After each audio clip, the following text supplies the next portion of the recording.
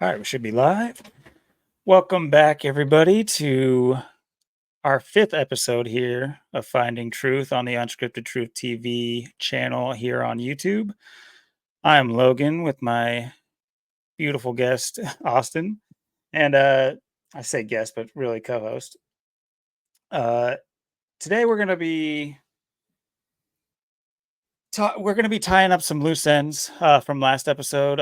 Austin has a bit more on The Ring and how that ties into Kurt Cobain and kind of what we were talking about last week. If you haven't seen that, go ahead and you can always catch up.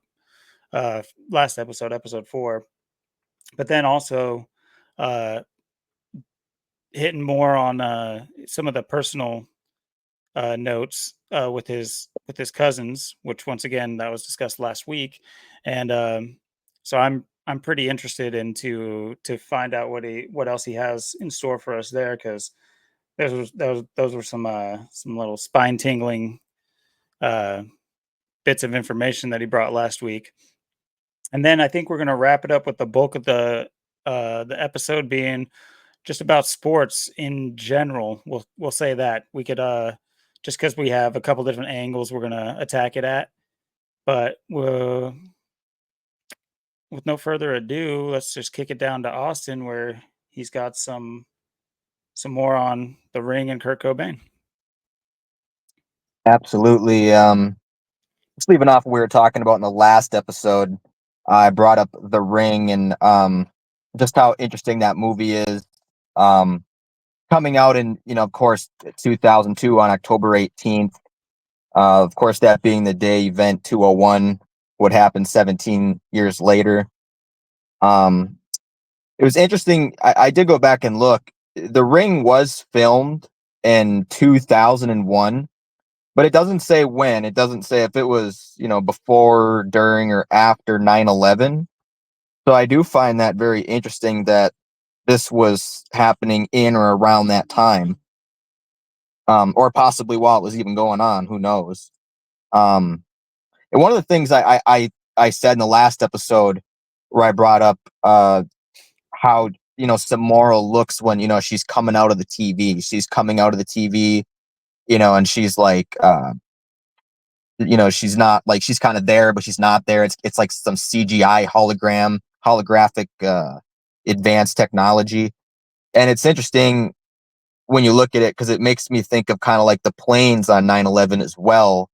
What kind of technology were they using on that day, and what was that? And it's interesting this movie's possibly you know going on at the same time that's going on. And you see all these connections. It's like this movie where there's all these it's about terror, horror and trauma and terror, while the terrorist attack is either happening or about to happen. Or so it's just very interesting. And then as well, back in 2002, they actually would play uh the little movie. They had the cursed videotape. They would place it on people's windshields, uh, and like movie when it was being advertised, like in the summer of 2002. It was also playing on TV, but they wouldn't like really elaborate like where it's kind of this random thing that was on TV people were seeing during that time. So the way they went about advertising for the movie, and one of the scenes in the movie as well, the Harbor Steps Apartments. Which that's funny. It's an interesting address. It's 1221 First Avenue there in Seattle. I've actually been in that building. Every time I look at it, I always think of The Ring and Rachel when they're in there filming that, and Noah goes in there to watch it and stuff. That's what I always think of. And she looks out on the balcony and stuff. So I always thought that was interesting. It's an interesting address as well. You said it was what again? Like 1221 First Avenue.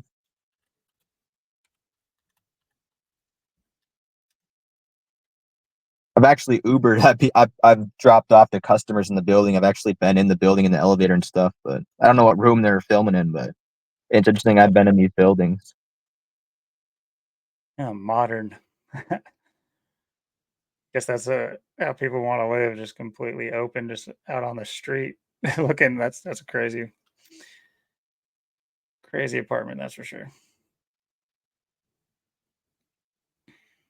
Yeah, it's interesting. Too, and if you look at the ring, and all the ciphers, what's interesting is, of course, the ring equals 45, and then you had, of course, Lane Staley, who died in 2002 as well. Um, the ring equals 81, 45, 108, and 36. What's interesting about that is, you add the 8 and the 1, the 4, the 5, the 1, 0, 8, and the 36. It all equals 9 in every cipher. And then 9 times 4 is 36. The ring equals 36. So I just thought that was interesting as well. And like I said, Lane Staley, it's interesting because when it was being filmed, of course he was still alive because that was 2001, and then he dies in April of 2002 on the 4/5. Then the movie is released on Event 201 Day. So it's really interesting the way the movie, when it was being recorded, what was going on. Um, there's just so much to it, and like I said, you look at what it's about. Like I said, it's like MK Ultra. The trauma and the terror, and the way people, when they go to the movie and then they go see that movie, what are they thinking the next 7 days after they leave that theater?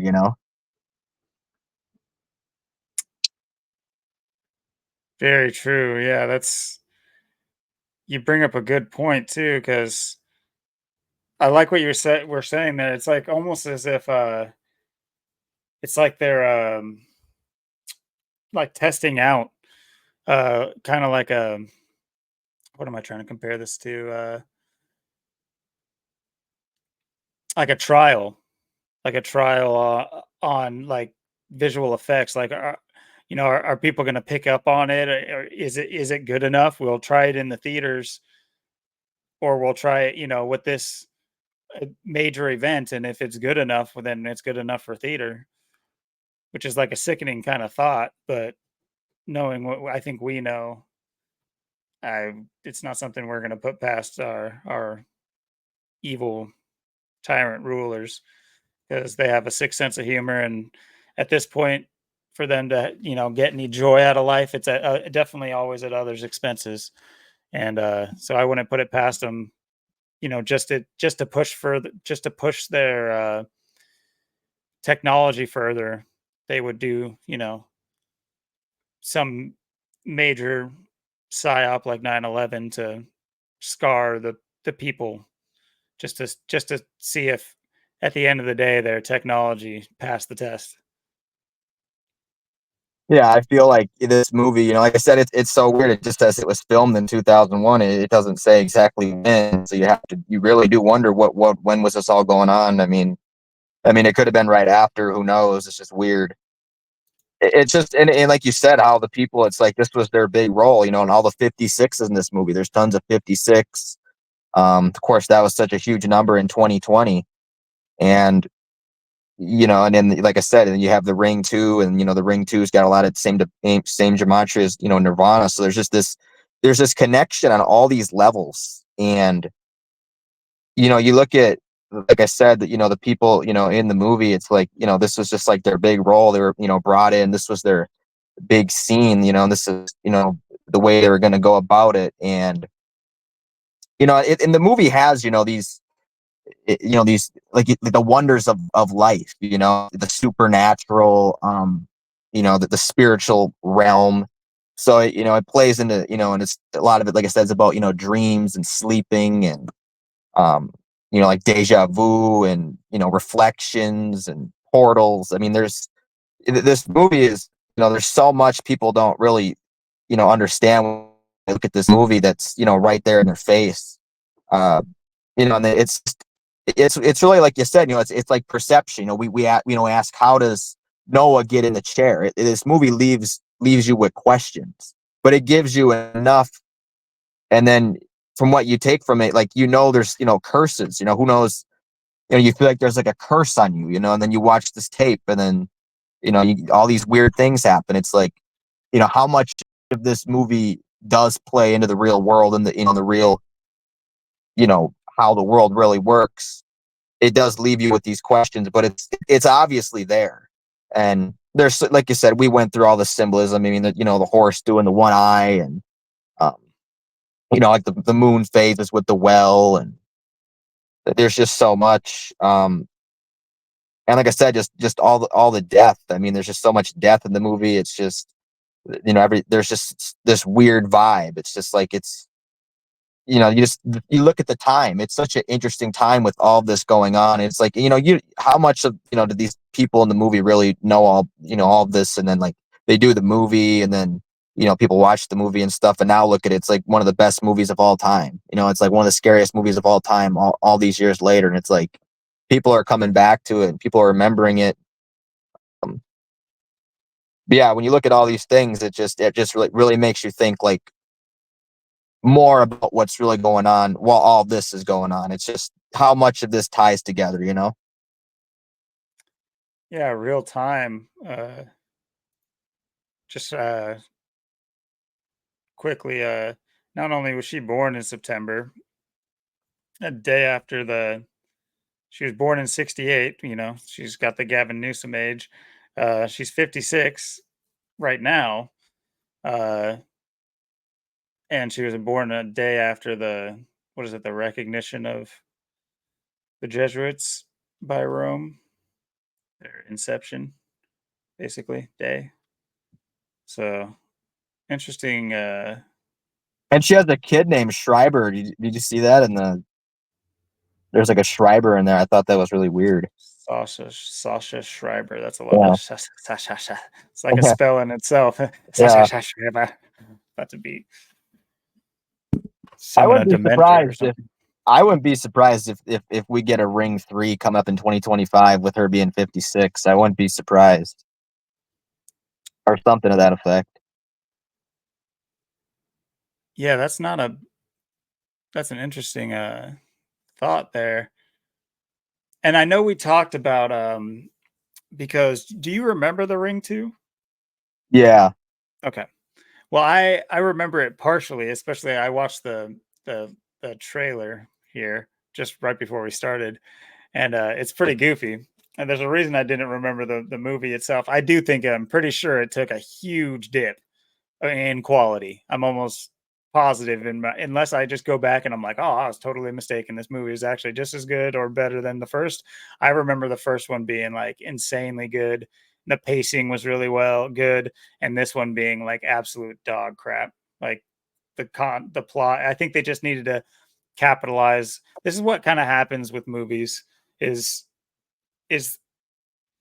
they show their hand. It's like there's nothing new under the sun. They do something that seems um new and inventive, and so you trust them a little bit. You trust the brand, and then you end up spending money. Maybe you not only bought movie tickets, but you bought the DVD, and so you're invested into this thing. And the second one comes out, and you're gonna buy the tickets because you were such a big fan of the first, and it just wets the bed. And there's no recourse on that. There's nothing you can really do. Your time and energy and money's already gone, and they're just laughing all the way to the bank. And I see this happen so often. It's like there's so many movies I think that never needed a sequel, and a lot of people feel that way. Uh, but I also, I've come at this point in my life, I also realize that that's the status quo. That's what they're doing this for. They're these movies I don't believe are truly for the common person other than to pacify us. But there's a deeper reason behind them. It is like to establish their art form. And that's really the main purpose of it. The fact that we're all enamored with it, and we idolize all these people that act in these movies, that's just I think a bonus pot for them.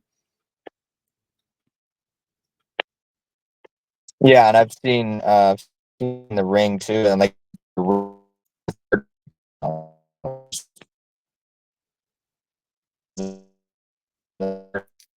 You're like rubber banding a little bit.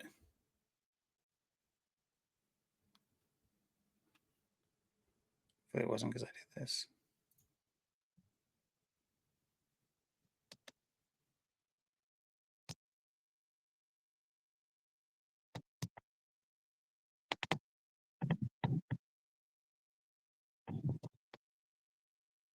You good to go? Yep. Is this Yeah, you cut lagging out. or? Yeah, it Oh, was I see. lagging. You cut out for like 20 seconds there. Oh, I see. Yeah, something happened.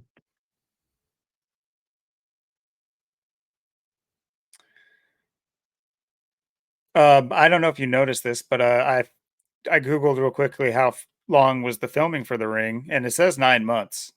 So not only are they getting that nine in again, obviously 9 months being the pregnancy, average pregnancy of a adult or of a woman, a human woman. Uh, so yeah, this would have definitely gone through September. So they were filming through the events of 9/11, which is interesting. Yeah, it's very interesting. It makes you wonder, like that technology, like with her coming out, like I said, that hologram or like that CGI is that like was that like testing for the planes or like what was that the same thing they're using with the planes? Kind of, it just makes you wonder. Was it not something similar in like The Grudge? And because like thinking back on it, I don't know if I remember there ever really that was kind of like unique in The Ring. I definitely, it gives you a certain vibe that I don't think you can like feel from from any other movie. Like I wasn't any kind of movie buff, like I said. I had watched my fair share because my mom rented a lot of movies, and my sister would rent them from the library. So I ended up seeing a lot of movies like secondhand. I wasn't ever like sitting there with popcorn waiting to watch movies all that much as a kid. But this one definitely stuck with me, just the style of it and how it's like I wasn't scared by the movie, first of all. I actually thought it was pretty funny seeing their faces. Um, and this isn't just to say, "Oh, no, I wasn't scared. I was, laughing the whole time." I mean, but quite honestly, I didn't find it like that terrifying of a premise or a thought. It's actually kind of, rather than fear, it's almost like the fear of, like, a mystery. It's like the way it kinda gives off the same kind of fear you have about, like, the back rooms. You know about that, like, concept? Like, the back rooms, those, like, endless, like, hotel lobby back room, like, 70s hotel, like, motel lobbies or, like, office, spaces, just, like, endless with so it's like this eerie it's, like, eerie more than fear. It's, like, eerie this eerie nature that, like, it's hard to put a real, like, good definition to exactly what it was, but it wasn't fear that really struck me about this movie. They do try to get you with the jump scares and the, uh but that's more almost like, sonically, they just, like it's not something that's right on the screen that's scary, but they, like, hit you with the loud, like, it's just like but, Yeah, uh but definitely this has a unique oh, man, I keep hitting my mic. This has a unique, style of, like, conveying its mystery,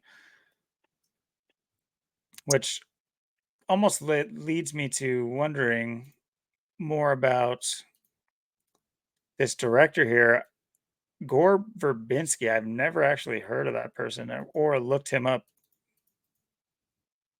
Oops. yeah. Oops. Gore has interesting gematria. I put it. He's got interesting gematria. His name does Gore.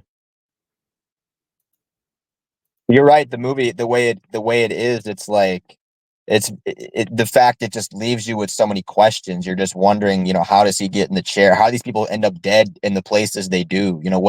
What does she do to you? How does these things really play out? And then all these other weird things going on. It's like it really like toys with your mind. And just a weird way. It's weird and eerie and like creepy, but it's also like filled with mystery, but it's like really interesting the way things happen. So it's like it's all left for interpretation. It's like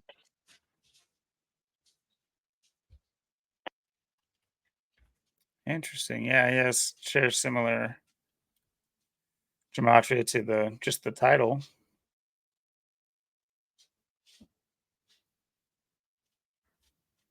or at least his first name. Yeah. Got some of those ritual numbers, 45 to 27. 27. Yes, Samara's in the 27 club. Yeah, now you know her name in real life equals 56. That's why she's playing that role. Oh, the actress. That's right. Yeah. Let's see, I can probably.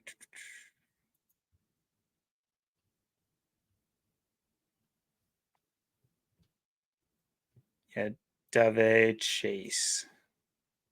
Davy. Is that Davy? Man, you just cannot get through with a normal name in Hollywood. That's for sure. Nope. Says she's from Las Vegas too. It's interesting. Hmm. Hmm. Yeah, that would be interesting to get another ring.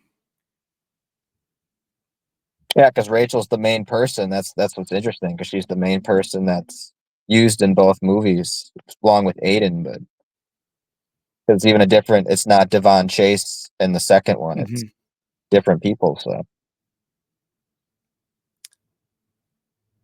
something might be coming. Interesting to maybe something 2025 maybe. What is ring by itself? Ring's 24. Interesting in and of itself. Yeah. But yeah, you look at the credits for that Gore character, and it's just. But I guess there's no like style. I guess people these. It kind of goes to show that these are like faces, in my opinion. They're just like faces to take on the. They'll accept the rewards. They'll also accept the criticism. They'll go down with the ship, and they'll be the flagship captain as well. They're just flexible in that they're all in the club and they all play their role, whether or not it's shame or praise that they're getting. But I mean, like horror movie. Well, oh, he actually directed something called The Ritual. Oh, okay, wait, that's actually a famous movie. I thought, or at least like a cult classic. Now, I want to say I've heard of this movie. It's all the way back in '96 too. But maybe not. Maybe I'm thinking of a different movie. Just interesting title. But I mean, like he's doing Disney movies. Yeah, he does quite a bit. He did Rango, which like okay, how does that start?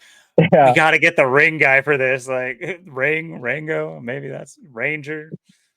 Maybe it has something to do with that. But very weird credits he has as director, and why you would very. It's just a strange listing. But I've seen that a lot with directors, where it's just like how do you figure that they're gonna that these people or you would choose this as a director for this? It's like we need the Ring director. It's like this is directly after the Ring credits, and Disney's all like, "We need them.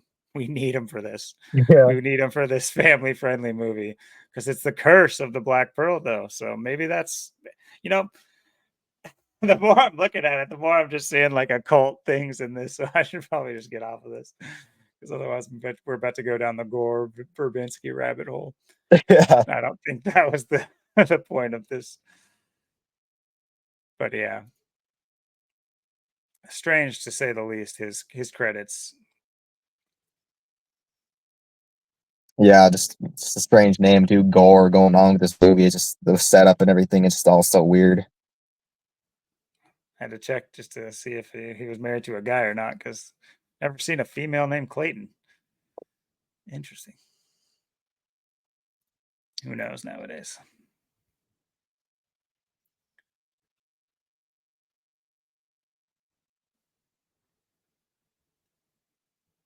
Hmm.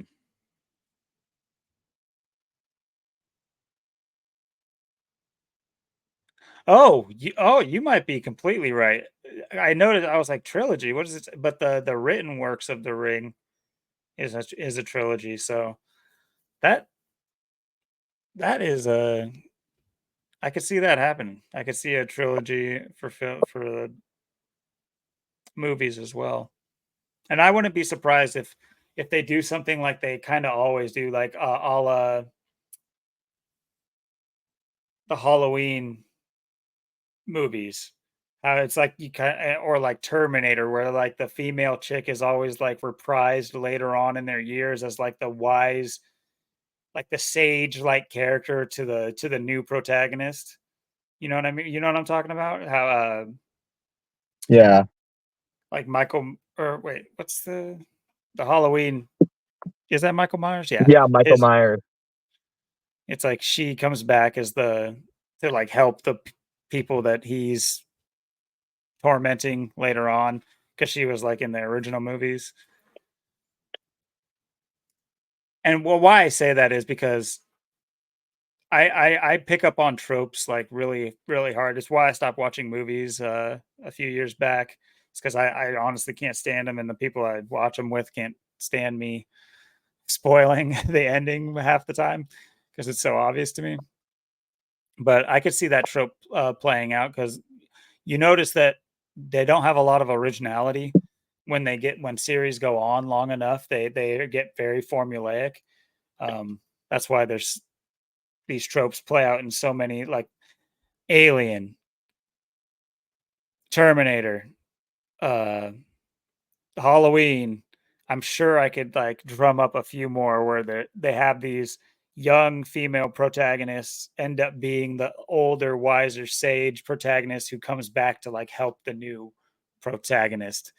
They do that way too often. It's been done. I don't see why that's just I can't be retired in the rafters, but that's not how they do it. They and I guess why change up the formula when you got a bunch of drones filing in, handing you fake money to be tortured?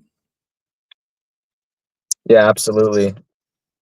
Yeah, there's so much mystery, like what I said with this movie. It's just it does make you wonder if something's coming right now, and it's so weird how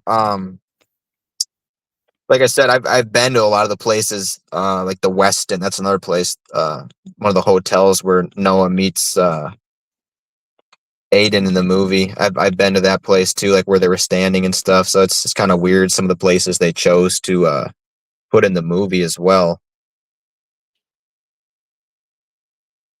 Yeah, logistics have always kind of intrigued me, I guess.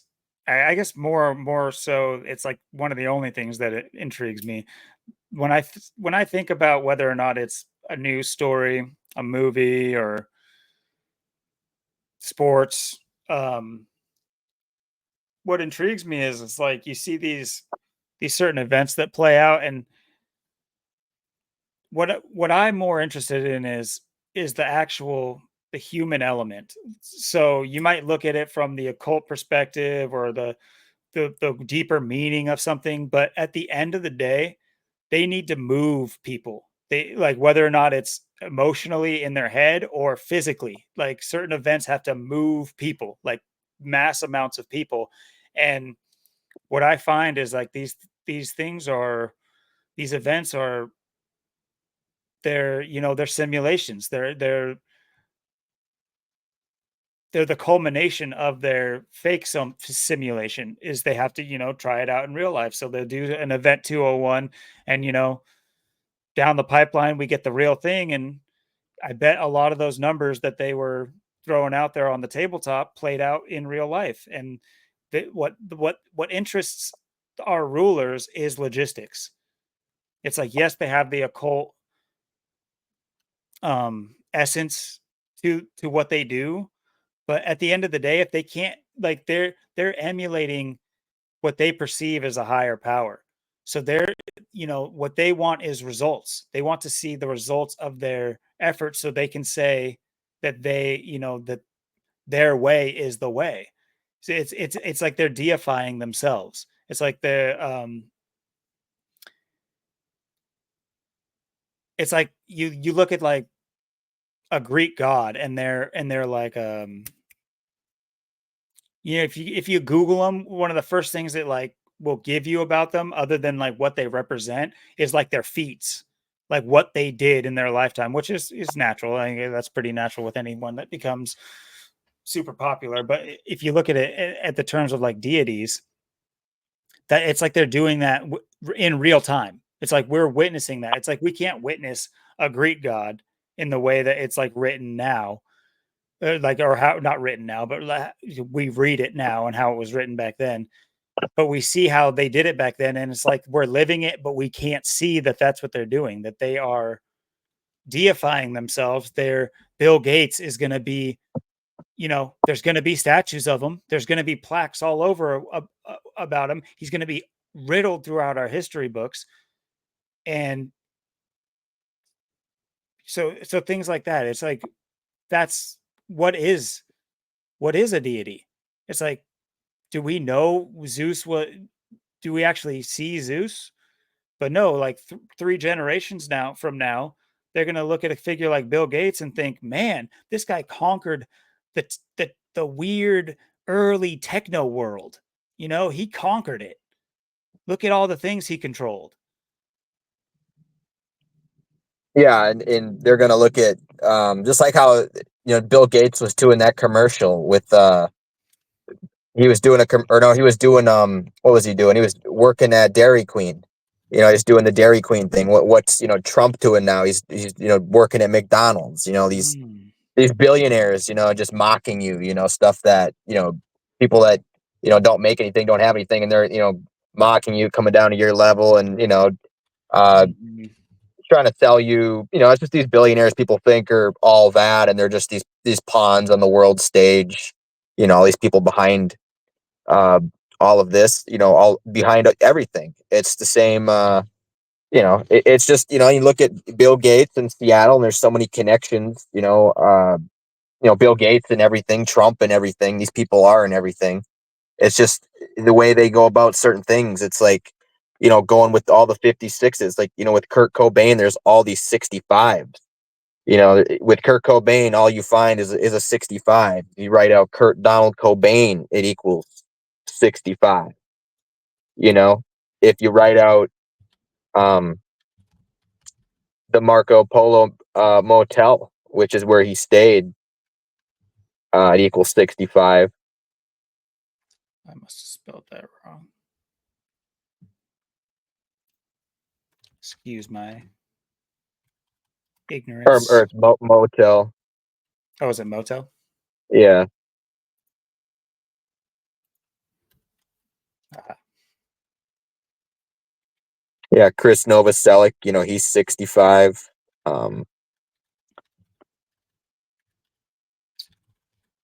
what is it? I forget how to spell his It's name off the bat. it's with a K. It's K I Oh, X. oh. Yeah. I'll just Google it real quick and paste it.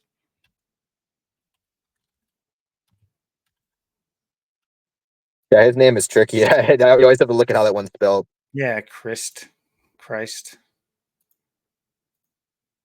That's, I mean, they just have all this just lined up perfectly, ready to go. It's, this is why it's just like Foo Fighters, Foo Fighters equals 65.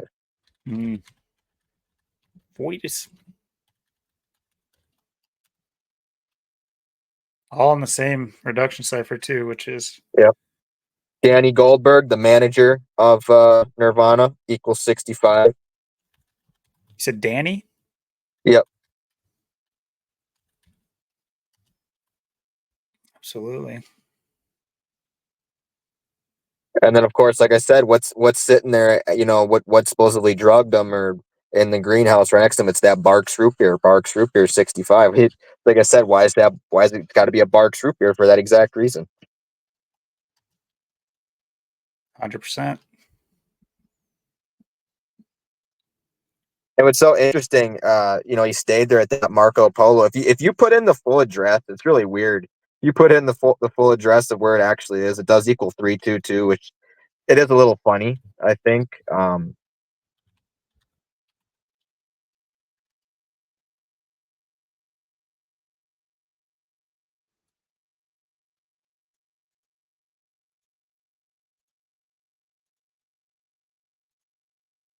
You're not wrong. And of course, he stayed in room 226. I've actually been in that room. Actually, stayed in that room myself. I checked it out. It's not a bad room. That's the room he supposedly stayed in. Of course, Cobain 26, God 26, 26 letters in the alphabet. It's interesting 226, but it's like tucked away in the corner at the top of the building. It's a real interesting place. And what's funny, he stays at the Marco Polo. What's funny is Marco Polo is from Italy. Marco Polo is from Italy, which is where the OD happened. The OD happened in Italy. And if you write out Rome, it equals 21. It's like Jesuit, of course. If you write out Italy, it equals 67, which is the year Cobain was born. And of course, if you write out Rome, Italy, it equals 46, like sacrifice, which is where he was, of course, sacrificed. And the whole setup to all this. And then you have, where he was staying there at the Via Veneto, however you say that, it equals 49. The reflection of 94. You write out Via, it equals 49 as well. See the Via.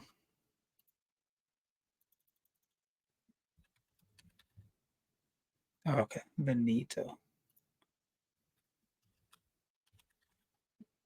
And what's really interesting, if you write out Veneto, it equals 81, 27, 81, 27, a lot like ritual. So Yeah. Oh my god, I can't type. and the Yeah, you don't see a Excelsior, lot of words to that. yeah, and then Suspicious behavior. yeah, very interesting words, interesting places here, all of this lining up, Marco Polo being from, there, that's where, he ODs. It's just like Excelsior, the name of the hotel. It equals 110 and 47, just like Nirvana does.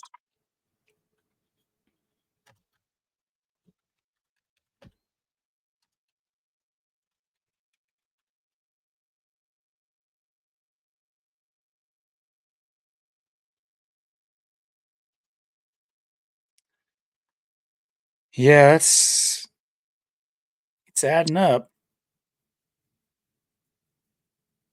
And if you write out, what's so interesting, if you write out the Excelsior Hotel, it equals 86. That's another number of, getting rid of someone, you want to get 86. Is it Let's the try to do them. Yeah, the Excelsior Hotel. Well, it wasn't Excelsior Hotel? Excelsior, yeah. Just that weird words. That's what like Stan Lee would always say, Excelsior. The comic book guy. Yeah, these strange names. Of course, he escaped the Exodus. That's where, of course, he escaped. You read out Exodus. It's 74 and 29. Of course, you got 29 there, big time number. Reflection of 74. Reflection of 47, 74.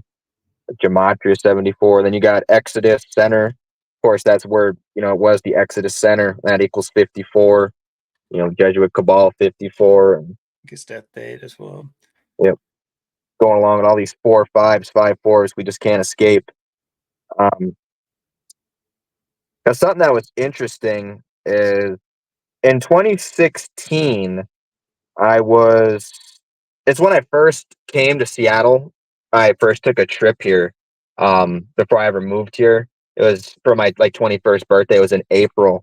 And what was so weird, I came here and then I went back to Wisconsin where I was living, and then I took another trip here in 2017, and then I ended up moving here in 2017. And of course I went to Wyoming and came back, but it's so interesting. When I first came here in 2016, right after I left, like 2 weeks later, there was a fire at Kurt's house in the garage. It was on May 11th, 2016. It's interesting. That's exactly 6 years after my cousin Brandon died on that day. I thought that was also very interesting. That would be on that day. And it's weird how like it was like literally within 2 weeks. It was like 12 days after my birthday, just or it was like right after, yeah, 12 days with like Brandon. It's like right after I get back from there within 2 weeks that happens. I thought that was very strange. I Oh did like my goodness. There's just no way. That's not strange.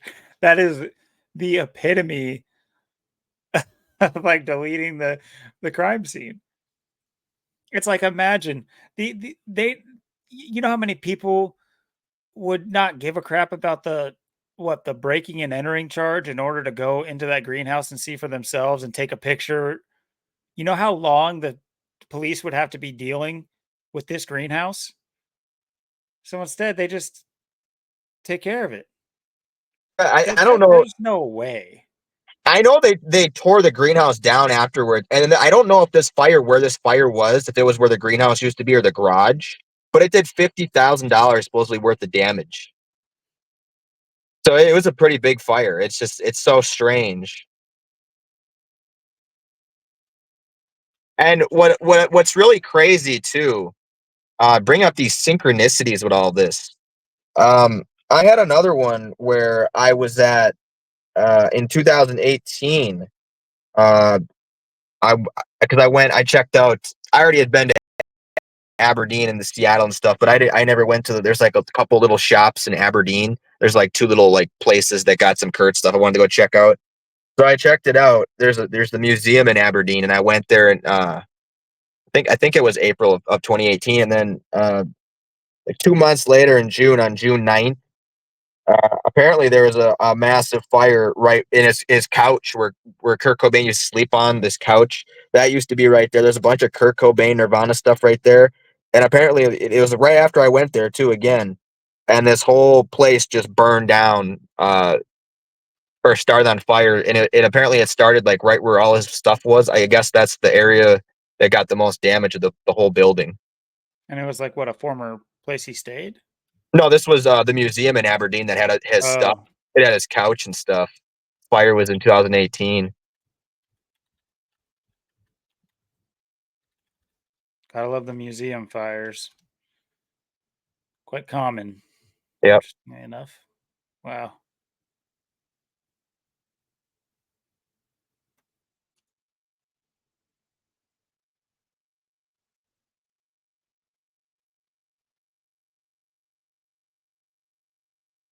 Wow.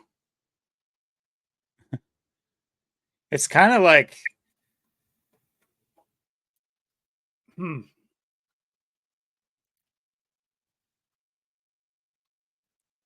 esoterically, I kind of wonder what they're playing at. Like, is it Yeah. actual like erasure of? Because we were just talking about like deifying certain figures, how they'll in real time like put themselves on a pedestal so that in the future they're, you know, they're gods. You wonder if this is like, you know, the kind of the opposite. Like it's the erasure, kind of like the book burnings and certain things like that. Yeah, I know this fire. I mean, this was really bad fire too. I mean, the damage it did, and I thought there was another one too, like a few years ago, or maybe it was back in like 2019 or something afterwards, where there was like another Nirvana museum somewhere in the world that was had another fire or something. So it's so weird how like all of his stuff is always like burning and on fire, and there's these strange fires that somehow happen after I go place. It's just really weird how all this comes to be, and you wonder, how, what's really starting the fires, how is that even happening? The conspiracy into that, of course. But I just think the timing and everything is just, it's just all a little too strange. Yeah, I mean, two fires posthumously after his death that, you know, both having to do with him, obviously. It's like if I don't go to Seattle, I don't go to his house and don't go check out Aberdeen, don't go check out his stuff. Did that fire happen, or did that Yeah, happen the because of common me? thread is you. Wait a minute, Yeah, where were you on the night of? Yeah, that's quite strange to say the least. Yeah, I mean, it's just like the targeting. It's like they're just targeting this stuff. I mean, it's just you just can't help but wonder what really is going on, and it's just like I said, it doesn't go away, and there's always news like this, and it's so weird. Like I said, how the 2016 one was exactly 11 years, or exactly 6 years to the day Brandon died. I thought that was weird too, and um, and I go back and I look at Brandon. There's so much stuff. There's so much on Brandon and this whole thing that connects to. Oh, you're breaking up a little bit. Hold up.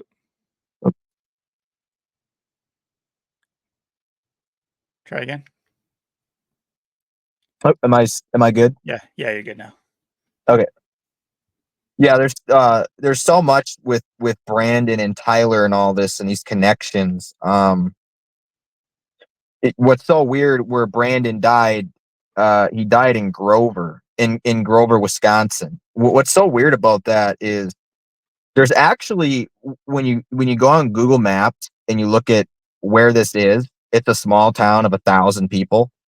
Uh, and what's so weird is there's a 45th parallel marker in the town, and it's just this little town of 1,000 people. It's got three little communities there, but there's this etched stone of the 45th parallel right in this town. Um, and I just find it very interesting, and the guy's name on there too. If you put it in there, it equals 56, and it was etched in 1938. But it's just it's very interesting. I thought seeing that being where he died, uh, and of course, Brandon in gematria. Brandon, of course, equals 40 and 32.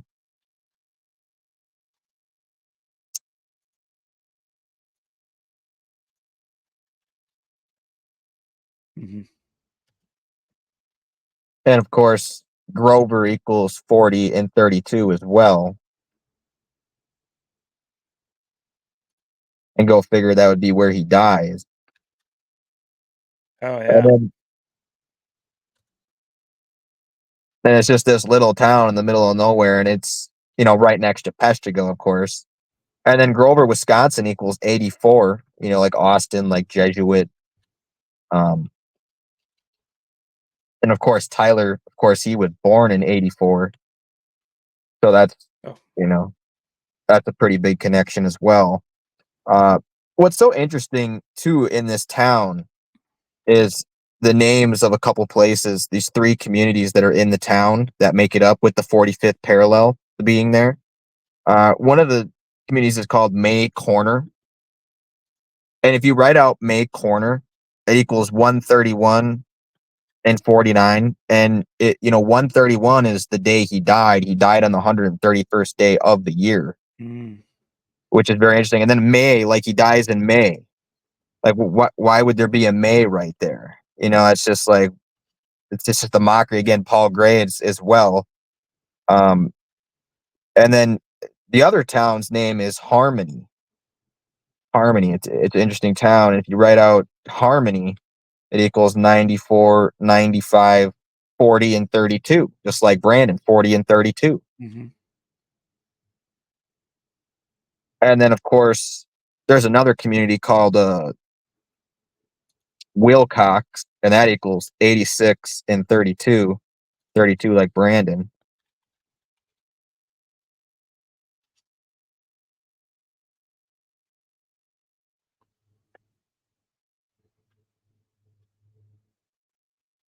And two, if you write out Harmony, Wisconsin, it equals 84 as well. So another 84 in this.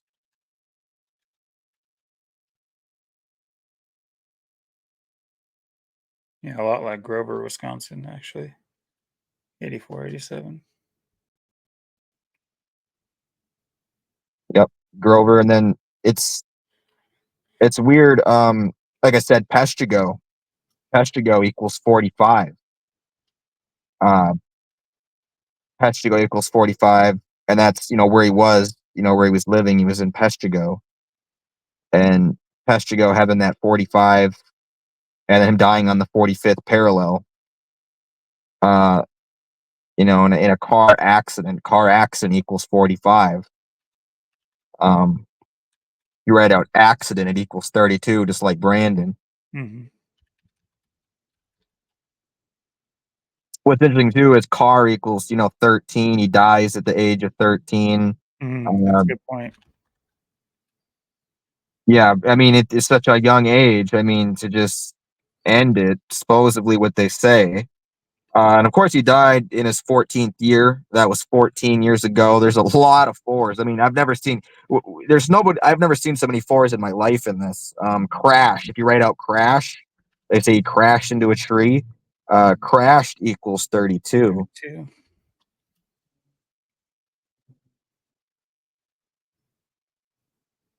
And it's interesting.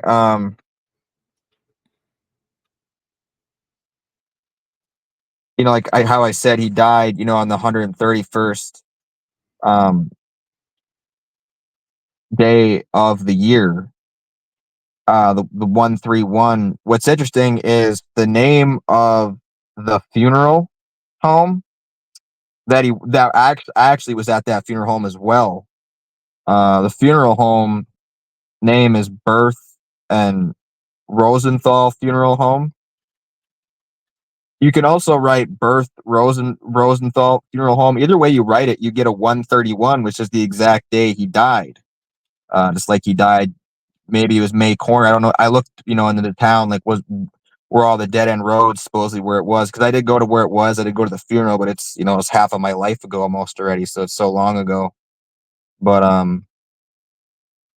it's interesting, the 131 there, and then of course, like I said, if you write out Birth Rosenthal Funeral Home, it's also 121, or both, or Birth and Rosenthal Funeral Home, you get 121 as well. It's like Brandon equals 121.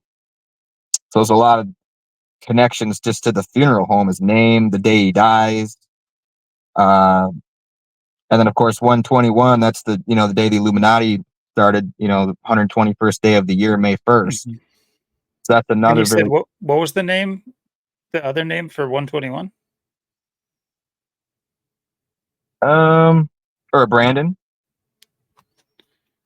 Oh, I thought you said that you spelled Birth and Rosenthal a different way. And I see. Oh, if Brandon's you 121. take out the and, it's 131 either way. Oh, I see. I see. Yeah, either way, that's what's so weird. It's like no matter how you write it. So there's so many connections, and it's interesting too.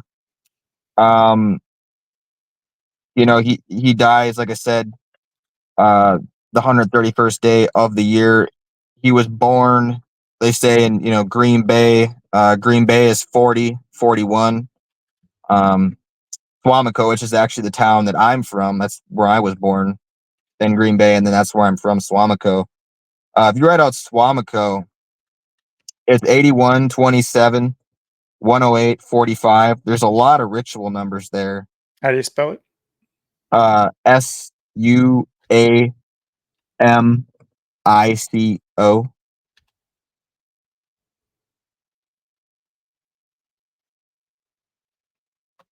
Is it two M's? Or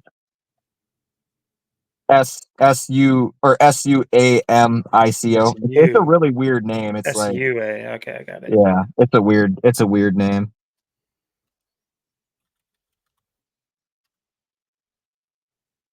Yeah, Swamico has really interesting gematria. And what's interesting too, they say, like I said, he crashed into a tree. If you write that out, it's 96, which is the year he was born. If you write out his full name, it's 88. Brandon Sheldon Kletchka equals 88, which is interesting. You write out what was it? SCCA. Did I miss something? How do you spell Kletchka again? Oh, Klezcka.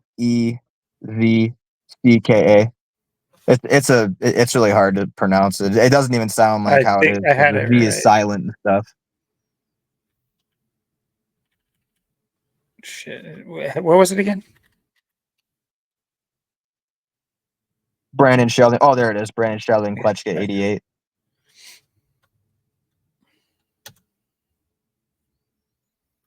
And 88, of course, that's how many days were left when Tyler, in the year when Tyler died. That's a huge connection between the two of them. Of course, he died. Well, they say it was his mom's Chevy Camaro. Supposedly he stole and crashed. You write out Chevy, it's got that 27 and 72, the reflection.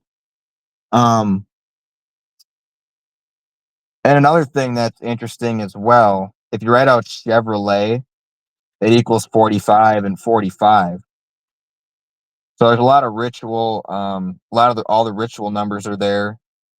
And then, of course, like I said, you subtract, 40 from 13, both their ages, you get 27 as well. Um,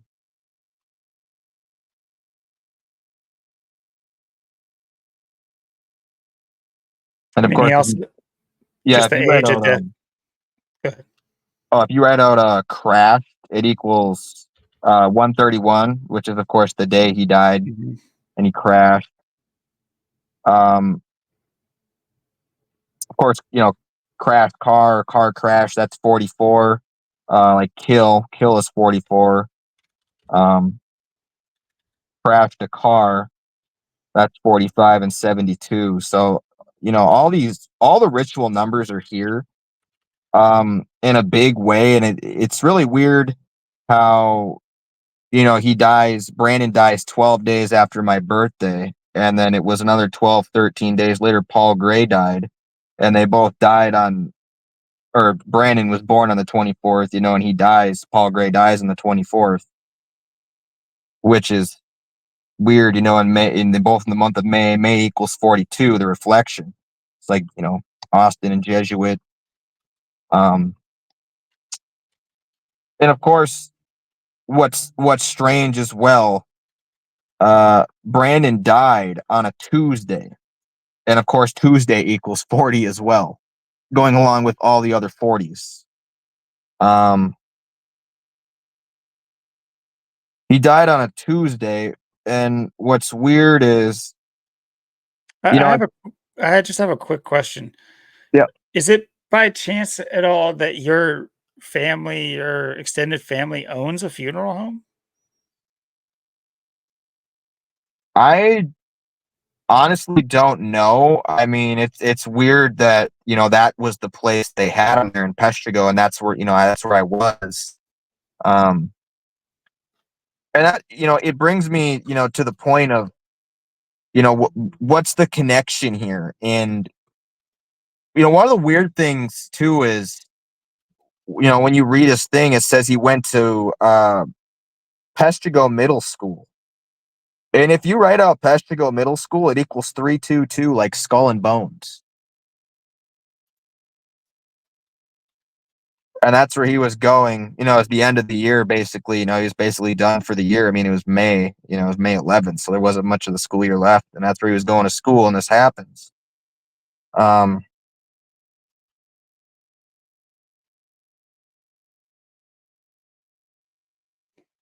And what's that's, interesting, oh, go ahead. yeah, and I just looked into a couple things. There's a couple people I thought, that were interesting in this. The superintendent, Patrick Rao, um, he equals, 46, like sacrifice. Um, What was his name? Patrick Rao. Patrick, and then it's Rao, Rau. Oh, I thought his name was kind of strange. And then another person I thought was interesting was the the principal, supposedly Chad Sidoni. It's Chad, and then it's Sodini, and equals 86. Um,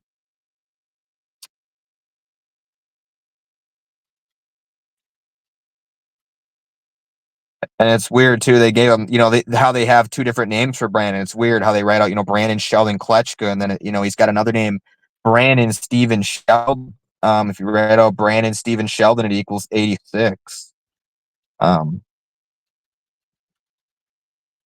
86. Like to get rid of someone. It's weird. And Wait, what was it? what What was it? Brandon Steven Sheldon. There we go. Other Yeah. spelling of Steven.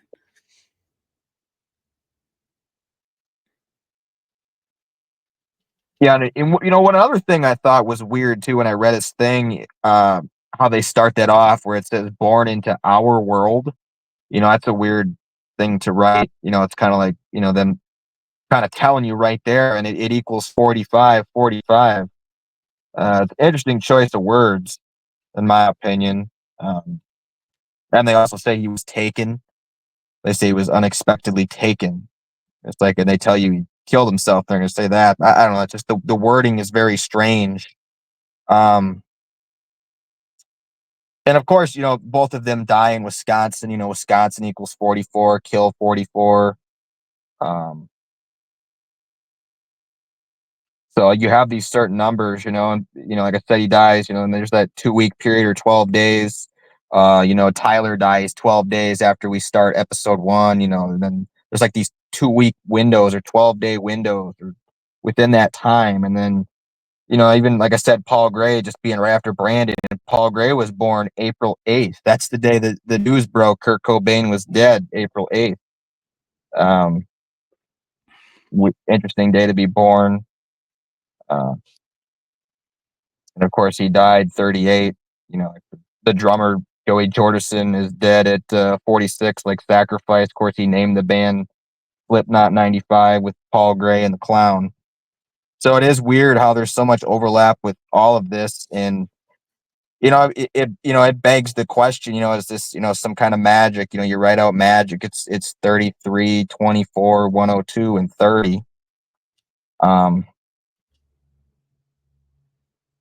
You write out sorcery, it's 40, 41, 86, 103. So you have a lot of connections here, to magic and sorcery and what's really going on. Magic, curses, spells, frequencies, energies, vibrations. Kletchka equals 24. So you add all this together, and then you look at you look how it connects with Tyler.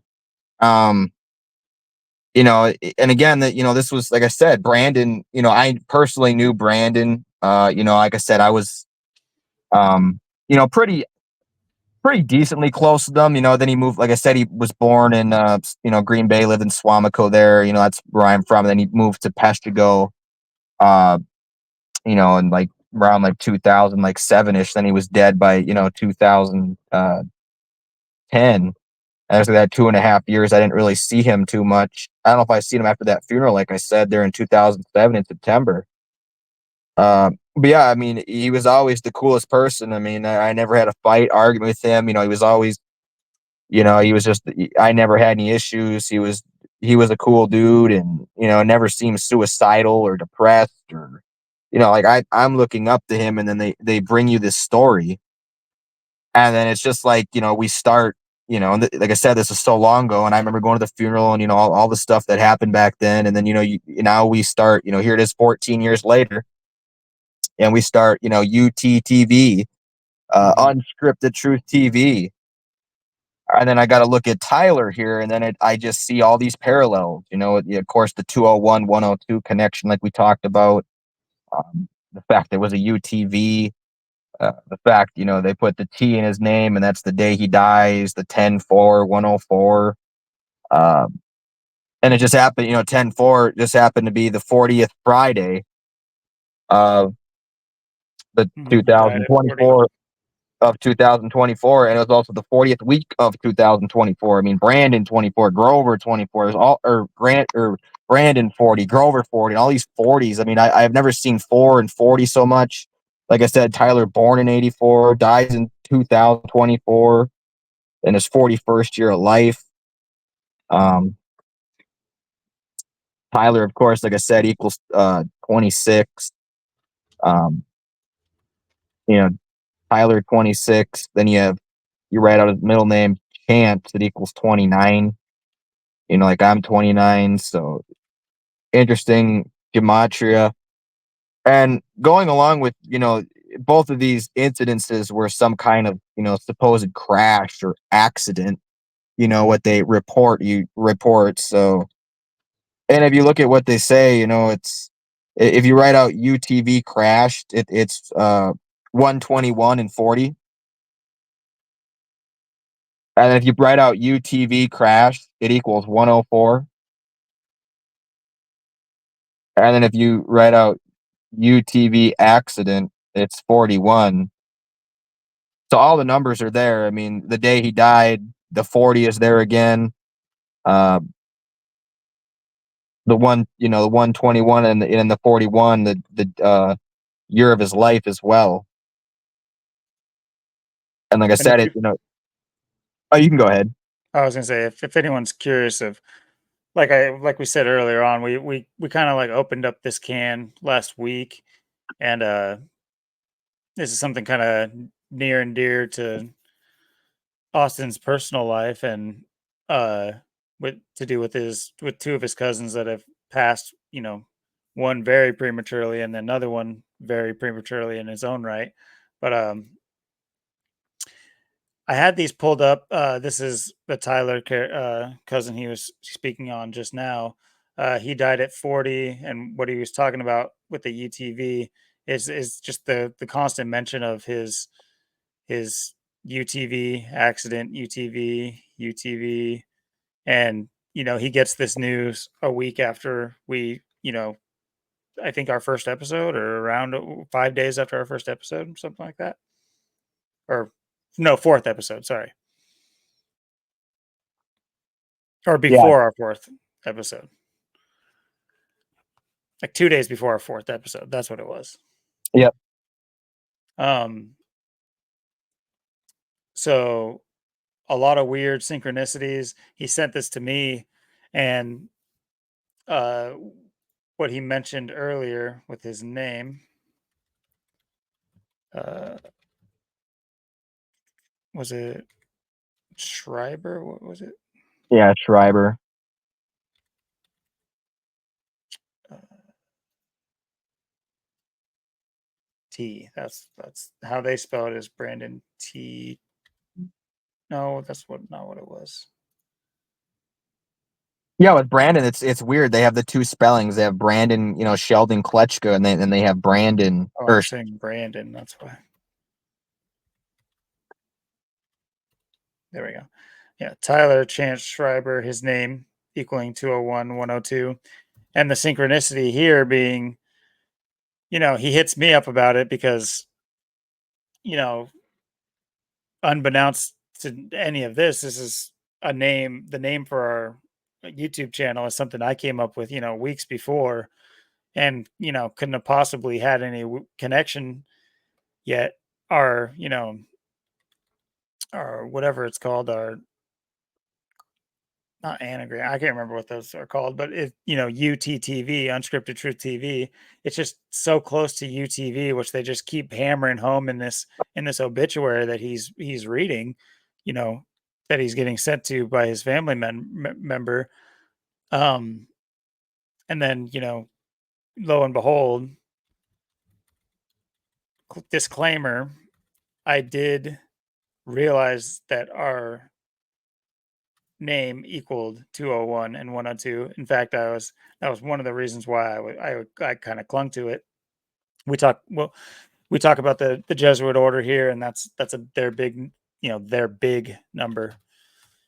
A lot of rituals around this number right here, but so I think that I was to me it was kind of part of the charm of the name, because it was like my third attempt at making a name. And then I was also, looking it up to make sure nobody else had the name. And then I got the idea to punch it in the calculator, and it was the first one I punched in the calculator, and I was like, oh, well, there you go. That's the one we're picking. So just the fact that, his cousin here has this obituary that brings up the UTV, UTV, UTV. uh, having a name with a match like that to our YouTube channel name. It was just very, synchronistic and, where there has no right being.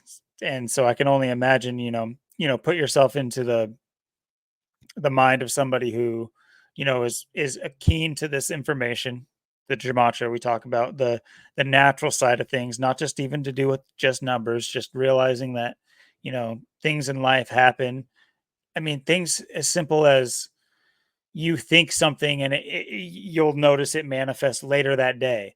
But then, not to say that you manifested this in any way, not at all. I'm just, you when you're keen to this information, you start to see the string. You can start to see the strings. Everybody's we're all walking or the web of life, if you will, to get philosophical. It's just that once you're keen to this information, I'll say it for a third time, you can start to see the strings a little bit, and you'll start to, you can pull on the thread, and before you know it, you see something further down the line that you wouldn't have known was connected. But now you can see why and how it might be connected. And so put yourself into the shoes of somebody who's lost a couple of cousins for, in strange ways. And, it's almost you would feel like almost as if you're emboldened and tasked with the purpose to, get to the, the deeper meaning and to the bottom of these things that don't seem very natural at all when you start looking at the not only the story, but also the numbers behind the stories. I hope I'm Yeah, not and butchering that.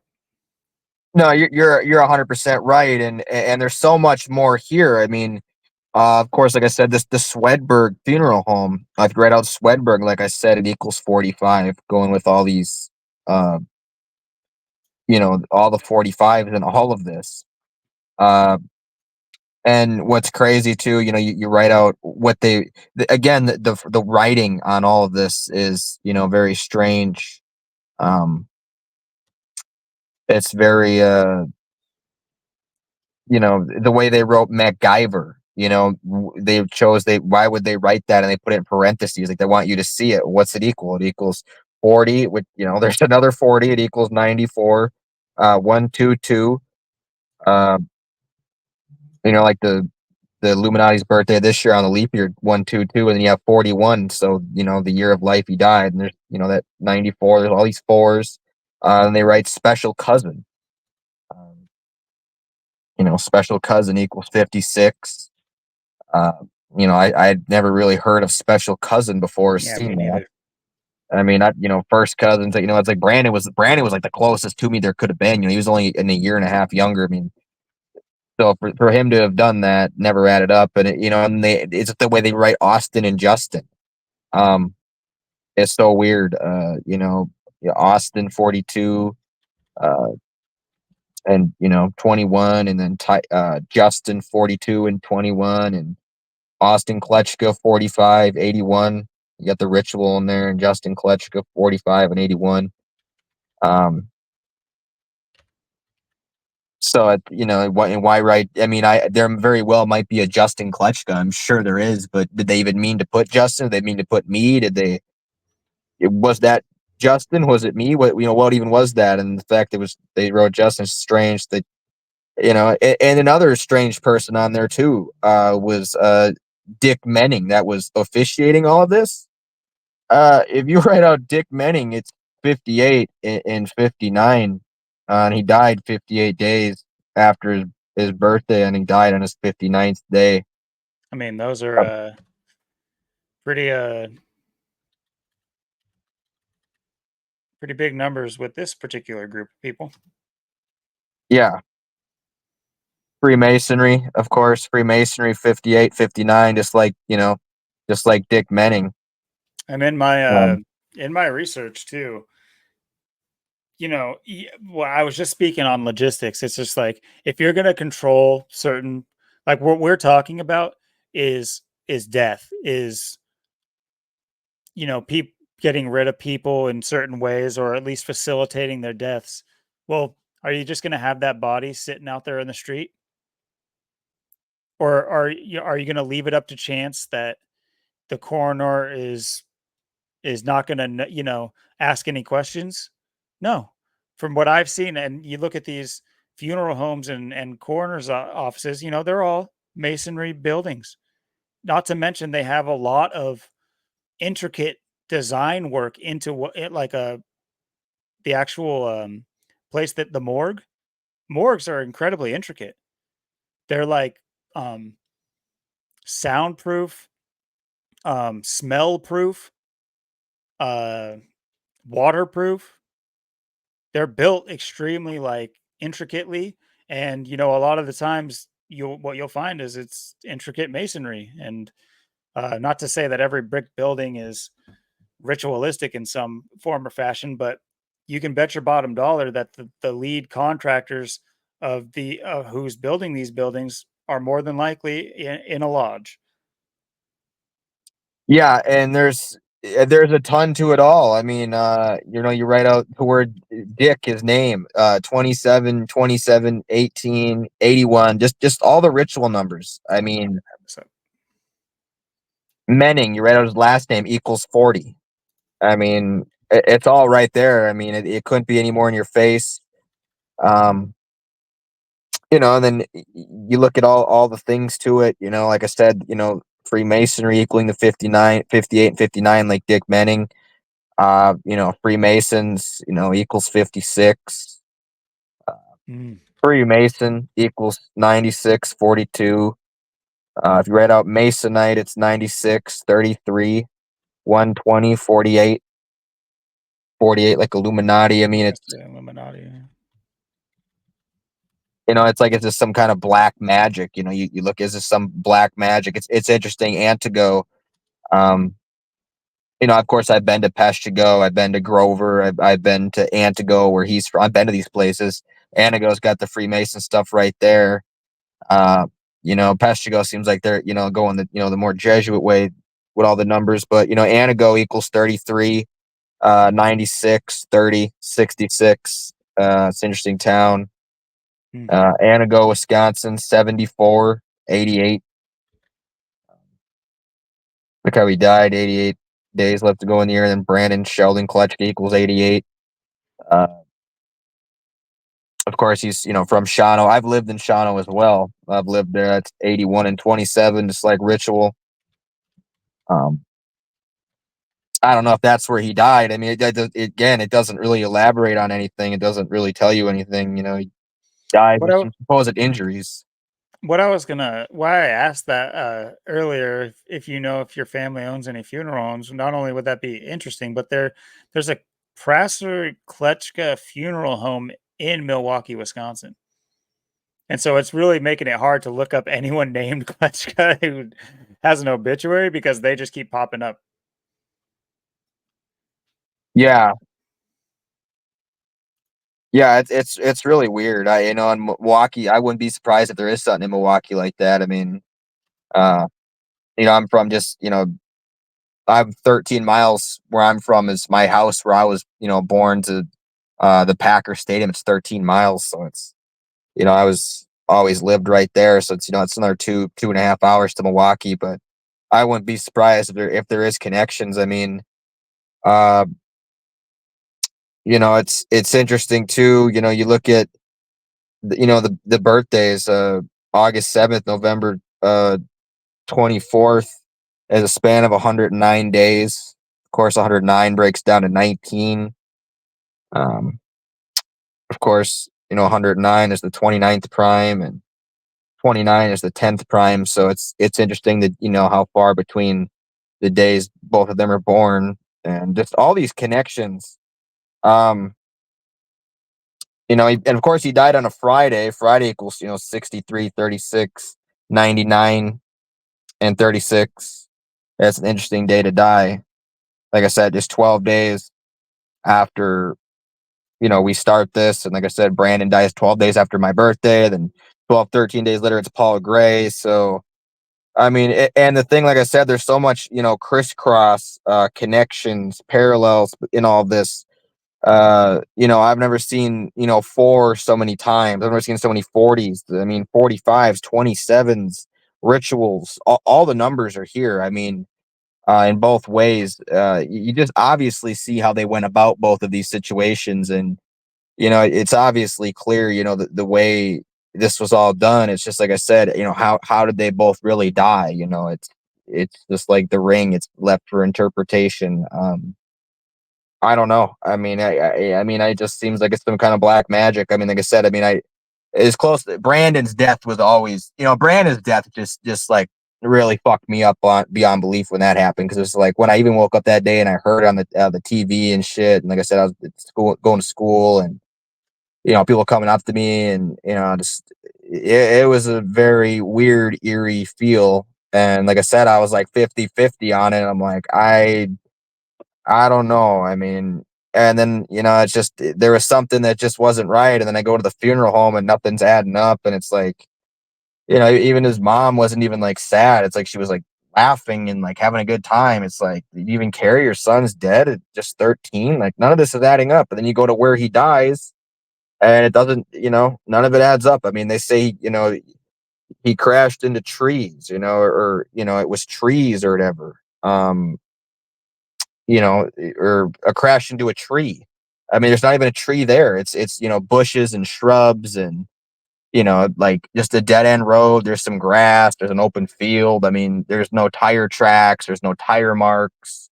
There's no sign that a car even came through there. I mean, at a high rate of speed, I mean, there'd be a ton of damage. If they hit the shrub or whatever, it would have took it right out. You would have obviously seen that in the grass, and there have been tire marks. It had been obvious that there was a massive accident. They said speed was a factor. I mean, and then for to see him in the casket, I mean, if you hit a tree at a high rate of speed, like how badly you'd be fucked up. But this was 2010, so I don't know. They said it was a Chevy Camaro, I guess. Supposedly, his mom, I guessing it was an older model, maybe. I'm not sure, but this was back in the day, so you add up all the factors. It's like, okay, a high rate of speed into a tree. You know, people get how fucked up you'd get from that, and for him to just look completely normal, and and not even in just the way it all seemed. I mean, nothing adding up, nothing making sense. All the gematria is there. I mean, there couldn't be more gematria. I mean, he dies on the 45th parallel. I mean, what do you make of all of it? I mean, what's your interpretation of all of this? Well, I see it as what what I see, or from where I'm sitting, to me, basically, it's almost like signaling, because who all in this world is even going to bat an eye at a story like this? It's, you know, nobody's going to come and reprise this news. What I'm saying is other than you. So it's, to me, I can completely understand why, you're so emboldened by these stories and by the news and how, the ritualism of it, because what is the term? It's like you're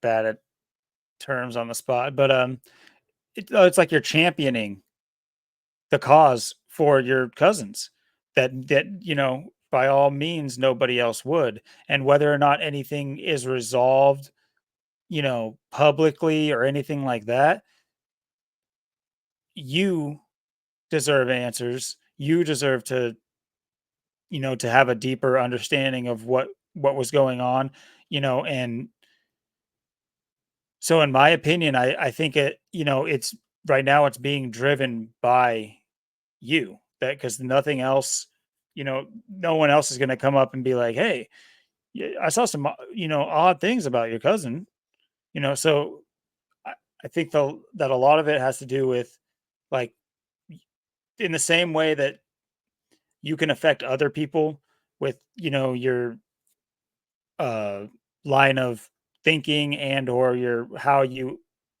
treat other people or how you act in the world, it has that ripple effect. I think that, by no one would ever see these connections, if it weren't for you first having that question, first having that response when you were first told, and just without going just with the narrative, you're able to actually put some different things together. This might seem a little bit rambly, but what I'm kind of comparing it to is just that having that sense of understanding that things aren't just random. Things don't just necessarily happen at random. And I'll keep saying this, but kind of like knowing what we know and what I hope other people will eventually know is that, there's people out there that I'm sure they revel in the fact that the 99% of people think everything is just random and a coincidence. And but once you're outside of that kind of programming, you start to see how everything is connected. And when you're able to draw the connections, I can see how that would only embolden more searching and more finding of these threads, these connections. And everything you brought up is, you know I'm sure the web can be weaved even tighter and even bigger. At the end of the day, though, I'm not sure if the mystery will ever be solved, but what I make of it is that I definitely appreciate the search, because not enough people search, not enough people look, not enough people question. So just the fact that you're doing all of those things and you're able to come up with the things that you find, I mean, and you share it, that's that's huge. Yeah, I More mean, more people should. I couldn't agree more. And it's like, how do you not? I mean, it's like, he dies in Marinette County, like 68, like Brandon, there's too many overlaps and crisscrosses here. There's so much of just the same thing going on. Um, it's interesting, you write out, 27, the difference between their ages and they die, it equals 46, like sacrifice, you write out 27. Um, if you write out trees, it's, you got that 68, 32, and you're like Brandon, it's got the same numbers. Whether it was a tree or trees, just, whatever they say, uh, supposedly it was, it didn't look like anything like that. And it's just, I don't know how you stage that. I don't know. Is that just like the work of black magic? Is it magic? Is it, what even is it? It's just, when something's there. I mean, it's not even me that was, like having these, other people were saying the same thing. That feeling like something wasn't right, things weren't adding up.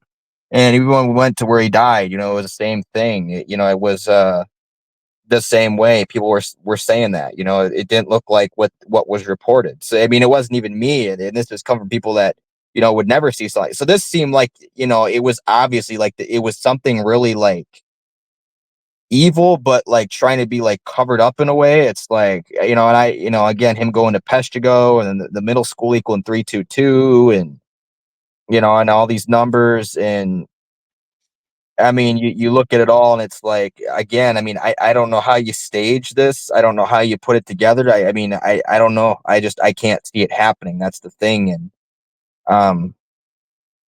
but it's all there. I mean, that's the thing. It's just like I said, trees, trees equals 68, 32. It's just, yeah, whether it's trees or whatever it really was. I mean, it didn't look like anything like that when I went there. And that's just what I know. And him not even being fucked up. I mean, a high rate of speed into a tree. I mean, or trees or whatever. I mean, you just expect a lot of damage. But it's like with Kurt Cobain in that 20 gauge, you expect more damage. But um, I don't know. I mean, the same thing with Tyler. I mean, these are both, some kind of car, or vehicle type situations. And with Tyler, I don't even have a place where I don't know if he died in Shawano. Um, I have no idea if that's where he died, or, what was the accident? Was this I'm sure it was another dead end situation, someone just going down a dead end, stealing a car and going as fast as they could. Like, Here's someone that can fly a plane, and then this is what they're gonna do. It's like, this is my cousin Brandon, and then he's just gonna go do this. It just, and it's like I said, what was the UTV accident? Did he roll over? Did he, he died of injuries? Did he break his neck? Did he die of something else? Was it a flip?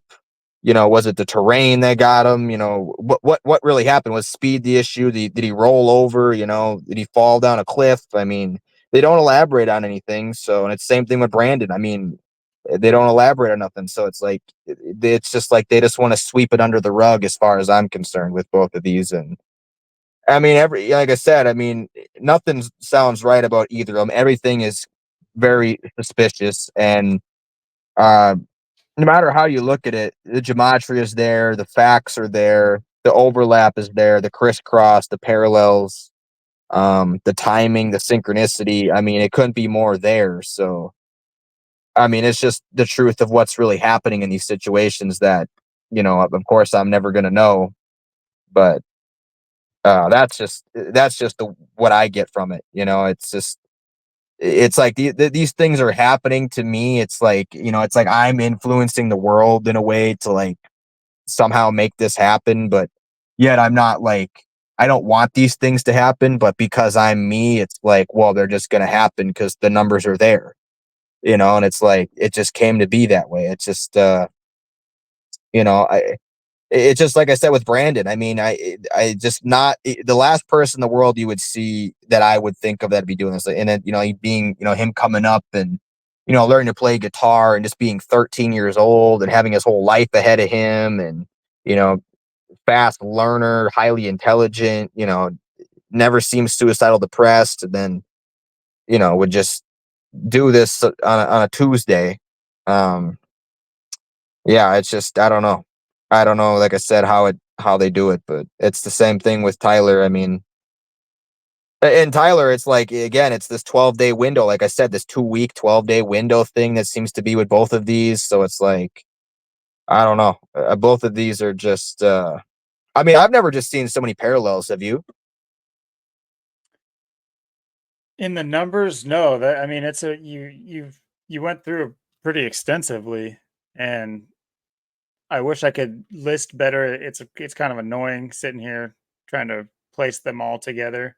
I know this is a large list that might seem confusing to some people, but we were building this list a little bit slower, but just the 40s and 32s, like let's see, did I put this name to the top? Like his name, you see that over and over and over again. The ritual numbers kind of giving maybe subtle context to what this was, especially when you haven't even been able to see necessarily evidence or proof of the thing happening or having had happened. Um, and yeah, it does make you wonder.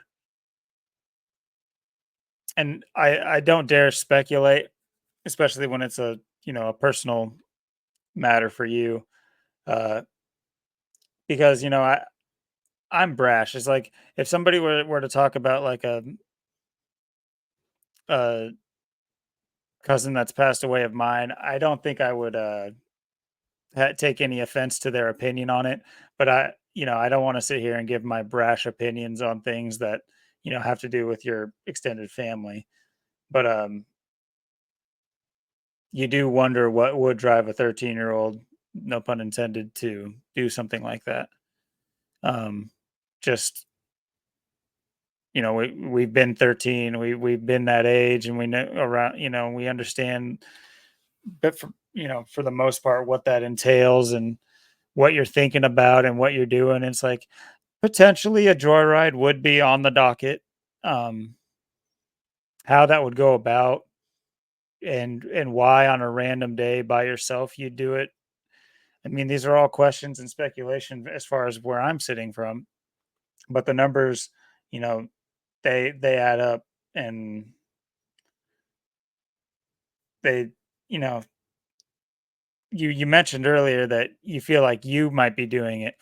Have you ever thought that you're just a part of the web, like down the line, that you're not necessarily, affecting it, but it's affecting you. And that's why you're seeing the numbers, is because you're connected in that way, not like reverse connected to where you're controlling the situation in some weird way. Because that's my personal opinion, is that you don't necessarily like affect the world around you just by, thinking and um in like a manifestation way. It's more, it takes a certain doing in order for anything to happen. So I'm not a huge like manifest kind of person. It takes the thought in order to manifest your action, which that action then creates a reaction.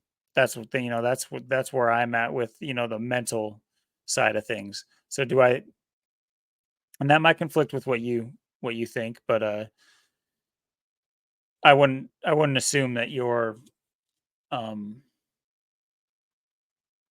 knowing or not knowing affected the situation at all. Right. I mean, and we all know that we got people, watching us and, after us that, like to fuck with us and stuff. And that's what you have to wonder is going on here too, in my opinion, how, like I said, I don't know how they're doing it, but I mean, it's like I go to where, he supposedly crashed the, Chevy Chevrolet that's got all the, of course it'd be that vehicle, and, the little faint pile of didn't even look like anything was just kind of sitting there, in the by the dead end there, just but it didn't look like it even belonged. I mean, it was like it didn't even look like it was anything. I'm like, what even is this? I mean, and it's like, you look at these things and uh, it's like, how are they, whether it's black magic, whether they're setting this up um in some kind of way where they're driving,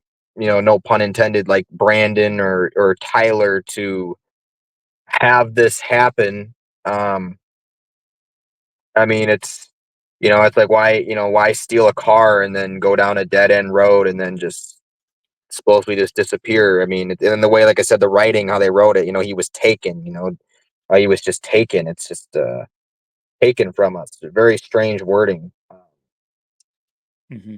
And like I said, born into our world. To me, that's like the key thing there. Our world. I mean, that's them telling you right off the bat, like this is us, here we are, this is our world, I mean, the writing, I mean, why would you say our world like that? It's just a strange way to write something. I mean, a lot of people, they won't even look at it like that. They gloss right over it. But me, it's like, I look at that, it's kind of strange, like our world, huh? Strange words to use. Interesting choice of words. Yep. Um, like they just had it, like I said, just taken from us, our world, and just unexpectedly taken from us, well, I thought he killed himself. I thought he stole his mom's car, crashed at a high rate of speed, and hit a tree. I mean, and the way they're writing it, it's like, again, it's the same exact thing with Tyler. It's like the both of these are just a direct mocking. I mean, and uh, I don't know. I mean, all of it, and all of it connects with the area and the places, and all the 131s and Brandon dying on that day and May 12th, and um you can't help but notice, just I've just never seen, like I said, so many fours. I mean, I've never seen so many 40s, so many fours, so many ritual numbers, just across the board. And I've never seen so much overlap and parallels with anything. I mean, it's just unbelievable. I mean, for two things that are just, total separate instances that just, supposedly happened, uh, that's just got, the fishiness all over it. And of course, like I said, I don't know how they're doing it or how they're pulling it off, but like I said, Brandon's death always stuck with me, because it never sat right with me. It definitely fucked me up when it happened, because it's just like, he could be with us right now doing this podcast. Mhm. Where would he be today? He'd be 27 right now. That's how old he'd be. So um that's the crazy thing. It's just all of it. It's just too perfect in my opinion, but that's just how I see it. Yeah, it totally makes sense because, like you were saying, with uh, you mentioned how kind of playing off what I was talking about, just like knowing how these people operate, and then seeing the lack of evidence, the words they use, down to their obituary or how they write it in the article, taken from us, and certain things like that. I completely agree. It's like certain things that every normal people like take for granted, and they'll just hear it and not even bat an eye. It's just like when you know that it's like potentially written by somebody with like negative intent, it's like you wouldn't want somebody saying that to you who obviously had like a frown on their face or were like looked pissed at you, but like we accept it because it's like this norm in like obituaries and stuff, like taken from us. And uh the other thing you said, Our world. yeah, yeah, Yeah, I mean, who writes like that? I mean, that's like, we're having a conversation. It's like, hey, you want to come hang out in our world? It's like, what? That's not the same world, we're all in. It's just this ownership, our. It's just hmm you have to these certain things. I mean, MacGyver. It's in there in parentheses. I mean, it's like, are you fucking kidding me? It's like, it's too in your face, in my opinion. Both of these are way too in your face. I mean, and what's so crazy, it's like, and what's strange too is their pictures. The one they chose for Brandon as well. It's not, it's a little blurry and stuff like Tyler's too. Both of their pictures, in my opinion, that the pictures chosen are also very suspicious. I mean, I just find it very funny looking, all of it. yeah. I'm just not able to find that other post on Brandon that I had before for whatever reason. If you click on, see, that's the weird thing. I clicked on it at my old phone, and it showed me it, and I read it, and I can look at it. And then if you look at it like twice, it doesn't let you look at it anymore. They literally are trying to hide Oh, it. oh yeah, I just did that. They did it, and I got a new phone yesterday. This is a brand new phone. I had to get a new phone yesterday, and I went and I went back and I looked at that again, and I seen it twice, and I fucked up because what I should have did is I should have took a screenshot and I should have Yeah. saved it. I should have took a screenshot. I should have saved it because I looked at it twice and I went back in there, look at it again, the third, fourth, fifth time, and then just as soon as you look at it, they cover it right up. Like you can't look at it. They do not want you to look at it. So I they're guess obvious. 'cause they want you to subscribe or whatever, but Yeah, they're trying to like hide it, it's like sweep it under the family rug. member's death and they're hiding it behind a paywall. Like what Yeah, the I mean, come on. I mean, you can obviously see what they're doing. It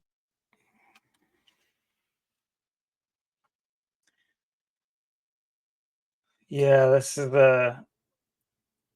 I think this is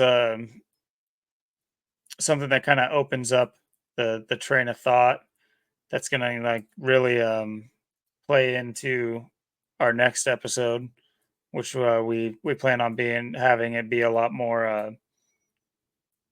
what's the word, philosophical, or Yeah, I'd say philosophical. I yeah, mean, we're gonna go over, kind of, see, because first of all, we're learning each other as we go. yeah, I don't know if anyone knows our story. I doubt it, but we just met in my hometown of Portland just a few months ago.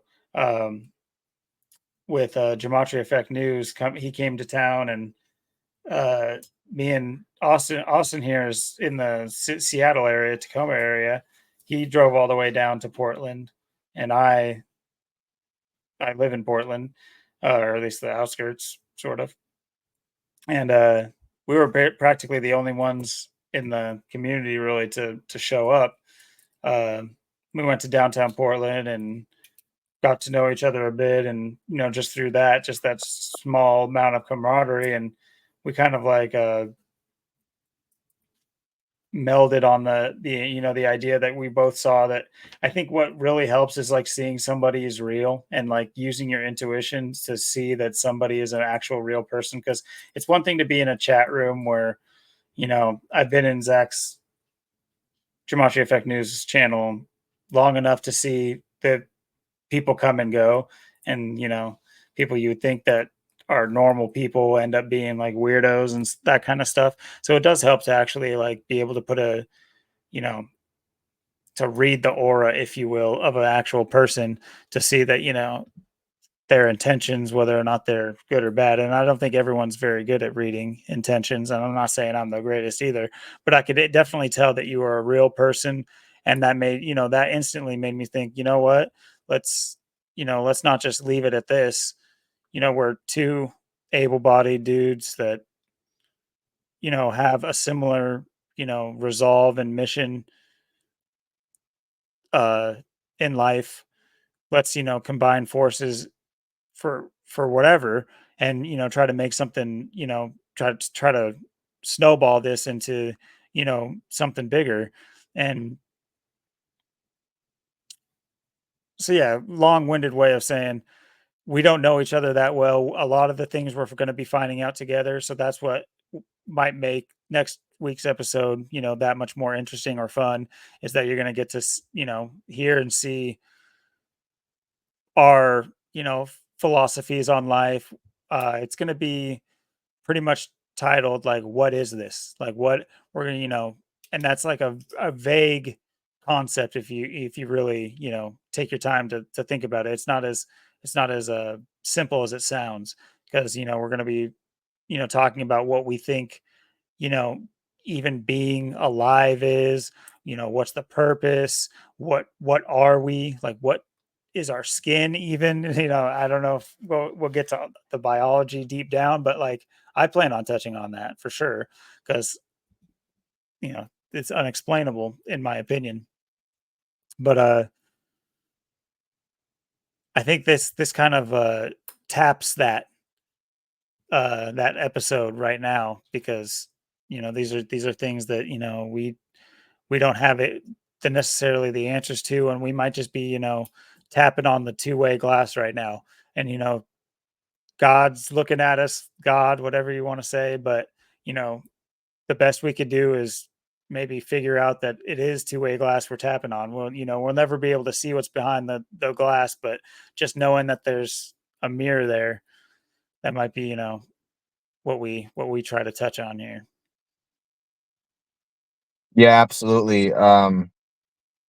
That'll definitely be next episode, and then the episode after that, we'll do one on, that'll be time for the scam selection, the fake selection. So, yeah, and it really does open that for the next one, like you said, because uh, there's so much to, I always, say like, what even are we? Like, what even is this? Like, how does this stuff just happen? How does it come to be? How does, you know, my name is like Austin and this equals Jesuit. It's like, that's just so strange. How it's like four cipher match. My middle name, William in Nirvana. It's so strange how, it's even my name. And then I'm born on the 119th day of the year, the reflection of 9/11. So it's just, all these little things I always look at, what even are we? How does that happen? What's doing all of this?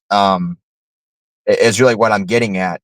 To a much bigger degree. And that, like I said, that'll be the next episode. We'll really dive in and open up the mind from a lot of angles. It'll really be a mind mania. But God forbid we ever get like any touch of like fame. Not that I want that at all, or am pushing for that at all. I'm just saying, these are the kind of things that are gonna like, we can sit here and say no all we want, but I mean, proof's in the pudding, buddy. I hope at least you'll tell me behind closed doors what this is all about. You got some splaining to do. These numbers don't lie, buddy. yeah, I mean, We're and gonna we've have been putting trolls out, galore. yeah, we've been putting out outstanding content here. 5 episodes in a row, showing you, how things connect on so many angles, and with so much numbers, and how whether it's, the gematria, the numerology, the dates, the timing of something, you know, where, when, or how something's happening, and we're showing you that, none of it is by chance. It's all connected. It's all one.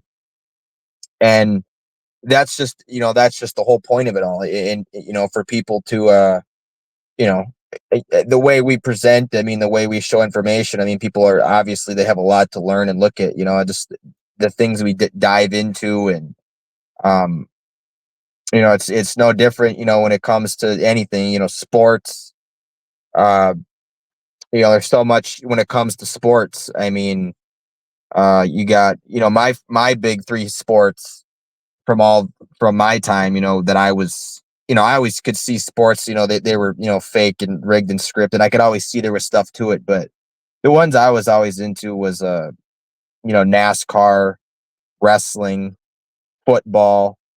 Uh, there's so many interesting parallels with that and everything we've been talking about. Um, One of the more interesting ones, I'd say, being NASCAR. Uh, of course, you write out NASCAR. It's 56, 20, 106, and 43. Obviously, 56 is, a big time number. There was, used to be a 43 car field. Obviously, Richard Petty, has the most wins of all time, and he drove the 43. He had the 200 wins. So that's, like NASCAR is like something where, there's a lot of big moments that happened around, like, I'd say, the early 2000s. Of course, the Dale Earnhardt death was always a big one. One of these, huge rituals they did. And, we're talking about, April 29th, the day I was born, the reflection of 9/11. And that's the same day he was born. There's also another NASCAR driver at that time named Chad Little, who was born on April 29th as well. He's actually from Washington. That's funny. Um, but it's funny how, Dale Earnhardt dies in 2001, and then we have 9/11. He dies, February 18th. He died 2 days before Kurt Cobain's birthday. And, Dale Earnhardt equals 111 and 78. Um, you know, uh, which is interesting. New York equals 111 and 78. Of course, and that was they both, 2001 tragedy. Um, so much happened in 2000. Dale Earnhardt, that was, obviously he drove the three. So, the three, and then you have the three on the, top of the car, the 33, and then him going into the wall in the crash. Of course, he was involved in that crash uh, with, that was Ken Schrader. Ken Schrader drove, a Pontiac. Pontiac got, the 111 and 78, like Dale Earnhardt. It's got the 33, the 39. Of course, those are both, GM cars. I mean, yeah, And it's that's also interesting, interesting. we're talking about, yeah, The and we're just talking about Chevy and Chevrolet.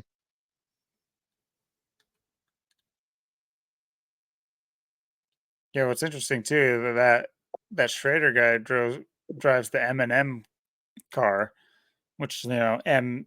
You see a lot of iconography with M and M, as in like Master Mason, or flip it on their side, and then 33, which is the highest degree of the Scottish Rite and Masonry and Freemasonry. So interesting little tidbit there. Yeah, and of course he drove that was the Pontiac Grand Prix. You write out Grand Prix. It's got the 111.57, just like Dale Earnhardt equals 111 and 57 as well. Yep. Yeah, what car are we going to use to complete this ritual? There you go. And of course, Monte Carlo is the Monte Carlo back then. Monte Carlo equals 44. You write out Earnhardt, it equals 44. So he's got that kill in there. Oh yeah, And 3 out of 4 Dale Monte equals Carlos. 86. Like to get rid of 86.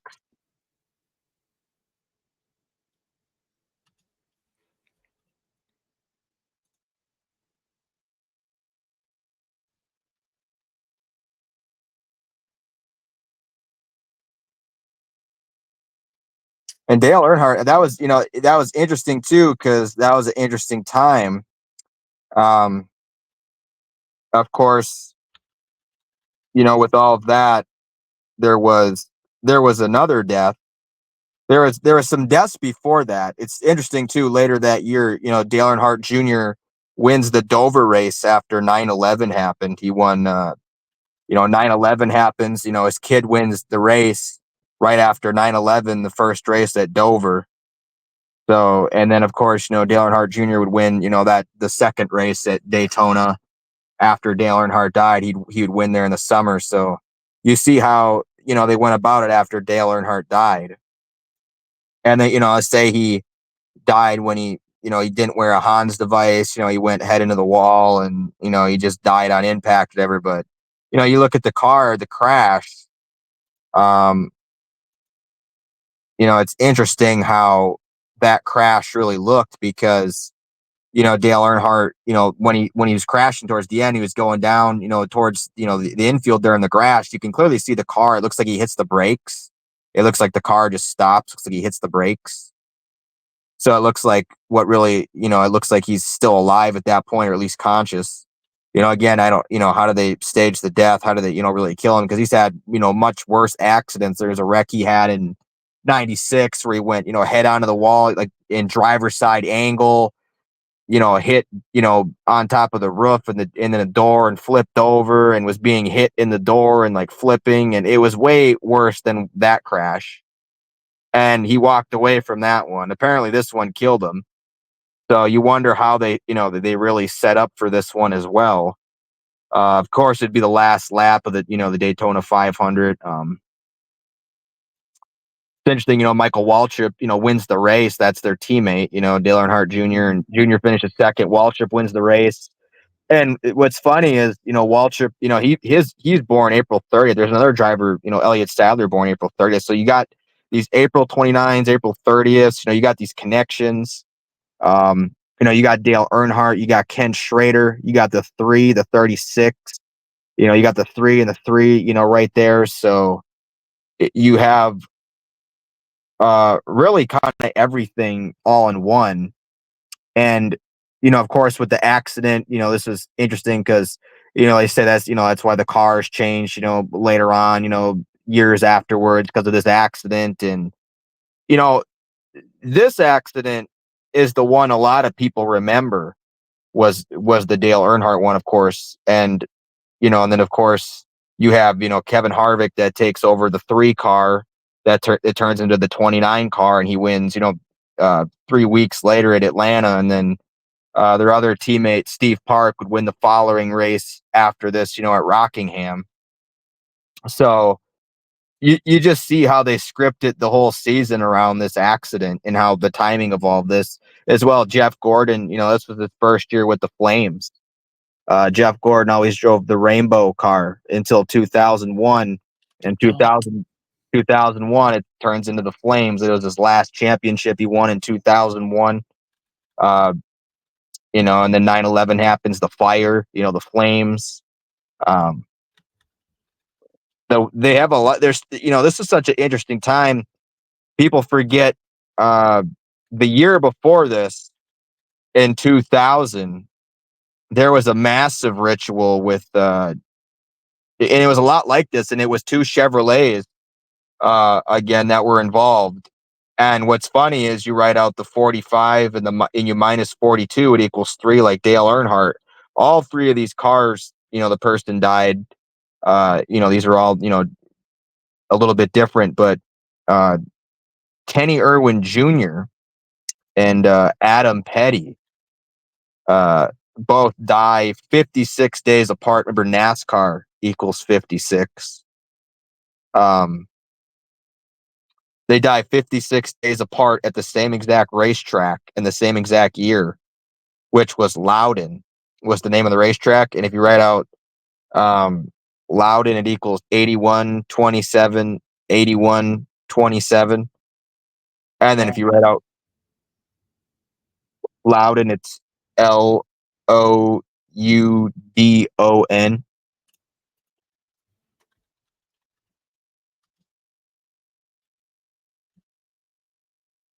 It's exactly almost like ritual. Mhm. And what's interesting, and of course, you write out, they both died at one died at 30, and then which was Kenny Irwin Jr. and Adam Petty died at 19. And you subtract 30 from 19, you get the 11, the master number, the 11. And this, like I said, there were 56 days apart. And when Kenny Irwin Jr. died, that was actually a practice session. That wasn't even like a race. Like when Adam Petty died, that was uh like, I think that was a practice session, or it was qualifying or practice or something. And then so it Practice. wasn't even, yeah. And it was the same thing. It was I think Kenny Irwin Jr. was just like testing, because the race wasn't even until later in the year again, and it was like specifically on this day they were testing. And Kenny Irwin Jr. and Adam Petty died the same exact way. Apparently, their throttles hung while going into the corner at New Hampshire the racetrack, and they apparently, I guess, I don't know exactly what happened, but why they're having this problem this year. But their throttles would hang, and then they would just go into the wall, and they both end up dead, and they would both die basically the same exact way, which is very strange that this would happen like this. And the first race that happened there was won by Tony Stewart when Adam Petty died. Of course, NASCAR equals 20. Tony Stewart drove the 20. Tony the Tiger. Tony the Tiger. Yeah, and then Kenny Irwin Jr., there was that incident. And then that was just like, not even, that was just a test session there. And what's so weird is when that second race did happen, they use restrictor plates for this racetrack because the RPMs were so high or whatever. It was really strange. This was like the only race that I can ever remember that was like this, or they had to bring in restrictor plates on just a mile track just because of the RPMs or whatever, or them going into the wall or whatever. It was very strange why this happened this year. And Jeff Burton would win the second race. That was the last driver to lead every lap of a race. He led every single lap of the race and won it. Which is very interesting, and happened in 2000. And going along with so much of this, like I said, Pontiac and all this stuff. How Pontiac just all of a sudden got phased out. Joe Gibbs. Joe Gibbs Racing. If you read out Joe Gibbs Racing, it equals 121. Gibbs equals 39, 21, 96, 33. You write out Joe Gibbs, it's 69, 33, 147, and 48. So very interesting numbers with him. And of course, like during this time, like I said, like the Pontiac, that was the Grand Prix. And that was like the best car. That was, that they won, they were second in 99. They won it in 2000 with Bobby Labonte in the 18. And then 2001, they were second, to Jeff Gordon. And then Tony Stewart won it in 2002. So that's the average finish of 1.5. And then, like I said, Pontiac just really disappeared. They phased it out in 2003, and they only raced 2 times in 2004, and then it was just gone. Again, all this stuff, happening, changing after 9/11, all these incidences that weren't even, a lot of stuff it doesn't make any sense. And what's interesting about Joe Gibbs is, he wasn't just into racing; he was also a football coach as well. He won Super Bowls and stuff. So it's interesting, this is, he's kind of an interesting person. He was in multiple sports. if you write out Coach Joe Gibbs, it equals 54, like Jesuit order. Coach Gibbs 69, like Luminati 7, like Dale Earnhardt 201, and Oh yeah, Coach 42. Gibbs. You write out Coach Joe. He had so many names. Coach Joe. You get the 33 and the 39 as well. He's just such an interesting person in this. He owned those cars, and he was he had other teams and into other sports. Won Super Bowls, won NASCAR championships.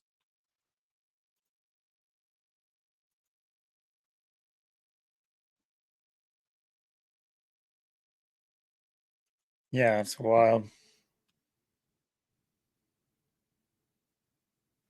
Yeah, in NASCAR, it used to be called the NASCAR Winston Cup. That actually equals 222. Kind of interesting.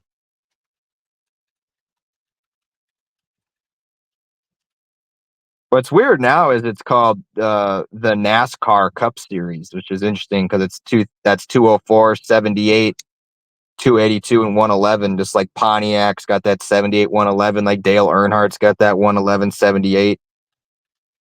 New York 111, 78. A What lot is of it the again? NASCAR Cup Series.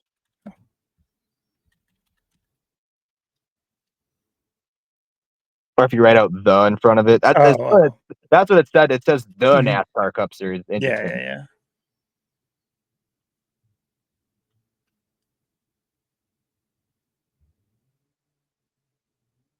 Like Grand Prix, like Dale Earnhardt.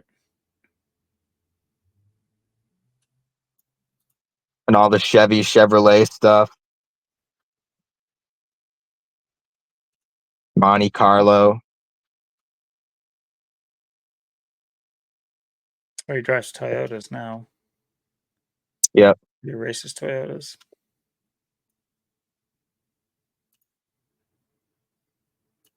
Yeah, he had Pontiac, he had Chevy. Now he's Toyota.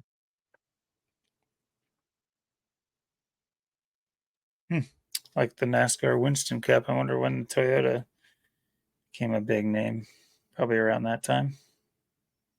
Or for Yeah, the because Toyota just started in the sport in 2007. They didn't even win any races till 2008 because 2007 they changed to the COT, the Car of Tomorrow, but they didn't race that car all year long. They only raced it like not even half the season or half the season.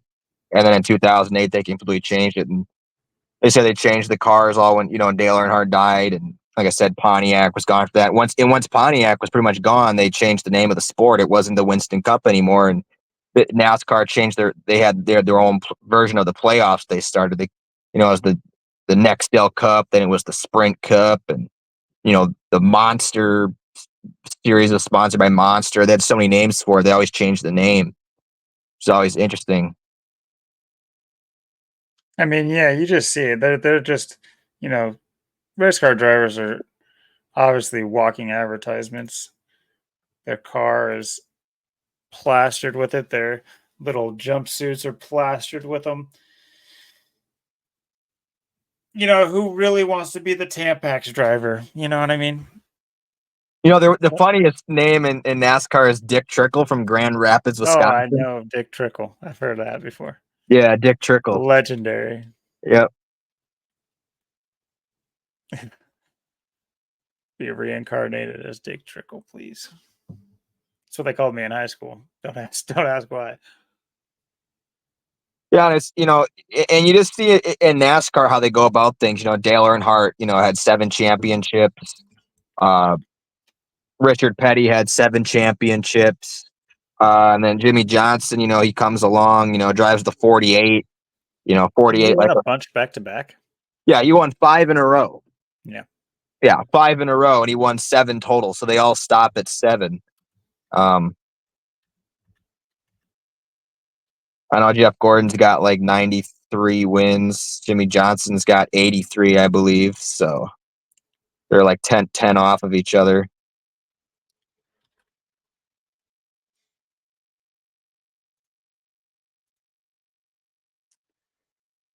Yeah, I'll have to look into because it's funny because this is all ancillary stuff from like when I was a kid, like Jeff Gordon. It's like you couldn't not know who Jeff Gordon was.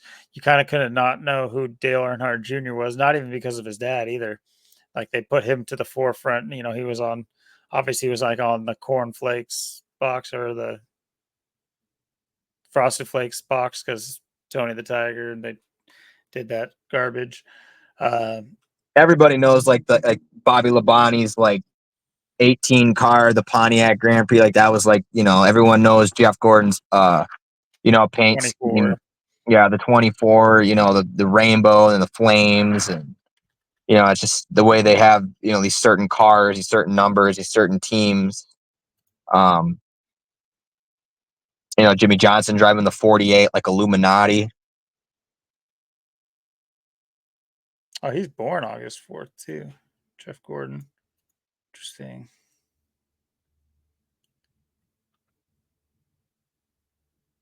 Yeah, and this year when William Byron won in the 24 car, the Daytona 500, I think he might win the championship this year. He drives the 24. It's 24. He won the, you know, the Daytona 500, and Jeff Gordon was the one that said, "Oh, you couldn't have scripted it any better." It's just the way they go about it.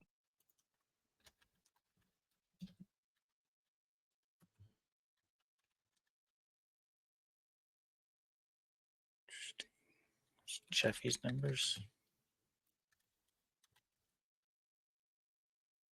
Got that 44.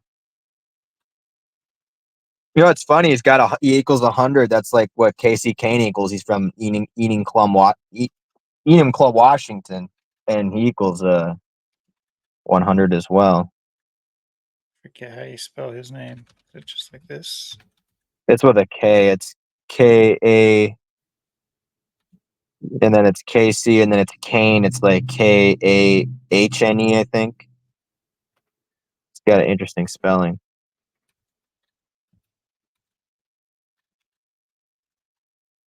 Or maybe that's not it. I forget how he spells it, but yeah, he's from, or that's it, yeah, 100. Kaka. Let's see. This is good. I mean, these are all names I've heard, and I have not spent. I've never watched a single race all the way through. The most I've seen is like Sports Center highlights back when I used to watch it. Yeah, I was big into it back when it was, you know, the Winston. I Like was 2000. curious if he had a KKK name, and he actually does. Like, come on. Okay, so you're telling me his parents didn't spot this? Right. Like, even my two kids, I've named them pretty like on the spot almost. You know, but I still had enough awareness to not name him a KKK or like. Although I did name my son 201, like both ways you spell his name, like his full name and just his first and last name, both equal 201. Of course, I didn't know at the time, but I think that's pretty funny. We joke about it. Like all of his like screen names are like emails or everything. He always adds 201 to it. It's funny.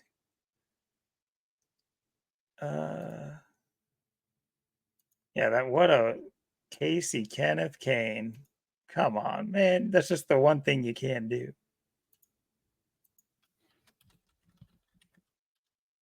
Oh, I mean, okay. Well, I wonder, you know, who might have had their hands in said Ku Klux Klan. You know, the founding of this country has been, you know, predicated on a group behind the scenes running the ship through lies, you know, fake history, and a fake sense of revolution and independence since the founding of this country. So we've you know, these rulers have, you know, infiltrated every aspect. You know, they've orchestrated every war. So we're seeing these headlines play out, and this is a deep thing. I can't wait. You know, we had there's no point in speculating about, 5 episodes down the road or trying to plan out 5, 6, 7 episodes down the road. We're just winging it for the most part. I like the idea of like keeping maybe 2 ahead to give the viewer something to look forward to, or maybe eventually give us ideas about certain things, because that actually might be smart for us to at least lead in an episode or 2 ahead. That way they have a chance to like leave a good comment or a suggestion, that they're not just like throwing something out into the wind that they might not know if we're interested in or thinking about.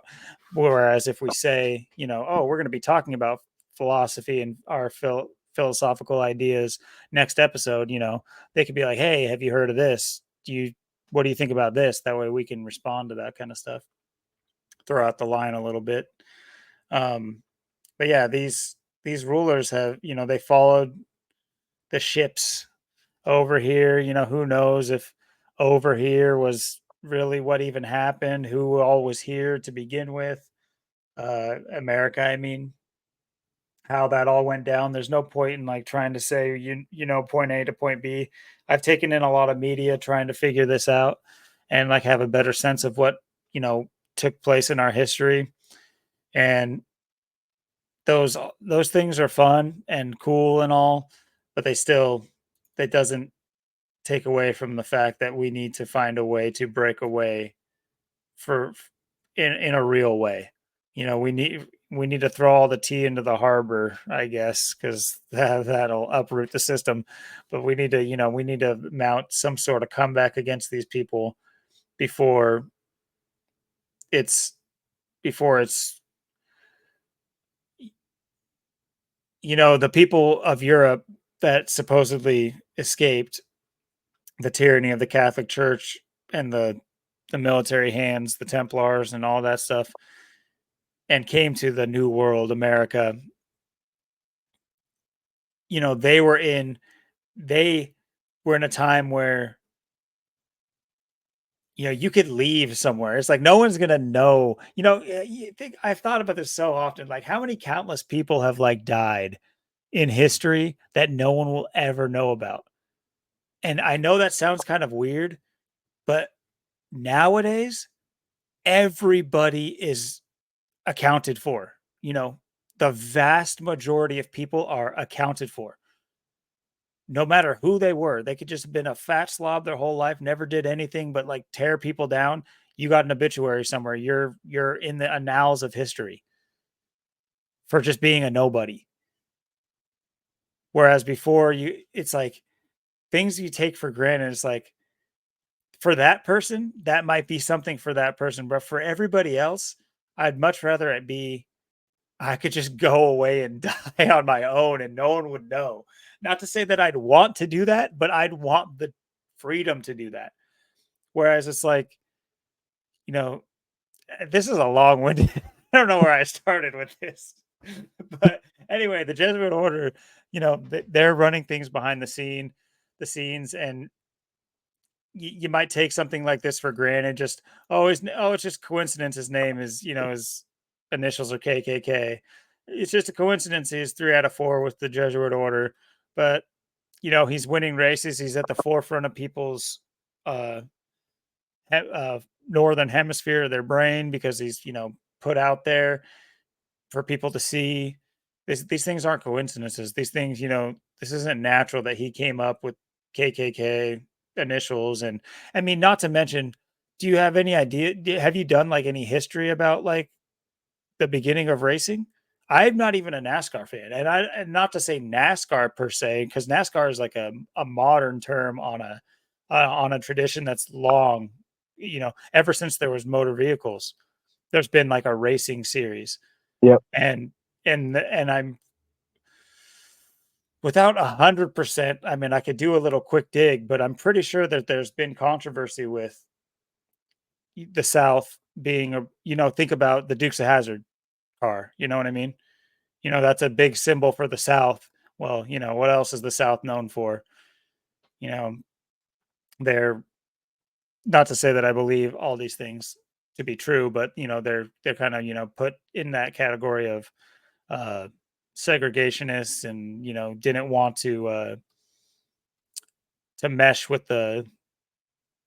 the civil rights era, and before that they had the just the whatever flag, the flag of the South, the whatever the hell, what is that flag called? The Confederate. The Confederate flag. Thank you, Jesus Christ. Yeah, the Confederate flag. I mean, and that the South is kind of like the birthplace of like the KKK, or at least their larger um orders, if you will. So Yeah, I don't. Sorry, go ahead. and talking about Casey Kane, he had a kind of crazy start to his career. It was that 2004 season. Like I said, Pontiac just raced the two times, then they were done, and they had the playoffs that year and stuff. But his 2004 was crazy. He didn't win a race. This first race he won was 2005. But his 2004 race, he finished second like six times. He finished second like his like second race, and he almost won it. Um,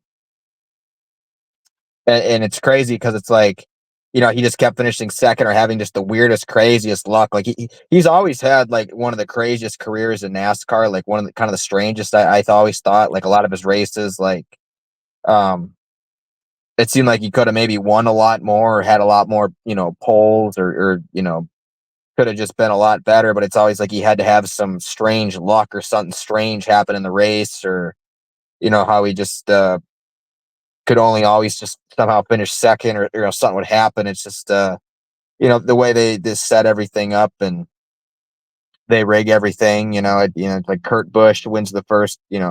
Matt Kenseth from Wisconsin wins the Winston Cup in 2003, and that's the last season of that. And then Kurt Busch wins it in 2004. 10 years after Kurt Cobain dies, it's Kurt Busch winning the championship. Um, and Kurt Busch, started winning. Rookie season was 2001, and then 2002, won four times. And then it's weird. He won a race in Bristol in 2002, and then late in the season there, 2002, he started winning all the time, and he won like three more times after the ring came out. It was weird. The ring came out. It was all about Kurt Busch, and he just was winning, and it's kind of a weird time. How that season happened, and then Sterling Marlin breaking his neck, and then Jane McMurray winning in just his second race ever that he started. Just being the help out driver. It's just there was so much that happened in like that 2000, 2001, 2002 season with NASCAR, and in that time, setting all of this up. Uh, Kurt Busch, it's weird. He's starts that Daytona 500, and then him and Dale Earnhardt, and then Dale Earnhardt dies. And Kurt Busch has the same birthday as Jeff Gordon too. Yeah, I think Kurt Busch equals 33 too. I can't remember. Drove the 97. It's funny. He took over Chad Little's car. He actually drove Chad Little's car, who has my birthday, April 29th, who's from Washington. He's from Spokane. He actually took over that car in 2000. He raced at the end of the season, and then he had the Sharpie car in 2001, 2002. And interesting how he got the ride from him.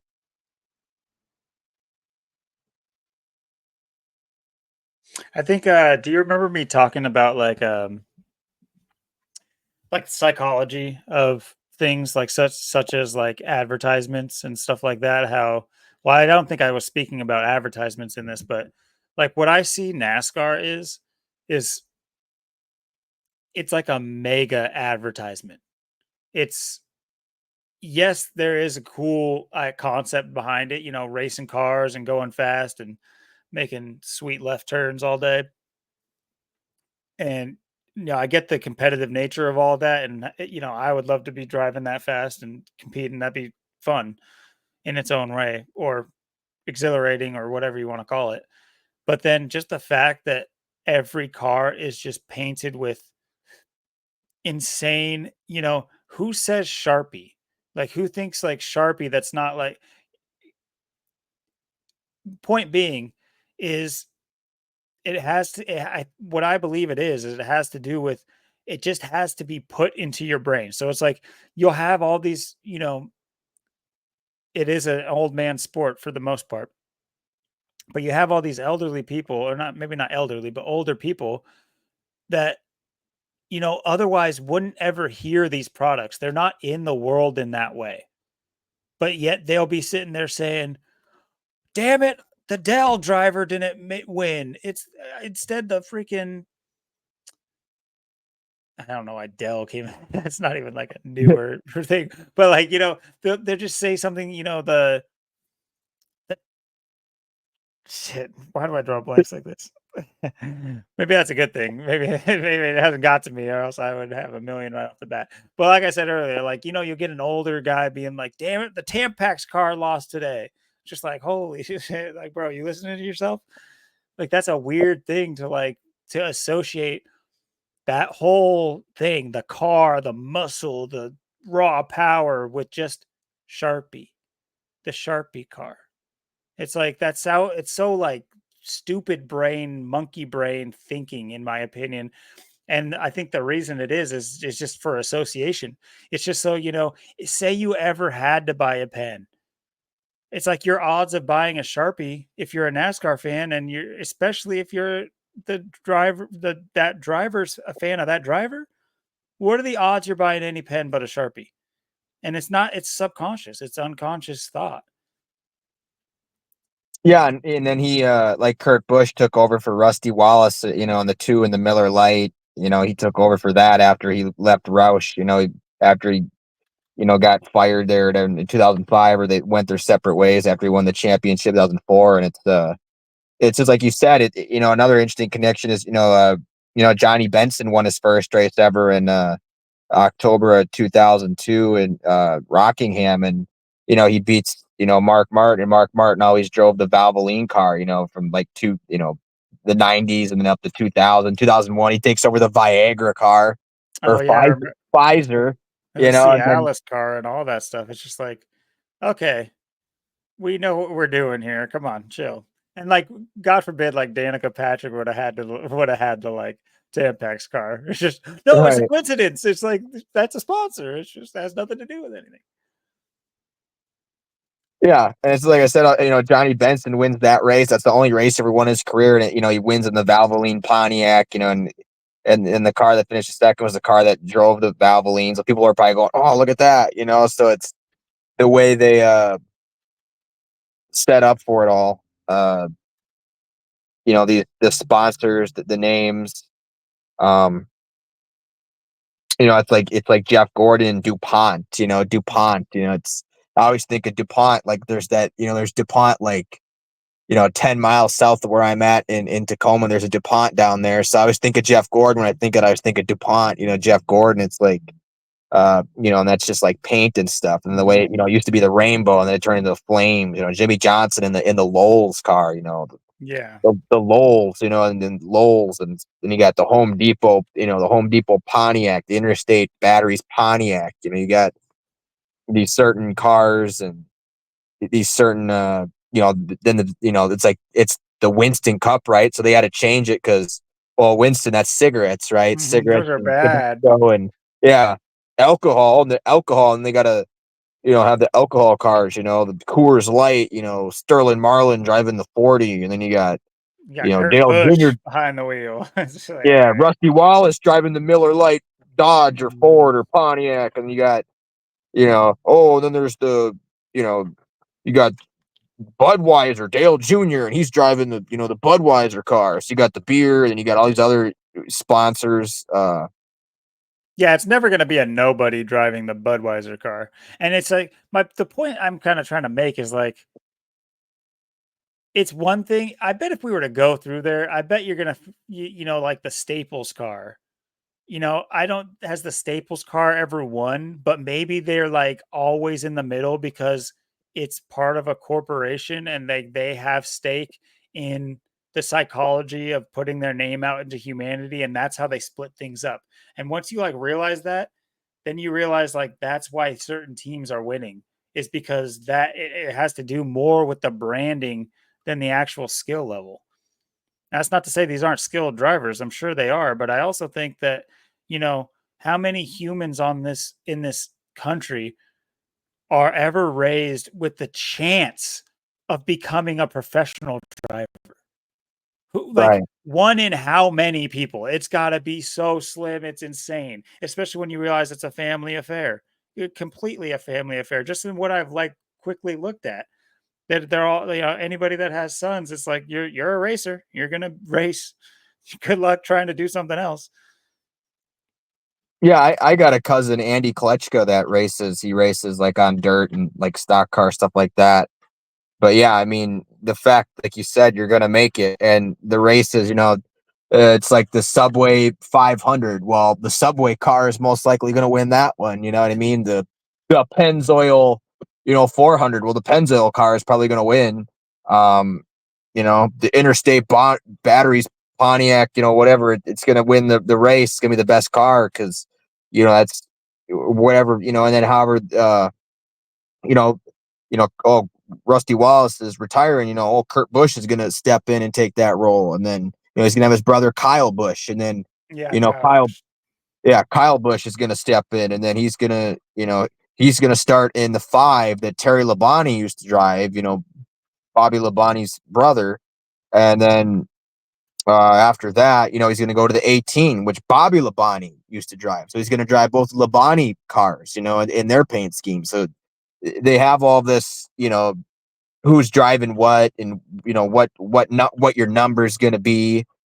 Um, because you got to have certain cars, certain numbers, um, and certain manufacturers. It's just the way they have to do it. It's used to be the Ford Thunderbird, then it was the Taurus, then it was the Fusion, and now it's the And Mustang. So look at the effect that had, because I look at all the Ford Tauruses on the road, and then these are obviously the the models for consumption. They're not obviously NASCAR. They're not NASCAR cars, but they're, you know, the street versions of these things. These are the shittiest, ugliest cars I have ever seen, and the streets are littered with them.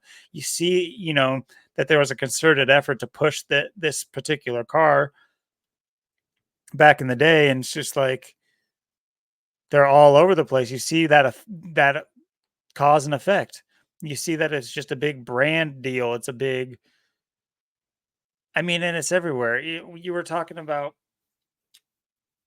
or maybe we haven't talked about football yet, but what I was just noticing, uh, because I don't watch it at all, but we turn it on. I work every Sunday morning, so the person will get there and they'll turn on the TVs, and so I see, like, out of the corner of my eye, or I'll sit there and watch it for a second because it's like these ads that are playing during football. It's like, when are we gonna wake up? All the insurance commercials that have football players, athletes acting, it's like that's the joke. They're showing you the exact premise that is not the joke, but then you think it's a joke because it's just, oh, silly football guy. Well, no, that football guy is acting in a commercial. He's an actor. These are actors act doing they're also under contract to act in these commercials to sell a different product. And what do they sell when they're acting on the field? All the products that go along with the commercials during the game. You know, people are buying their potato chips and their beer and their soda and their Tostitos if they're watching college. And you know, it's just so obvious that it's people don't, it's like, how if I see another commercial with Gronkowski in it, it's like, bro, if anybody else could be a, you would think would be a better, I think that's like part of the joke. It's like, how much will these people like just take in and not even question? Yeah, Gronkowski is a funny actor. No, he's not. Like, why is he given 80 commercials after he's retired? Just because he was, you know, attached to Tom Brady's hip? It's so crazy that people don't see that these are actors in every fathom, or in every facet of their whatever, their I'm just blanking a lot tonight. Every facet of their like being, they are just actors. They're paid to act. They act on the field. They act off the field.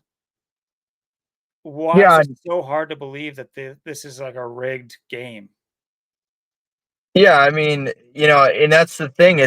And like I said, how like after 9/11, how all, like I said, on NASCAR and wrestling and football all changed. They all went through their changes. In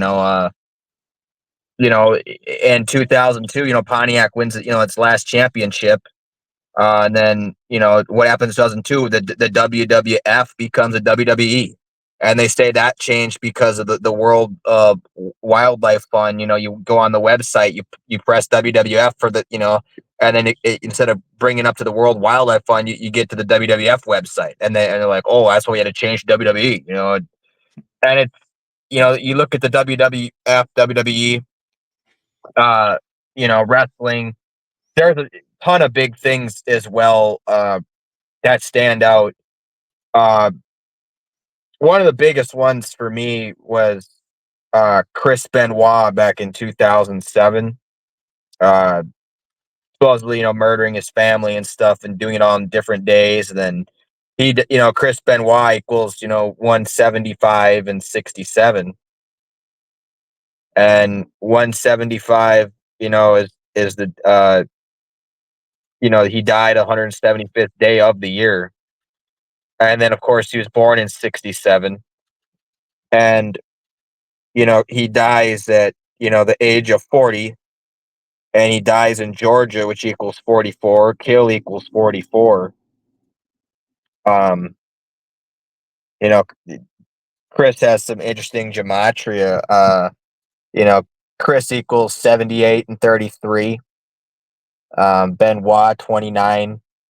Um, and that was another one of these deaths that, they say it was a hanging. They say he hung himself uh, after, killing his family and stuff. Um, there was an interview he gave in 2007 before this happened where, I mean, they say he had, such, traumatic brain injuries, from all the wrestling, and he had so many concussions, so many issues. But you go back and you watch this 2007 interview, and he's talking completely normal and fine. I mean, he doesn't have any issues like with his speech or talking, or like he's not being able to remember things, or like he's too far gone. He showed no signs of just supposedly just snapping at some point. And these deaths in wrestling have been so huge. NASCAR, they've kind of died off that. Like I said, you had the Kenny Irwin Jr., Adam Petty, Dale, and then you had the Dale Earnhardt. Uh, and then it just, it went away.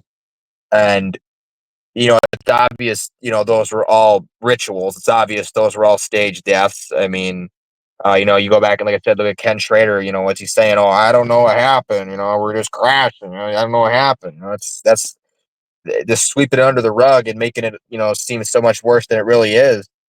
And with the Chris Benoit thing, that was an interesting time. There was another wrestler that hung himself as well. Uh, Chris Benoit, was called, the greatest technical wrestler, in the business. And there is another wrestler, Which is kind of funny too, because like one of his the crippler main. CrossFit. They call him the crippler.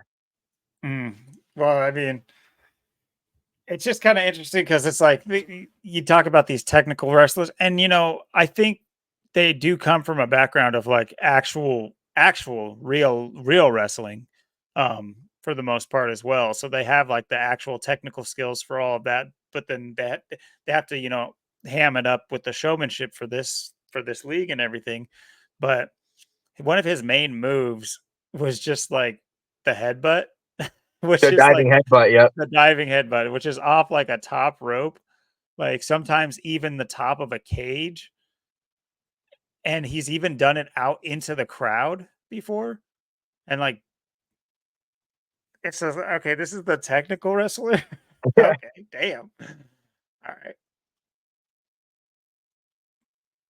Yeah, and he was you know he was one of these people. There's a lot of people back then. You had Kurt Angle, the Olympic gold medalist, of course. A lot kind of like Chris Benoit. There was Chris Jericho. He was the Walls first, of Jericho. the Walls of Jericho, the first undisputed champion in the WWF. So there was a lot of people that kind of had that style. Then you had your high flyers, Rob Van Dam, Jeff Hardy. You had Hardy Bros. yep, the Hardy brothers. Rob Van Dam, like unorthodox style. High RVD. flyer, RVD. Uh, you have these, and you got some people. They're just the powerhouses. The bigger dudes. Like Kane, Undertaker, where they're 7 feet tall, big show. 7'2", 500 pounds. So you have all these different Rikishi. Rikishi. Yep, Rikishi, yeah. Who did the 5-star frog splash? that was Rob Van Dam. Oh, that was Jeff Hardy did the Swanton Bomb. yeah. There was another wrestler that did their version of the Swanton Bomb. He called it the Shanton Bomb. That was Sean O'Hare. He died Yeah, I was gonna say he September 8th. died. Yeah, he died September 8th. He also equals 175 like Chris Benoit, right out Sean O'Hare. And what's interesting, he died there in September of 2014. So there was just over 10 years ago he died. If you write out Sean Christopher Hare, it equals 111.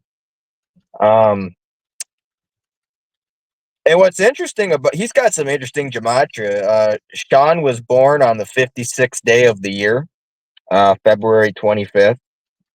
And if you write out Sean Christopher Hare, it equals 114. There was 114 days left to go in the year when he died. And, it's weird name O'Hare. If you write out O'Hare, it's 56 and 38.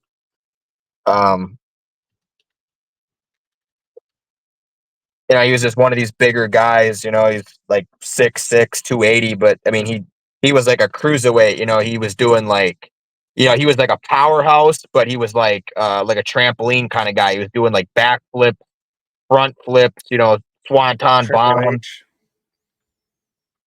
Yeah, he was doing stuff that most big guys weren't doing. Like his size, he had such a he's kind of like Rob Van Dam too. He had like martial arts and like fighting, and it's like a mix of wrestling and different moves. Like he was someone that was a very interesting character. It's funny. I don't know if you ever seen in the WWE. He did promos about the government religion, and he would come out and he would do promos, and he'd like talk about saying don't pay your taxes, and Yeah, yeah. don't go to I church and stuff. do know what you're talking about. Yeah, he'd come out and he'd do those. He had like multiple roles like that. Yeah, because he was like the devil's advocate. Yep, I just looked the it up. devil's Yeah, advocate. yeah. I remember this exactly. It always reminded me of a,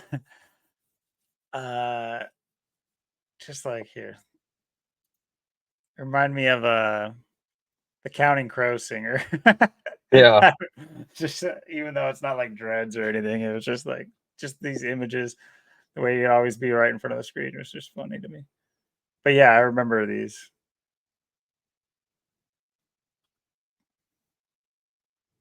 Well, you do devil's advocate commercials. It's like that's pretty clear what we're talking about here. yeah. That's like for saying all this stuff, all the government religion. It's like that's why they had to like murder him too. It's it's like the Chris Benoit situation. The Chris Benoit death. They had reported that his people were dead. Either his wife, or I think it was his wife, before the news ever broke. It was put out right before it happened. I don't remember if you remember that or heard about it, where they released it before it actually happened. And they traced it back to I forget. I watched the thing or something, but Yeah, there was a publish on it before anybody knew anything, for anybody had any, before the news broke or for anybody knew anything, that she was already dead. So there was so much foreshadow there. Putting those news in the and it's interesting. Um, it's like the Eddie Guerrero thing. He died in 2005, 2 years before Benoit died. He died at 38. Um, Died in Minneapolis, Minnesota. Minnesota equals 38. Um, they were part of the Radicals. It was Dean Malenko, Perry Saturn was in that as well. Those guys. That was interesting faction there. It's interesting. Half of them are dead. Perry Saturn, he's almost dead. He had so many things happen to him, and of course, you had people. Uh, Eddie Guerrero was. Think he was getting a big push there in 2005. It's like the same thing with Chris Benoit in 2007 when he died. Mhm. It's like it's kind of like like Scott Steiner there, the big Papa Pump, the big bad booty daddy. I don't know if you remember him. I wasn't a huge into wrestling. The only time I watched it was with my like Mexican friends that I had in middle school, like 6th grade, and they were super into it. And I just liked.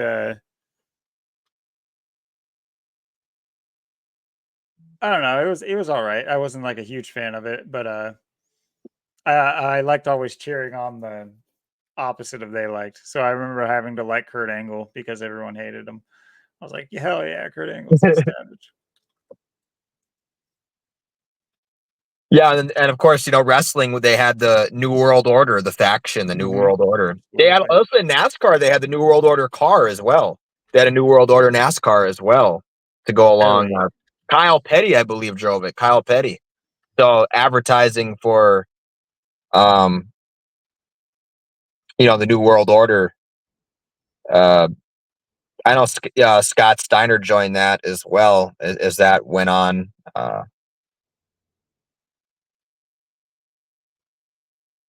Jeez. And it looks like this started early on in the career and it's just been reprised by different groups. Yeah, and I forget that New World Order NASCAR. That was like I think that was like late '90s, early 2000s, I believe. Like I said, I think Kyle Petty was the one that drove it. But Oh, yeah, really? they had that on everything. Like that was like everywhere. The New World Order. Yeah, Kyle Petty. Yeah. Go figure. It'd be Kyle Petty. Adam Petty dies. Adam dies 19. Adam equals 9. Then you have Richard Petty, the winningest Man, that driver.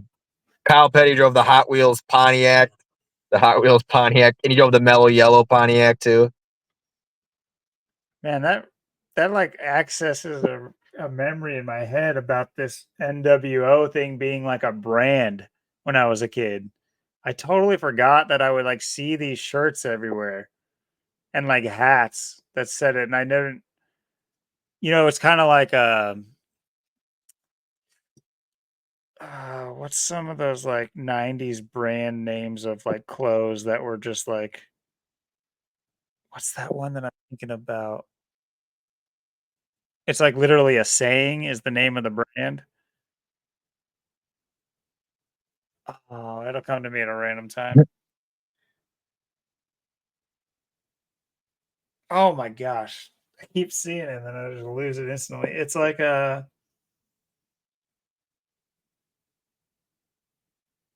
hmm, I bet I could just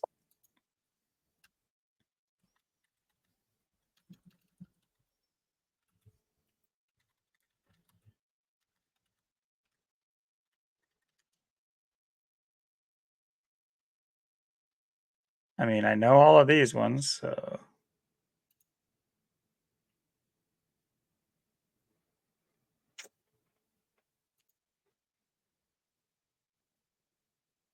oh, no fear. No fear. Oh yeah.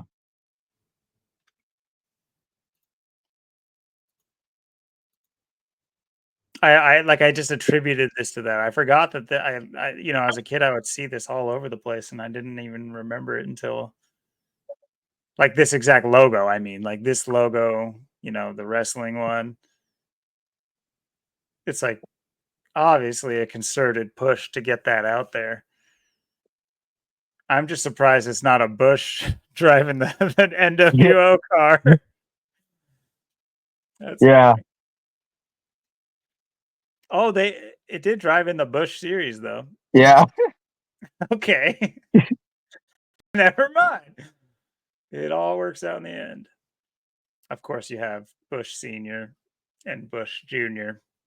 both using that terminology in speeches. Presidents. Hilarious. Wow. What is the numbers of New World Order again? I know it's like 75 or something like that. Got the Illuminati numbers in there. Yeah, 69. Yeah.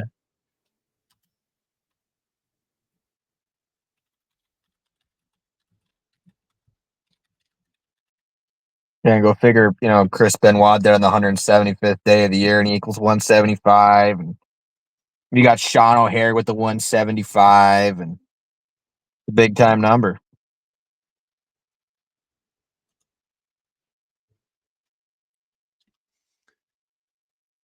Super interesting.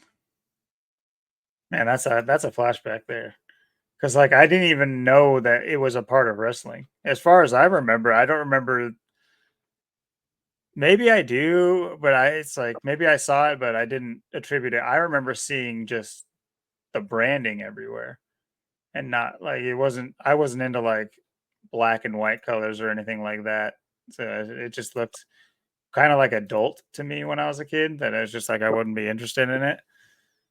But yeah, it's weird remembering having that come back that I used to see that all over the place, obviously knowing what we know now. I don't think you need to be too far down the rabbit hole to know New World Order as a brand is something that's not natural. It's not just, oh no, what a coincidence. Oh, there's such a, grassroots movement.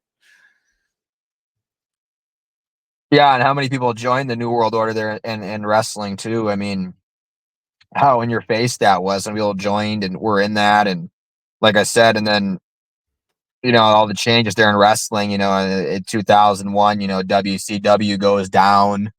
And then 2002, it's ECW goes down and in WCW goes down like 2002. It's just like WWE, and then WWE's change or WWF is changing WWE. So, there's the brand change and they started the draft. It's like in their, the draft that kind of makes like football. Football is a draft. NASCAR changed like to the playoffs where it's like football. So all these sports, uh, how they evolve and change. It's how controlled it all is. Beyond who's behind all of this. Yeah, that's why in wrestling you have so many deaths. People like Test, another Canadian wrestler. So many Canadian wrestlers that came out of Canada. Test was another one that died in 2009. He's been gone a long time. Crash died in like 2003. He was like Hardcore Holly's brother. So, there's been a lot of wrestling deaths. Been a lot of people that died over the years. A lot of sacrifices. And it's not, obviously these are, it's the same thing. We just keep showing you it's reason why why these things are happening and, why it's happening to certain people and how they're staging it. All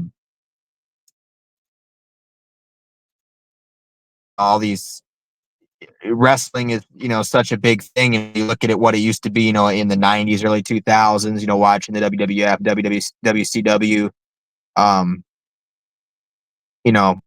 watching all the people that we used to watch. Like look at how it used to be like with the women, like the divas and everything, and now you look at wrestling and it's like, well, it used to be the men that were like headlining it, and now it's like the women that are headlining wrestling. It's like now it's like becoming such a woman thing, and now you have all the women wrestlers and like women want to be men, and you have you just have this totally different, from what it used to be.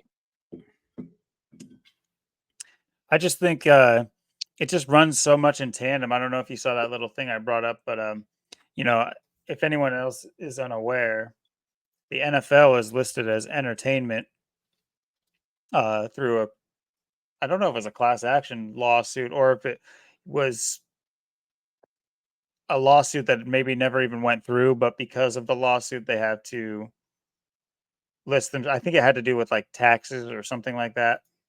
Is, not to say the IRS is like, the IRS got our back. They're keeping these people in check. Yeah, right. But they are considered an entertainment industry, and they even say it's because um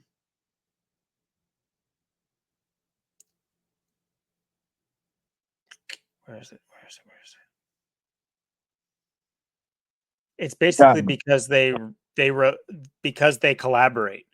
That they like right there in the like case, they cannot be considered um was it a single entity or multiple entities because they collaborate.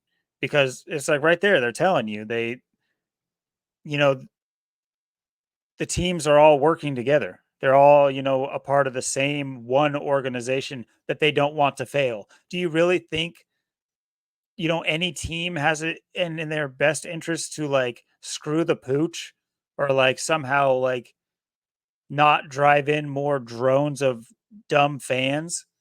No, that's what the goal is. It's not to put out a good product or to win the game. It's not like to be the best anything other than swindler. But yeah, they're listed as entertainment, just like it's very similar to the wrestling, which even wrestling, which I believe had a robust or has a robust betting. You know, they have books and everything for um, WW whatever the wrestling federations. Um, but yeah, they have to they list themselves as entertainment too. I think for the same kind of reasons to like they have to be upfront about the fact that they're entertainment, which then means kind of like bet at your own risk. It's not you're not betting on the skill of the character. Like they're upfront about telling you don't bet on the skill. Well, so is the NFL. So anybody that goes to a sports book and is like, "Oh yeah, I'm really liking the way. Oh, Henry's looking good today, dude. I saw him warming up, dude. He was doing the best, he was knee highs like that I've ever seen this season. He's really, Derrick Henry's going to score 3 touchdowns. It's all about skill." You're dumb. That's not what it's about. Oh man, the offensive line. I heard that they went to they had a retreat last weekend, and they're really pumped up because they got a new offensive coordinator who's really going to light a fire under them. Because what I know about men is like big alpha men love fat men telling them what to do and how to do it better than they're already doing it. That's what I know about life. It's like you look at these like coaches, these line coaches and offensive coordinators that are fatter than the moon telling these like peak performance alpha test tube clandestine fucking humans. What are you doing out there? Hitting them with their program on the helmet. This is like that guy could turn around and just like squeeze the life out of you. You're nothing. You're a maggot. Like a guy like Bill Belichick, like barking it down your like helmet when it's just like you hold his life in your in your hands. Basically, you could just headbutt him to death right instantly. You're just this massive human and getting yelled at by these geriatric, huge, fat, slobby coaches. Look at Andy Reid, about to be like one of the winningest coaches. Look Yeah. at John Madden. You look at all these like heroes. They're absolute heroes of the sport. Deify them. Statues everywhere. Walk of Fame. These people they just knew their brain was so good at football, just not very good at like what they should be eating. And uh, you know, they had the facilities, they had the cooks at their fingertips. These NFL players, they have to eat a certain diet, they have to do a certain thing, but yeah, screw it. The coaches, they can just be, the the pit absolute like poster child for obesity and diabetes. That makes a lot of sense. They should be barking orders at the Adonises of the world. Yeah, it's like in wrestling, you used to have people like, Brock Lesnar comes out and he's walking out with Paul Heyman, this little short, fat, ugly 300-pounder, and then he's like, talking for Brock Lesnar and like, you know, basically kind of, presenting Brock Lesnar and like speaking for him, and he's his manager, and he's like, it's like the way they set some of the stuff up, it's so weird. Um, some of the stuff these people do, it's like I was saying, I was talking before about, Perry Saturn. He used to come out with a mop, he come out with a mop, he called it Moppy, and then there was like weird characters like Gold Dust, these strange characters.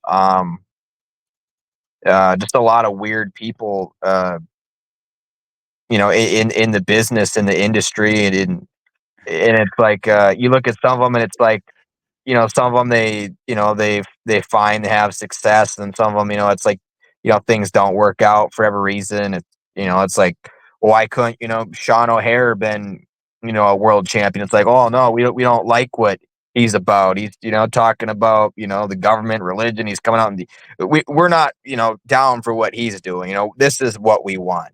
This is what we want to see. And then it's like, Triple H has to start Evolution. He's got to, get Randy Orton and, Ric Flair and, Watch out! Watch out! Watch out! yeah, Batista. He's got to get them going, because of Scott Steiner. And then you got these people like, John Cena that comes in, and it's like, I was listening to something, John Cena apparently was, all he used to drink was like Diet Mountain Dew. That's what Mark Henry was saying. That's all he drank was Diet Mountain Dew. Well, It's like, what is and going on here? steroids.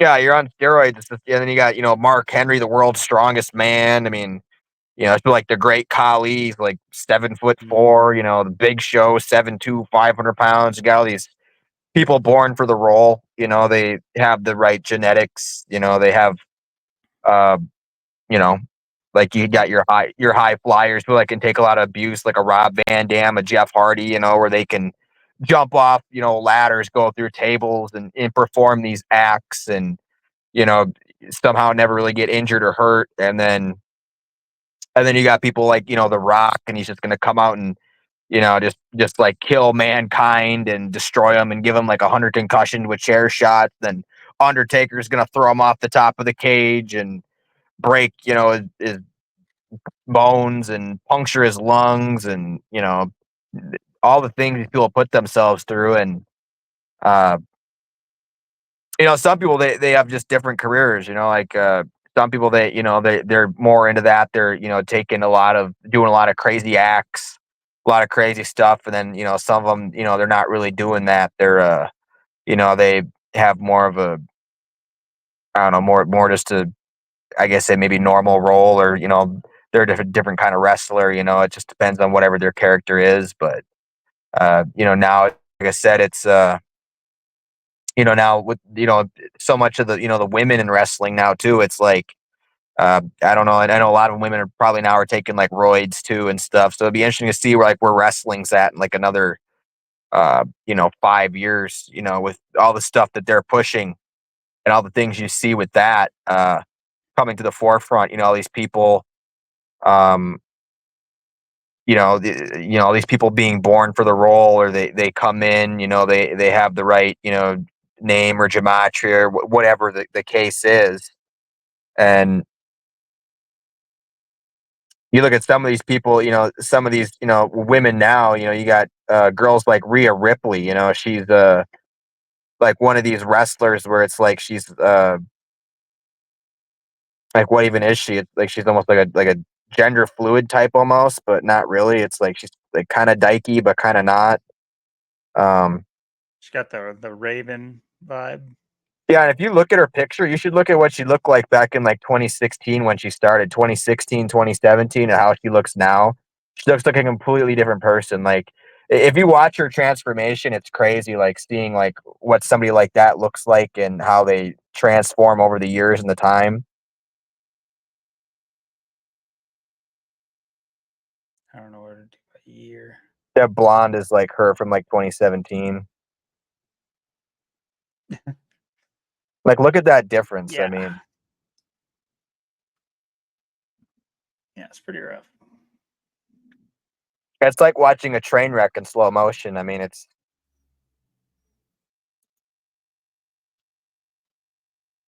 You wonder how much like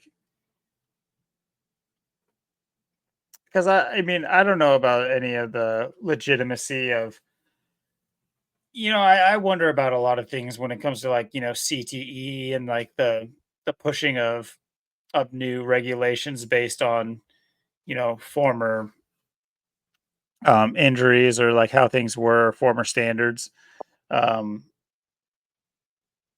but moreover than that, I mean, y- I see this more as just like you're I think you hit the nail on the head.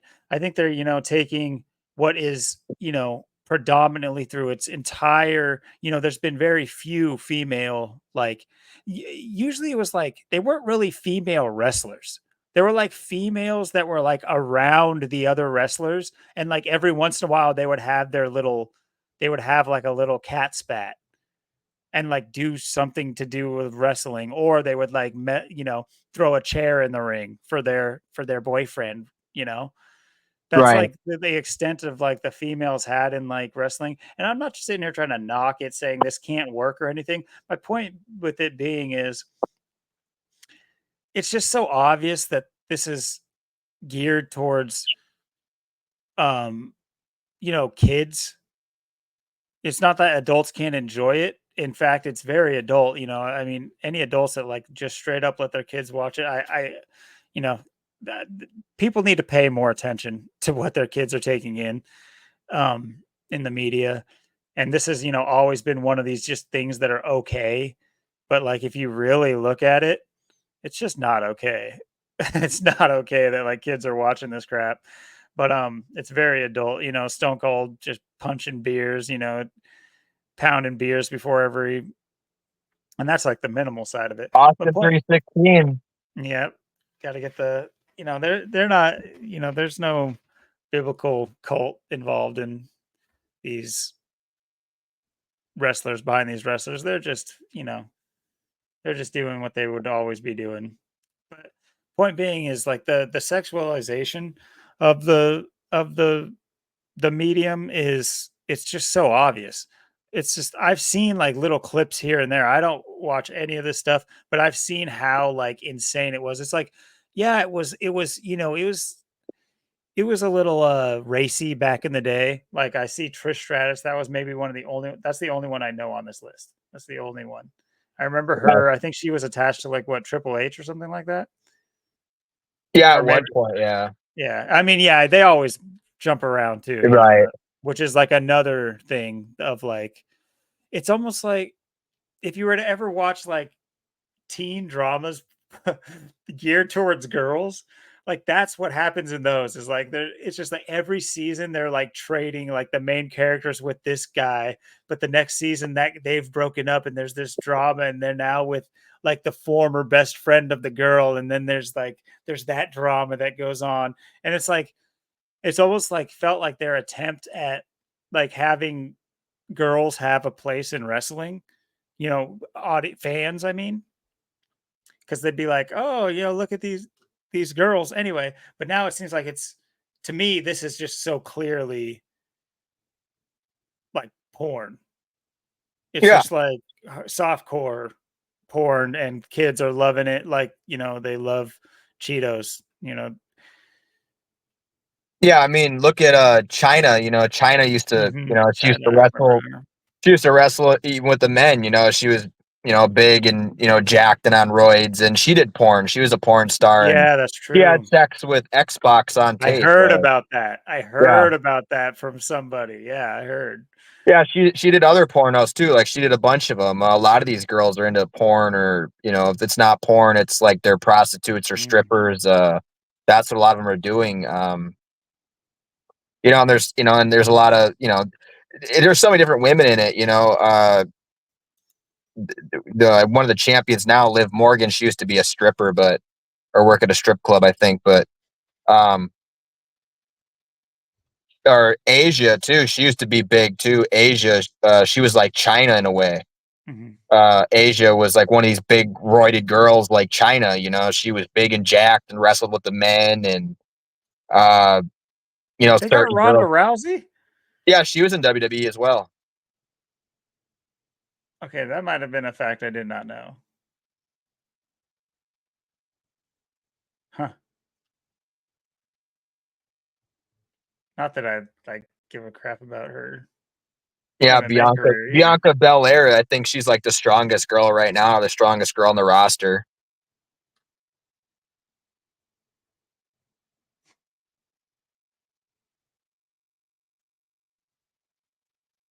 Hmm.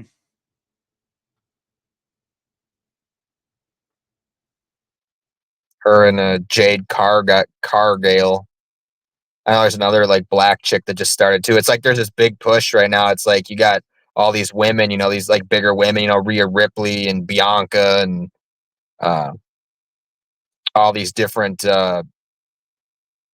Jade and all these other wrestlers right now that are like, you just see what they're doing. I mean, it's how it's, it's just changing. You know, you look at what, the divas used to look like I was saying, like one of the girls that used to wrestle, Victoria, she used to be a bodybuilder. Victoria used to be a bodybuilder, and then she won a bodybuilding thing back in '95 when I was born. Then she starts wrestling, and she gets in it like in like 2002 and stuff. And she was like one of the strongest women, or like the strongest one back then too. Like after China and like Asia and these other like roided girls. But then it was like divas, and it was more of that style. It was more of the girly girls. But now it's the women are they're much more like men. Or uh, you know it's a lot more, they're doing more men's stuff. They're doing TLC matches, tables, ladders, chairs. They're doing Hell in the Mhm. Cell.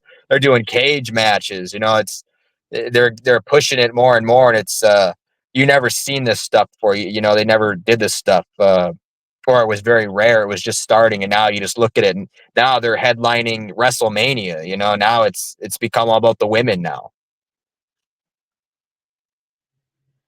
Yeah, it's the infiltration is, it's a slow, shitty process. I mean, you look at, yeah, I mentioned Danica Patrick earlier. It's just like, what a joke. Like, it's an actual joke. It's like if you it's like, mm, I wouldn't it'd be just one thing. It just if there was like a female NASCAR.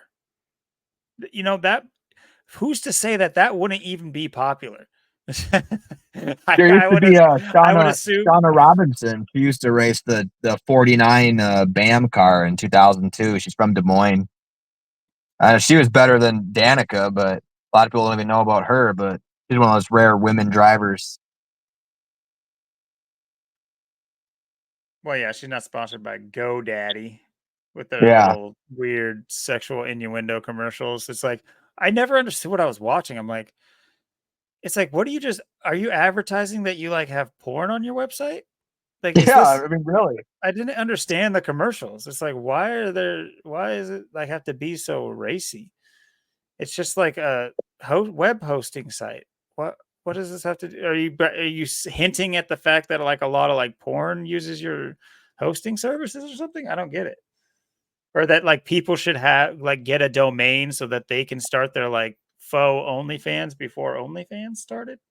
It's just weird.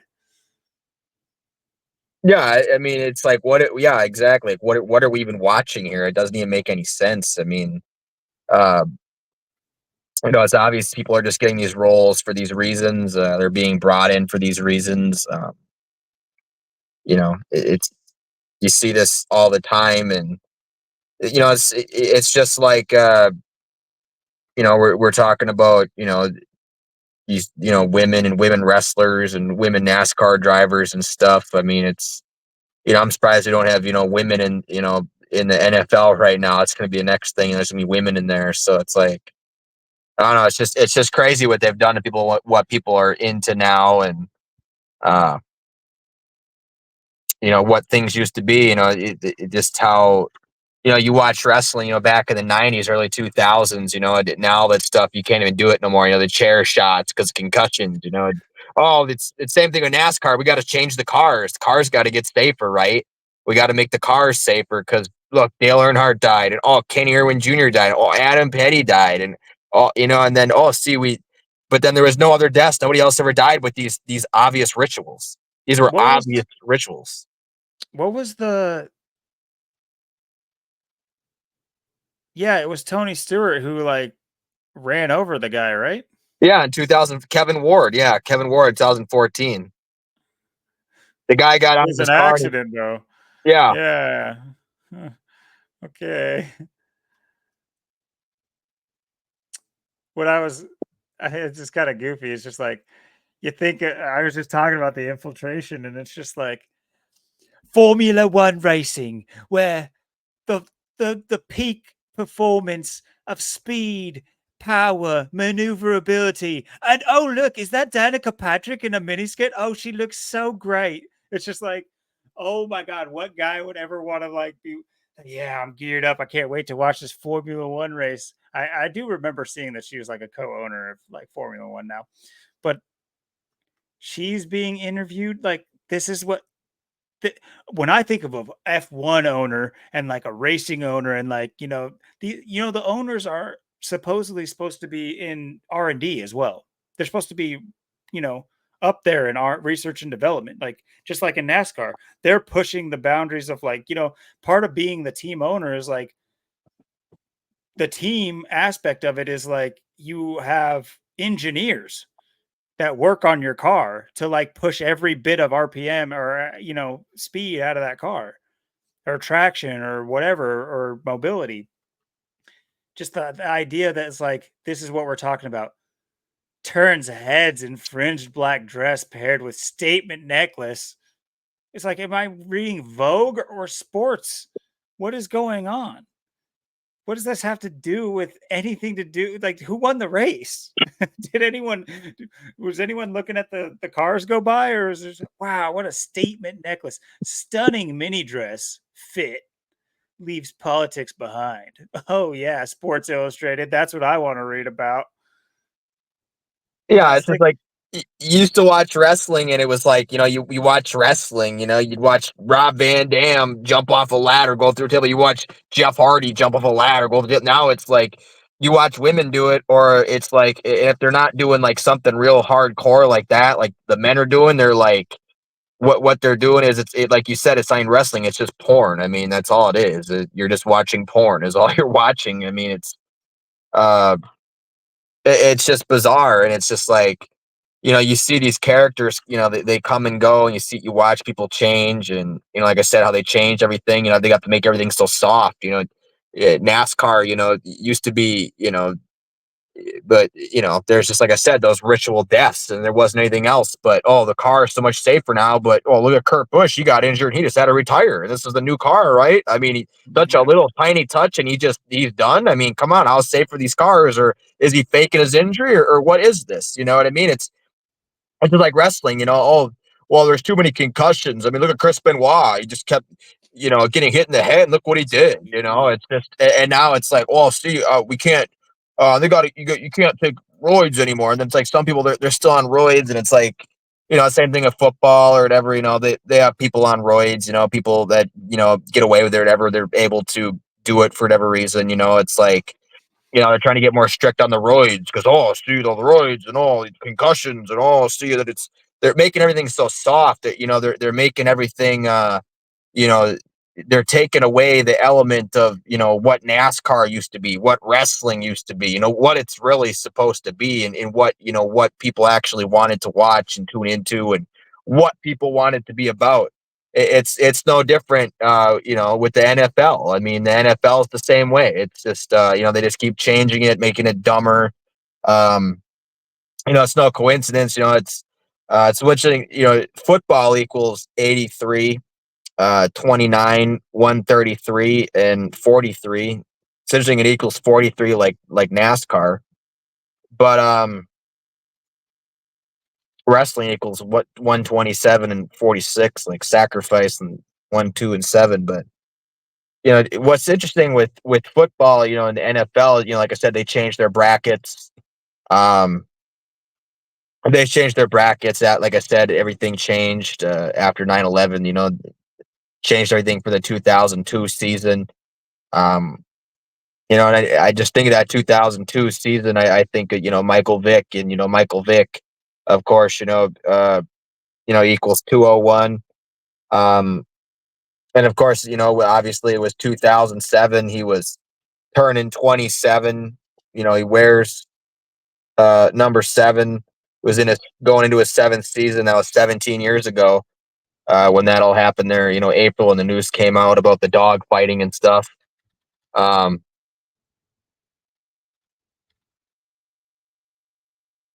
Seeing something. And with Michael Vick, he comes in. Oh, dog fighting 106, huh? What do you know? Black 106. Yeah. That's something I never noticed before or never looked up. Yeah, and you look at you watch that the 2002 season. They go into Green Bay, Lambeau, and Brett Favre, and and then he wins there. No one's ever beat him in Green Bay at the end of the year like that. No one's ever won there in the postseason, and then that was just like the biggest thing. And he was the guy to do it, obviously, because he equals 201. Vince Lombardi, Jesuit. Packers most Jesuit team in the league. They wear the G on the helmets. Living there when that happened and stuff was, something I always remember. And you know, it's so weird. You go back, you look at Michael Vick, and you look at that time, and like I said, and then 2007 with the dog fighting, and then you had the Chris Benoit thing in 2007. So there's a lot of overlap with other events. Brett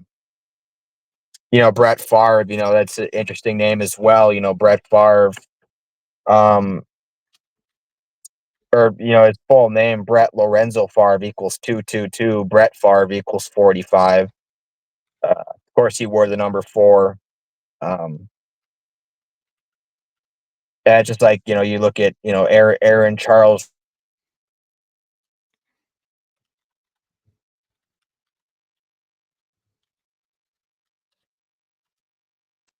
And of course, it was 9/11 on the 4th play. He fakes his injury. With the Jets. Being a Jet in the 201 area code, 2 towers became 0, became 1.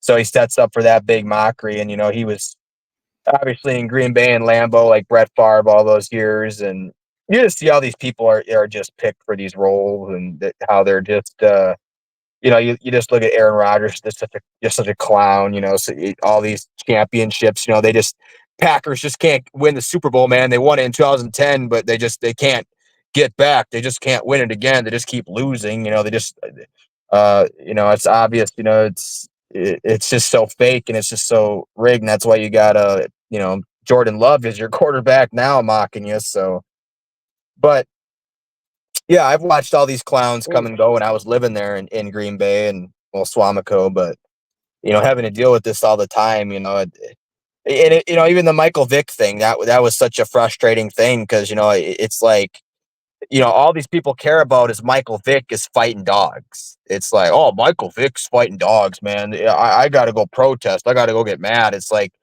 they don't care about nothing else, though. But then Michael Vick fighting dogs. Oh, Michael Vick's black. See, black people shouldn't be in the NFL. Black people can't throw a ball.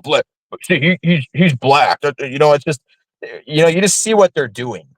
And then, he supposedly goes to prison or whatever, in 2007, 2008, comes back to the Eagles 2009. And then, he's the starter in 2010. And that's the year the Packers, win the Super Bowl and stuff. And then, of course, the only time, Vic ever, beat the Packers was that time there in Lambeau there in 2002 in that playoff game. And of course, they would score 27 points like ritual as well. Mm.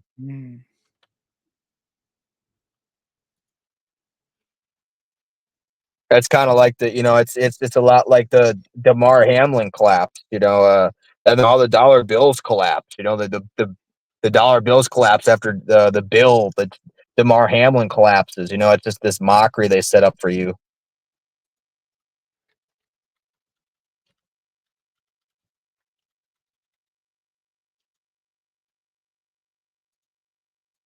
Yeah, what an absolute joke the DeMar Hamlin thing was. And it's crazy how long ago that was already now. It doesn't feel like it was that long ago. Yeah. But I look back to this game, I mean, this was a huge ritual, um, Masonic in nature. Um, Anybody who wants to look up the one of the initiations of Hiram Abiff that the Masons do, this is clear. I mean, I'm trying to look for images. Like, I was hoping to get the.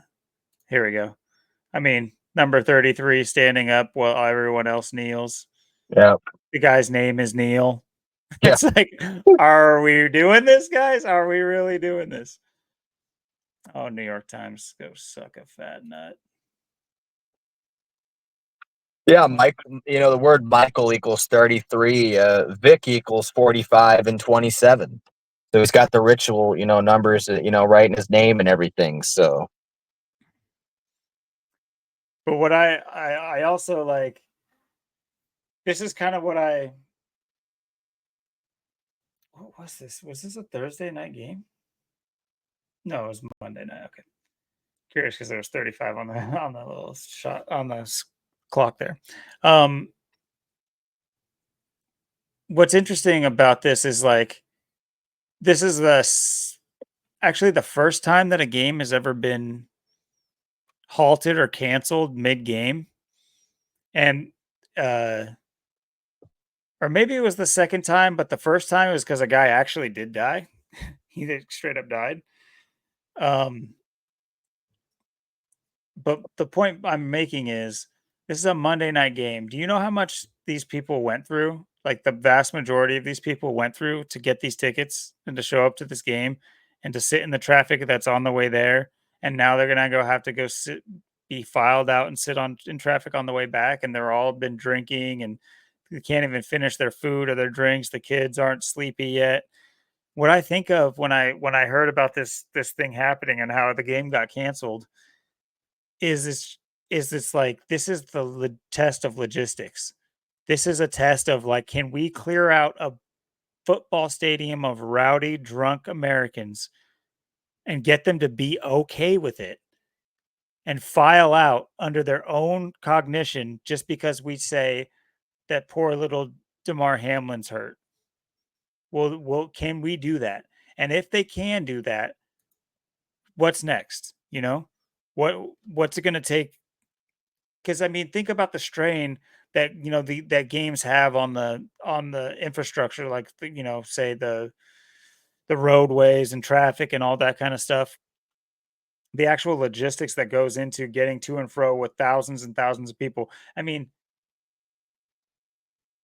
I think this was like some test that we're not exactly sure of, like a litmus test on the American people. Like you take one of the rowdiest groups that you can come up with, being like dumb drone football drunk fans, and see if they'll file out single file just because we say number 3 went down with the cardiac arrest. And it was just like, okay, wait, it's cardiac arrest. He went down after he got hit, first of all. At first, it was because he made that slight contact helmet to helmet and he like reeled back. Do you remember the play? yeah, and he gets up and then he goes And down. then I he mean, goes down again and it's a yeah, cardiac arrest? right. Excuse me? I don't need to. I feel like I don't need to be house here to understand that that's like that's a house episode. That's not a real life thing. That's a house episode. Like people are so lost in their shows and their like premises that they don't see a joke right in front of their eyes. Like it's insane. And the mockery just continues with his return to the Bill Stadium for the first time in that ridiculous art guy's Nike jacket or whatever. Was it Letterman? which is like the most. It's like, oh, it's not. It's gonna pull up every picture but that one. Like, come on now. Like, it's showing like weird, disgusting face Jesus with like colored, rotting teeth and like poking out eyeballs. Like, oh yeah, yeah. All faith to God. Yeah, he okayed this jacket. He was like, "Wear it, my child. This makes me look great." Like zombie Jesus, like Frankenstein zombie Jesus. What in the hell? His mom let him go out there in that after she almost lost her child. Like this is just so weird. It just goes against like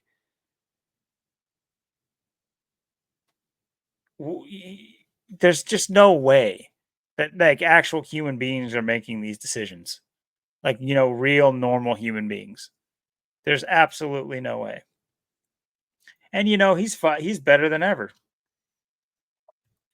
You just look at like that being the springboard for this guy's career, and now they have another figurehead in the NFL. It's like now they have now they can point towards the defense of the Bills being, wait for the made for TV movie when the Bills win a Super Bowl with Josh Allen and their squad and DeMar Hamlin. It's going to be a touching story. He once almost died on the field, but now he's never felt so alive. The story of DeMar Hamlin. It's just some stupid shit like that is what they're going to push down our waiting, gaping mouths to just chew on the latest ridiculous story and accept it as reality. It's so disappointing. Let me show the actual shirt. Sorry, I got ahead of myself. But yeah, this is what I had up. Yeah, of him, the mush face Jesus, along with on the back him, the emaciated. Such a good look.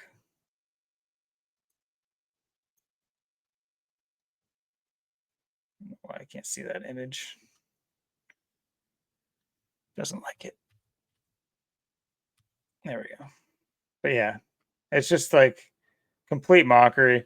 And I'm not saying to sit here and be religious or anything like that, but I mean, there's so much more to this too. There really is a lot to this, but without going too deep into it, it's a mockery right to your face. It's also showing you that they can things like this can happen and they can alter. It also sets precedents too, because that what is the limit of injury before they can stop a game and nullify a game. I see this happening probably more often, and as a screw you to the fans, and they deserve to be screwed, honestly, but as a screw you to the fans and also kind of like a flex. It's like you're gonna have to deal with it and you're gonna have to like it. Yeah, sorry you paid thousands of dollars for your event today. Sorry, it's not going to work. But no refunds and enjoy your trip back home. And not to mention the books. Like, what is this? What if mid game?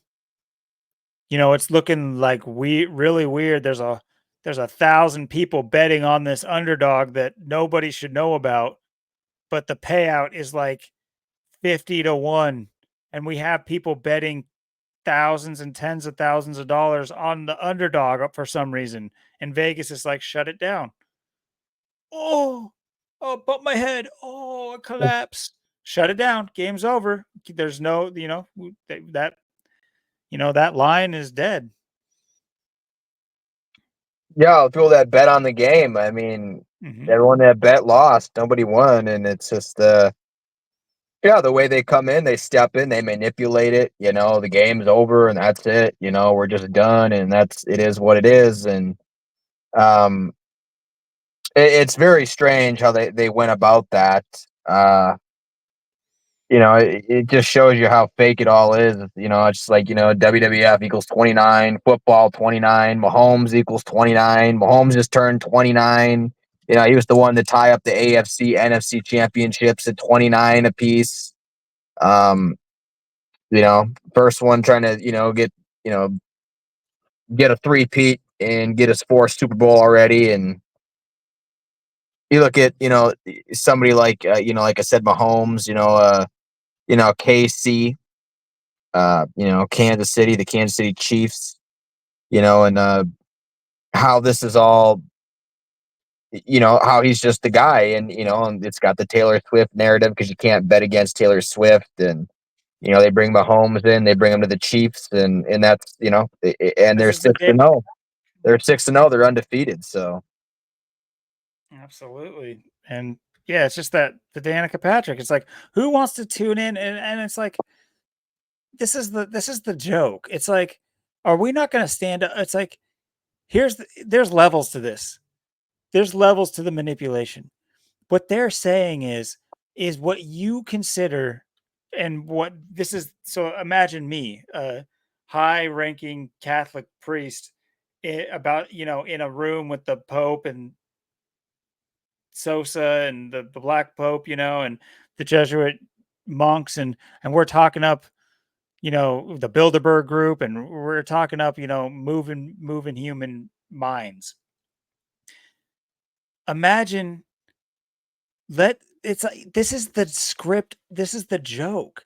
It's like, how girly can we make what should be these idiots' most manly uh pastimes? How girly can we make them without them saying shit?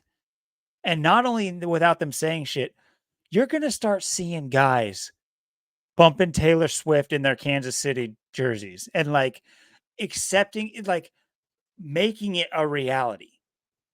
Like, because it's like, because that's how this stuff works. Whether or not it's a joke to start, eventually you get enough people behind it. Because if Kansas City's winning Super Bowls, do you think they're going to reject Taylor Swift? They're going to consider her like a good luck charm, and they're going to like unironically begin to push it. And so you're going to have guys walking around espousing Taylor Swift, and oh, they're going to be. I guarantee they already have Swift jerseys. They got to have already like capitalized on that. Kansas City with Swift on the back. I mean, either that, or I bet they sold out of NFL.com, jerseys of the custom jerseys. I bet so many people have Swift jerseys. I bet if I were to Google that, I'd make myself sick right now. I don't even want to do it. yeah, But it's like how we can call and just say, yeah, the Chiefs are going to win, and just look how they're 6-0. They're the only team that's undefeated. I mean, it's just it couldn't be so more in your face. And it's no different than, you look at somebody like Michael Vick. Michael Vick can't get to a single Super Bowl, can't get to single one of them. Tom Brady can get to 10 of them though. mhm. Although he's slower than me, he can still get to 10 of them. And, Tom Brady can throw 50 touchdown passes in 2007 with Randy Moss. Well, if Randy Moss could have went to where Michael Vick was at in 2007 instead of him going to prison, Michael Vick could have threw 100 touchdown passes to Randy Moss. You know, it's like, Tom Brady throws 50 and sets a new record. Well, if you gave Michael Vick Randy Moss, he could have thrown 100 touchdown passes. It's like, and then you got Michael Vick, who's, the fastest guy on the field, the most athletic, the most agility, the most speed in a game where, that's what matters. It's like, and he just can't seem to motivate or inspire a team. So it's like, well, what's really going on here? Tom Brady's motivating, inspiring the team, but nobody else can. It's like, that's how you just see right through it. And it's like, now Mahomes is that guy. Tom Brady, he's done his thing. He's got to the 10 Super Bowls, won 7 of them. Now Mahomes is, the new Tom Brady. It's like, oh, well, we're never going to see a Tom Brady. Well, yeah, you are, and it's going to be Mahomes. Mahomes is the new Brady. Except he just plays for the Chiefs. It's just, Yeah, Mahomes doing the State Farm yeah, commercials that cover your homes. And Yeah. Mahomes covered. Yeah, it's like Stupid Aaron touchdown. Rodgers with the State Farm commercial. It's so stupid. It's so retarded. I mean,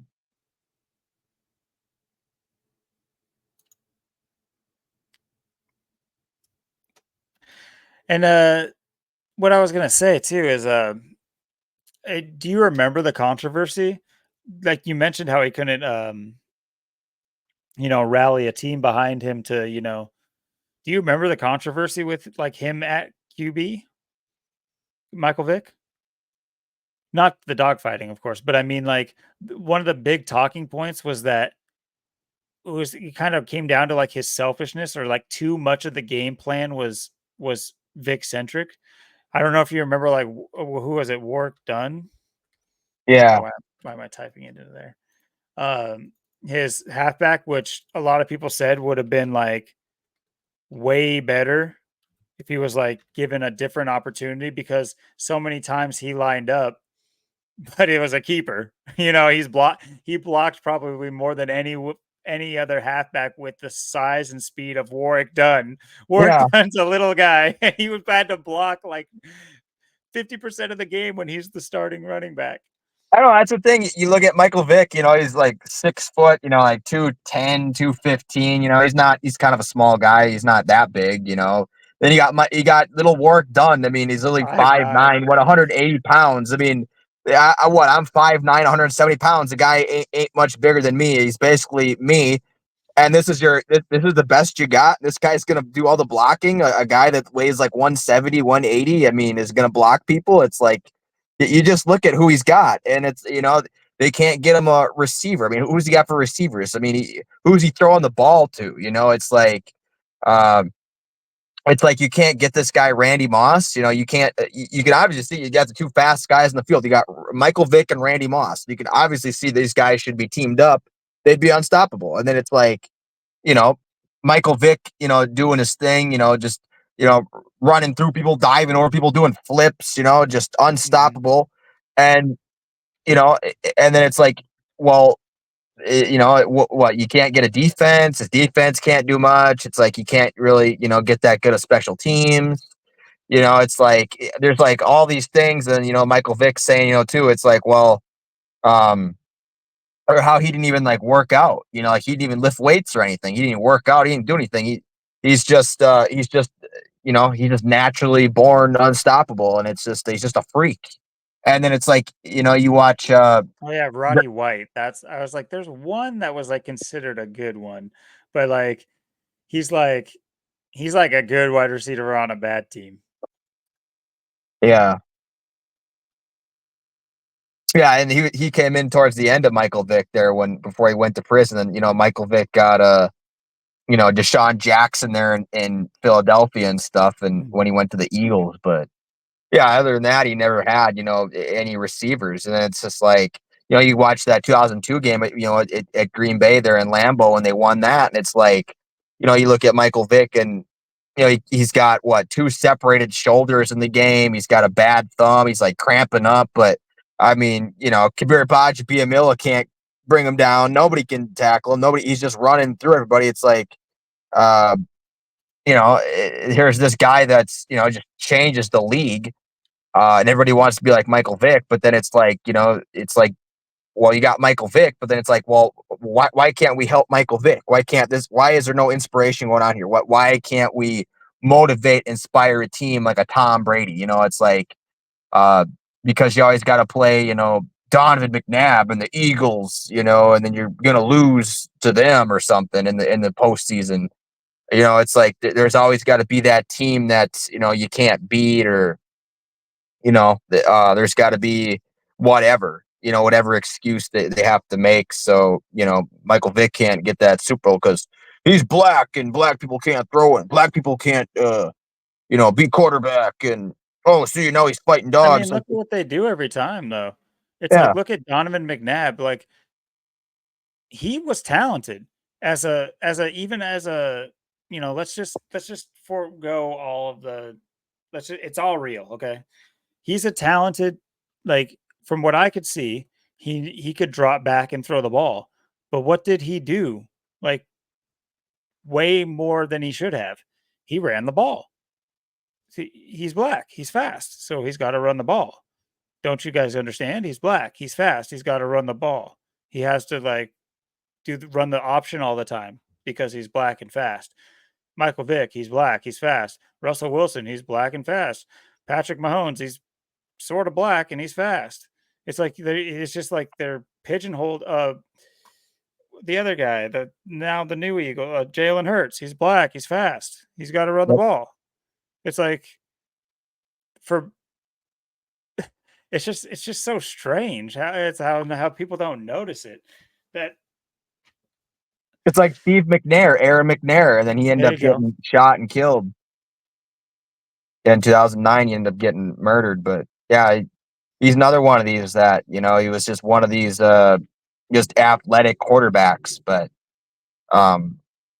Vic being, basically the fastest guy in the league, the fastest player on the field, it's like, and it's just, just nothing can amount from that. It's like you just can't, you can't get past the NFC Championship. You can't make it to a Super Bowl. It's like Randy Moss can't win a Super Bowl. Randy Moss has 0 Super Bowls. Randy Moss, could get there. He just couldn't win it. He could get there, but he can't get it. It's just, two of the best players of all time, Michael Vick and Randy Moss. And it's like they just, they just can't get it done because they just, even with Tom Brady and 16-0 and undefeated, it's got to be the Giants again and the Giants again, Eli Manning, and the way they have these scripts, just rigged and ready to go. And it's just like I said, with Michael Vick, it's, him, you really think he went to prison, from, 2007 to 2009. And then he, comes back even better than he ever has, and then it's like, just the way they mock you. And it's like I said, it's got to be, he comes back with the game with the Packers, and then and then he always loses to the Packers. The only time he beat him was the postseason, and then that's they lose again to the Packers. Then Rodgers wins the Super Bowl, and that's it for the Packers, and never win another one with them. So yeah, you just see how these people are brought in for certain roles and certain games, and to play certain teams, or just like Vic couldn't beat the Eagles and then couldn't beat McNabb. Well, where's he going to go? He's going to go to the Eagles, right? He's going to come back and be an Eagle. So just the how they have all this lined up ready to go, and Michael Vick was just one of these people. Came in, changed the game, and and then just became just the most controversial person, just the dog fighting and everything, and that was a big test. It's like, oh, see, all people care about is Michael Vick fighting these dogs, and then he's black. That's the big thing here. Michael Vick's black and he's fighting dogs, so we're gonna get pissed, we're gonna protest, we're gonna hate the guy, but people don't care about nothing else. That's all they care about. That's all they're gonna get mad about. That's all they're going to get behind is that, and they're not going to, take action or anything else. So I think, it was like a big test run. Like I said, 2007, you had the Chris Benoit thing that year, and, NASCAR, like I said, was changing the cars, the car, the COT was starting off that year. So there was a lot of things going on during that time in sports as well that year. And it's like, you just kept getting these stories, and it's like, now where's Michael Vick? He's on ESPN talking about football like it's real, right? I mean, what's his career? He comes back with the Eagles, still can't motivate a team, still can't get a Super Bowl, still can't amount to nothing. So it's like, he just has that 2010 season, and then that's pretty much it. It's like, what's the point of this guy? He's like the greatest of all time, but he has nothing to show. Well, that just shows you, he's, it's just not the chosen puppet like a Tom Brady, or not a Mahomes, if you will. He doesn't fit that role, but he's just in there for the tape. You watch Michael Vick on tape, that's what it's about, right? You watch Michael Vick because the stats aren't going to show it. The stats don't show it, but the tape will when you watch Michael Vick. So that's kind of his legacy. It's just like the plays he made and what he could do, but he can't get the Super Bowl. It's like Randy Moss because he it's got to sold be great. Madden. He sold Madden copies, that's for sure. Yeah. I also there's a few moments in my life, sports wise, that um, kind of like triggered me to like be like, all right, this is what is this? Um, and the first I'm finding out right now that no, or maybe this was after. Well, one being in basketball, the Blazers playoffs against the Lakers, where we're up by 20 points in the fourth quarter, and then just laid an egg, and Shaq and Kobe just destroyed us, and it made no sense. It's just like we could have played any other way and we would have won. But that's just like, okay, well, okay, I guess we're out because of that, even though we were clearly superior, like as far as they would have us believe. Um, that one was like a red flag. And then I remember it was like my church held a Super Bowl party for, you mentioned Steve McNair, and it was the Titans. I think is it the first year that they were the Titans? I think it was because they were the Oilers before then. But Yeah. against the Rams in that famous play, it's just like, does every game need to be so exciting? Apparently. But and people would have you think that it's just like, no, it's because the wills of these quarterbacks, they're drawing up their strength, and then the linemen are just getting behind them, and they're just like, it's just like men going against men. And no, dude, it's a script. I'm sorry, but yeah, I just still remember that. It's just like I was cheering for the Titans just because they were new. Like they had the new logo in the league, and like I wasn't a huge sports fan back in at this time. I was 9 years old, but I remember it being exciting because I wanted to see them beat uh, ugly Rams. Oh man, those Rams old. I mean, I don't think they're great now with their bright Ukraine colors, but the old ones were even worse. The navy blue and the Notre Dame colors. Oh, they're so nasty with the big old goat head and ram. I mean, it's pretty clear what they're doing there. But yeah, just the whole getting all the way to the goal line on that like miracle play, and was just being tackled like like a few inches short just to lose the game. No time left on the clock. Like, what an up and down that was.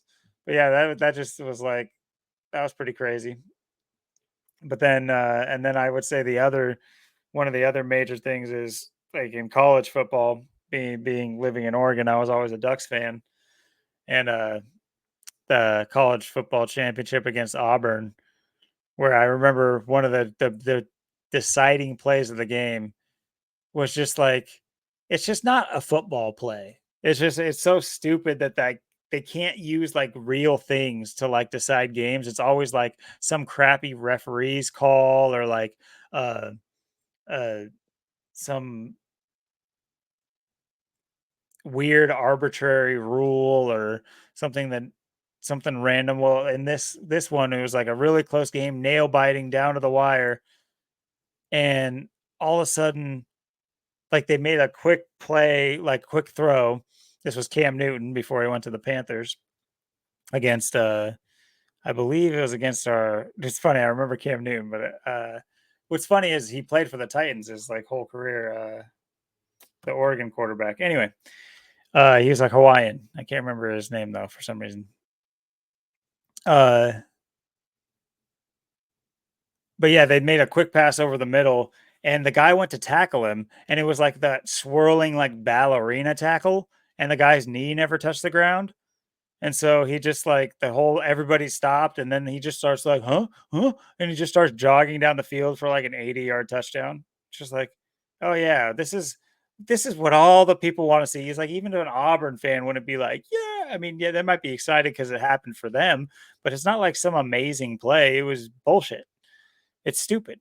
It's like, yeah, you should have tackled him, but it's just like, there's no way that Oregon player wasn't told to not tackle that guy. There's no way in a crucial moment in the game would you not make sure that your opponent is driven into the ground if you are truly a man playing like manly, I want to fucking win. There's no way you're just going to do a ballerina tackle right now and not make sure that this guy is the only thing, like his wrist. So many things just need to barely touch the ground. But it's just so stupid. There's just, and there's countless things. Oh, the Seahawks, uh, Steelers Super Bowl, Yeah. where Matt Hasselbeck is in overtime. I'm gonna get heads and we're gonna win. Yeah. And no, you're not, and no, you didn't. Right. But just like there was a play in that too, where it was like an obvious touchdown called not a touchdown because it was, I think it was maybe even Troy Polamalu who did it, or I might be skewing that, or it might have been us on defense and we hit someone like Hines Ward or something like that. But there's no way that the bus, um, I know his nickname, but I can't remember his full name right now. Their fullback, running back guy who had been in the league for well over a decade, and who was on his like farewell tour with the Steelers. There's no way he wasn't going to get his ring. But yeah, there's just like that's pretty much known as like the worst refereed Super Bowl of all time. Was that Yeah. Seattle? Go ahead. Yeah, that game was totally just so retarded. I mean, yeah, the Seahawks go right down, score a touchdown. The touchdowns taken off the board that they put on the board. Steelers didn't have touchdowns that were put on the boards. They took them off for the Seahawks. They put them on for the Steelers. It was obvious, they were, favoring the Steelers all game, and it's so obvious they were against the Seahawks, and the way the officiating was, the way the play calling was. It was obvious that, the Seahawks were the better team, but it's like, well, it's no, the Steelers are going to win it. So, Seahawks can't win. So that was just an obvious fake, rigged game that a lot of people called that out and seen it for what it was back, in February of 2006. Now it's 2005 season.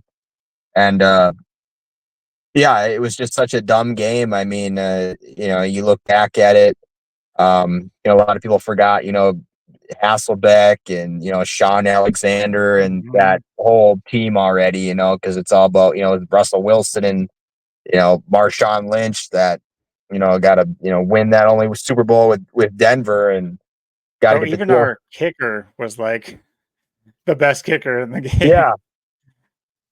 Yeah. Like that 2005 team. And they were 13-3, like when the Seahawks won the Super Bowl too in 2013. It was like the same thing. They were both 13-3 teams. You had Sean Alexander, and then you got Marshawn Lynch. You got these, two like the best running backs in the league.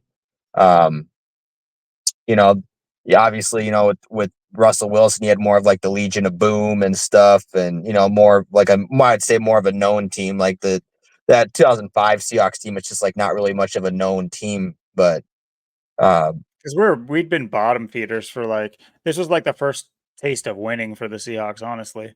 yeah, No, since like way back in the day. So it's like inception days when they were like, I think kind of good.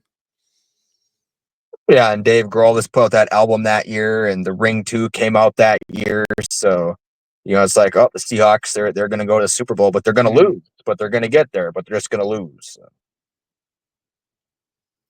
Also, I mean, you think about the battle of families.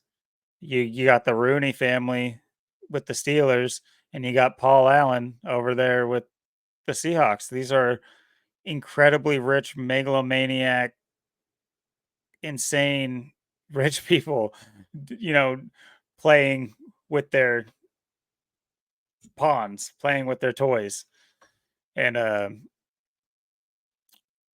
just, you look at I think that could be said for a lot. I mean, I think one of these days the playbook's going to get like the full playbook's going to get leaked, and we're going to find out that you know the gematria is obviously a huge piece in this. It's like the piece, but like at the end of the day, that stuff is going to happen because they're playing by this like real life playbook. Like they have to do certain things. They have to logistically do certain things, and it might, whether it's because of the numbers or the numbers are because they do the things. I don't know.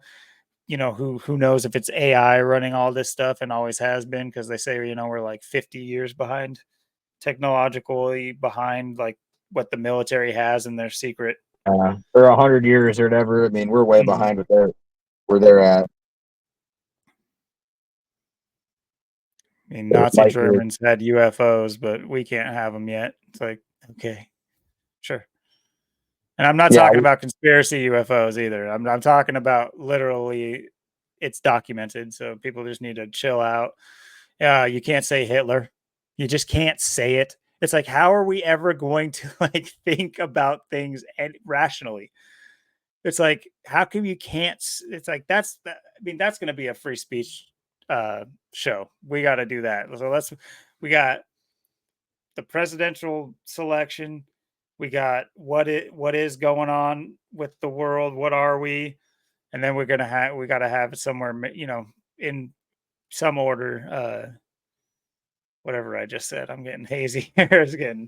We're at the 4 hour mark. What I was going to say though is wrapping things up here.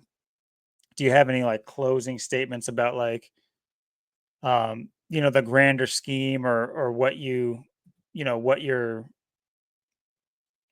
overall like motive or want would be for,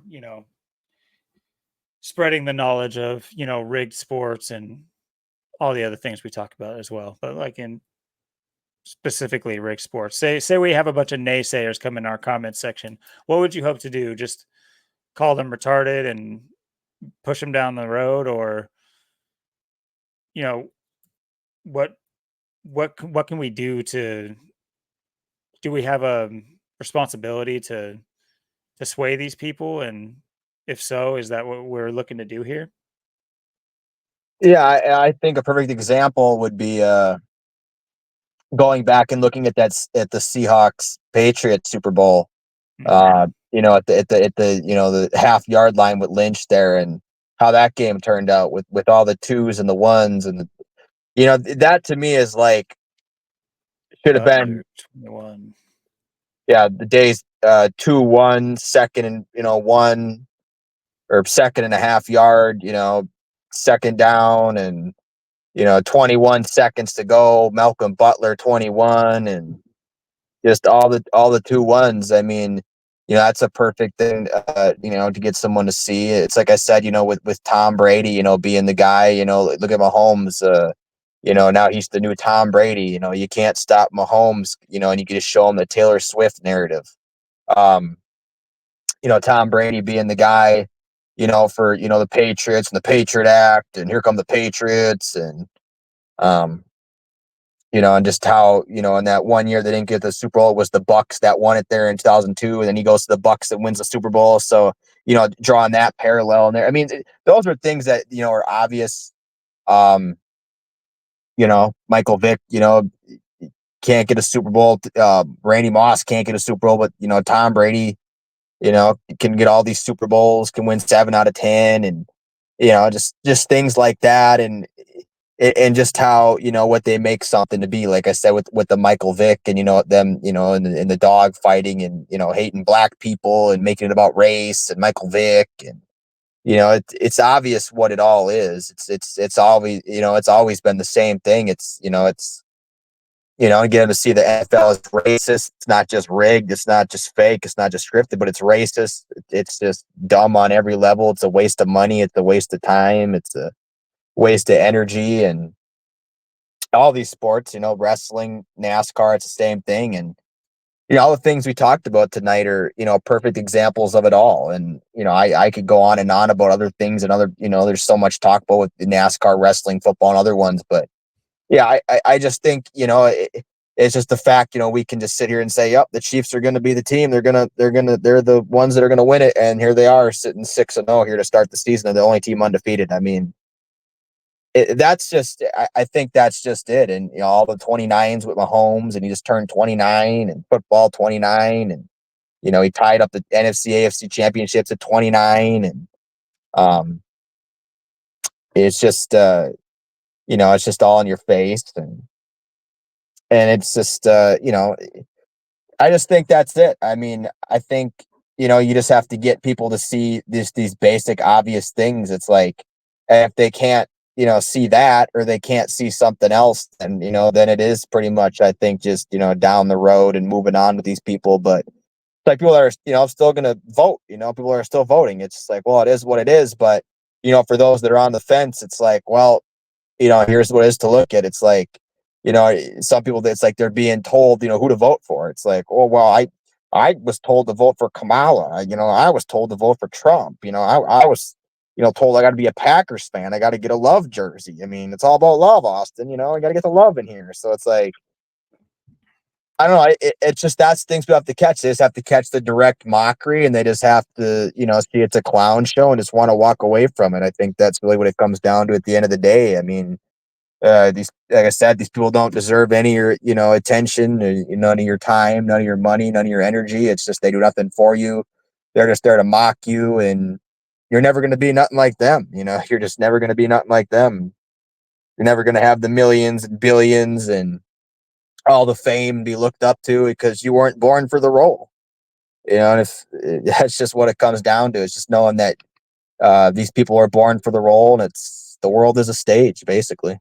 Yes, sir. Well put. And you can't you can't sum it up any better than that. It truly is a play that far too many people are paying to see. Uh, if I was Abraham Lincoln, I would be thankful my brains got blown out before I had to keep watching this crappy play that they keep putting on. But yeah, as far as our fellow man and their role in this, it's, at some point, hopefully, not in the too distant future, we can maybe find a way to, you know, figure out linking up and, meeting people where they are at these games, or, whether or not it's in Seattle or down here in Portland. I know the NBA is getting started. For me, I know you don't have a NBA team down there anymore, but there's still football underway. And I mean, the last thing I want to do is be necessarily at these games or around these games. Looking back, it's, the desperate aura of these games, of the people that are going inside and filling these seats, is, it's really like disheartening. Especially, but at the same time, it's like we can't just lay down and accept it. And I hate to pander to the people that are the most lost in it, but in my opinion, the people that are least lost are gonna have the highest chance of, pulling themselves out of it. Whereas these people that are literally jumping headfirst into quicksand, they might need someone to, pull them from their feet a little bit, to at least get their ears up, get them past their ears so they can, like, hear a message. Because just being assimilated with the blind masses is just one clear way that we're marching towards the slaughterhouse for our rulers, and, pulling ourselves down and single file. Now we all want to get our heads chopped off cleanly. Now come on, everybody.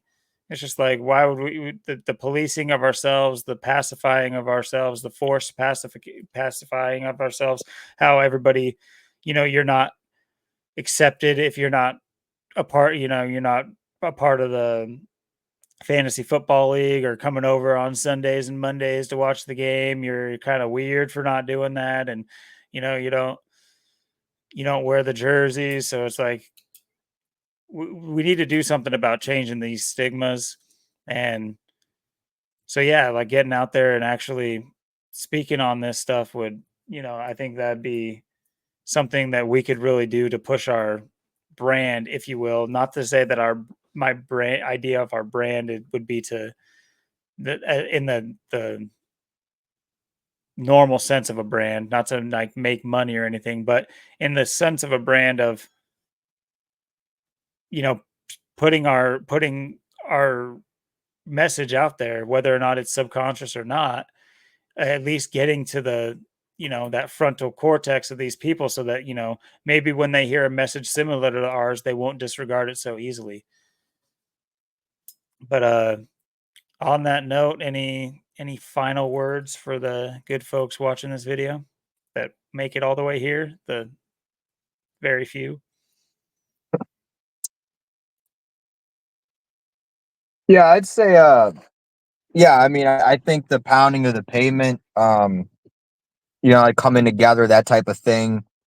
And yeah, I mean, it's just people just have to just get off, the bandwagon of everything. They got to turn off the TV, and uh, that's just the biggest thing. It's the TV, or it's sports, or it's people still voting. So whatever people are caught into, whatever they're in, they just have to find a way to turn it off and tune out of it, and just let it all go. I mean, that's the biggest thing, and you got to show people the truth about it, and what it really is. And this people just have to see it, and they just have to have enough of it. Really is what it comes down to. I mean, um, it's amazing anybody's still going to the games, or still, supporting these candidates. But it's just that's just it. It's just has to all. It's just, down with the clown. Down with these clowns. That's my model. That's just what it's got to be, and that's just what's got to happen.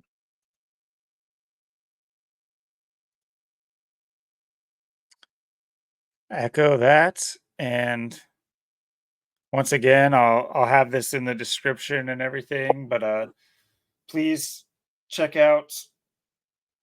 Speaking of, one real quick thing while we're still recording.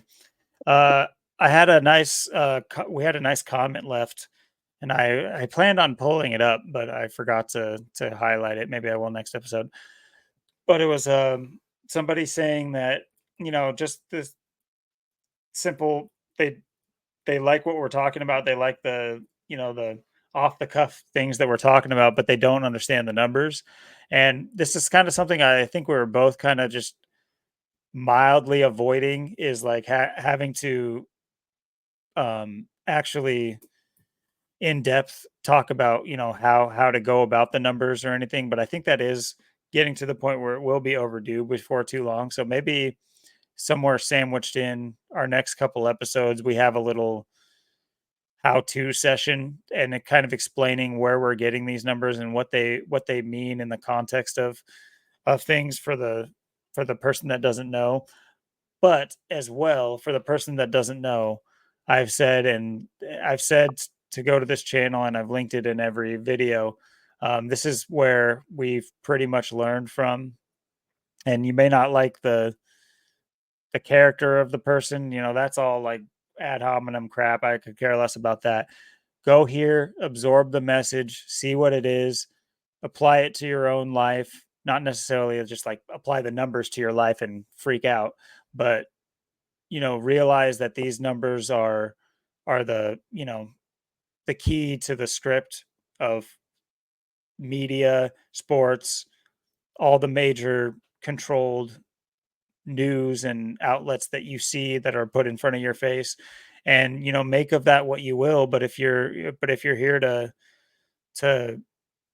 learn and to walk in truth, then I would say please go here, check out his videos. um that's always a good place to learn. And we'll also have a tutorial up before too long, and you can rock with us as well. And but in the meantime, definitely try to broaden your horizons here, because this is where we kind of learned, and this is how we learn to apply the numbers to the things we research and things we look into. Yeah, and we did we talk about gematria, numbers, and dates in every episode so far, and we continuously will, and we'll elaborate on it more. And we're going to have a lot of things to talk about. And like I said, the next two episodes, the next one's going to be really open minded. It's going to be a real mind mania, a real mind mania for a lot of people. And mania of the mind is what it will be, and it'll be a great episode. And fitting and timing wise, and we'll talk about some numbers and numerology and gematria and dates, of course, as well, and bring up a lot of references as well, and uh and then of course with the president one for November there for the selection. So yeah, that's just where it's at right now, and people they'll see as the episodes go by how many things we cover and how right on the money we are, and we'll just keep connecting the dots and drawing the parallels. Sounds excellent, my guy. Well, this has been another fun one. Appreciate the updates and all of the new knowledge you brought to the forefront. I learned a lot about NASCAR. I had a lot like subconscious, but I forgot how much I kind of remembered about certain things. And so yeah, that was a joy to, you know, you kind of witness how much, you have locked in and how much you have to share. And I can't, hopefully we have an even more concise way to put that together for the people watching and listening uh in the future, because the well does not dry up, that is for sure. It is a never ending well, and we're still diving in it. But if that's everything, this has been a fantastic episode 5, and look forward to next week, episode 6, and we'll just keep pushing. So like we said, it's going to be a more metaphysical, philosophical episode. So if you have any suggestions, there's the email that scrolls across the screen. I'll have it linked in the description as well. And feel free to leave comments and suggestions in that way as well. And we'll be reading and replying to all of them. Until then, good night, everybody. Good night, Austin. It's been fun. Peace.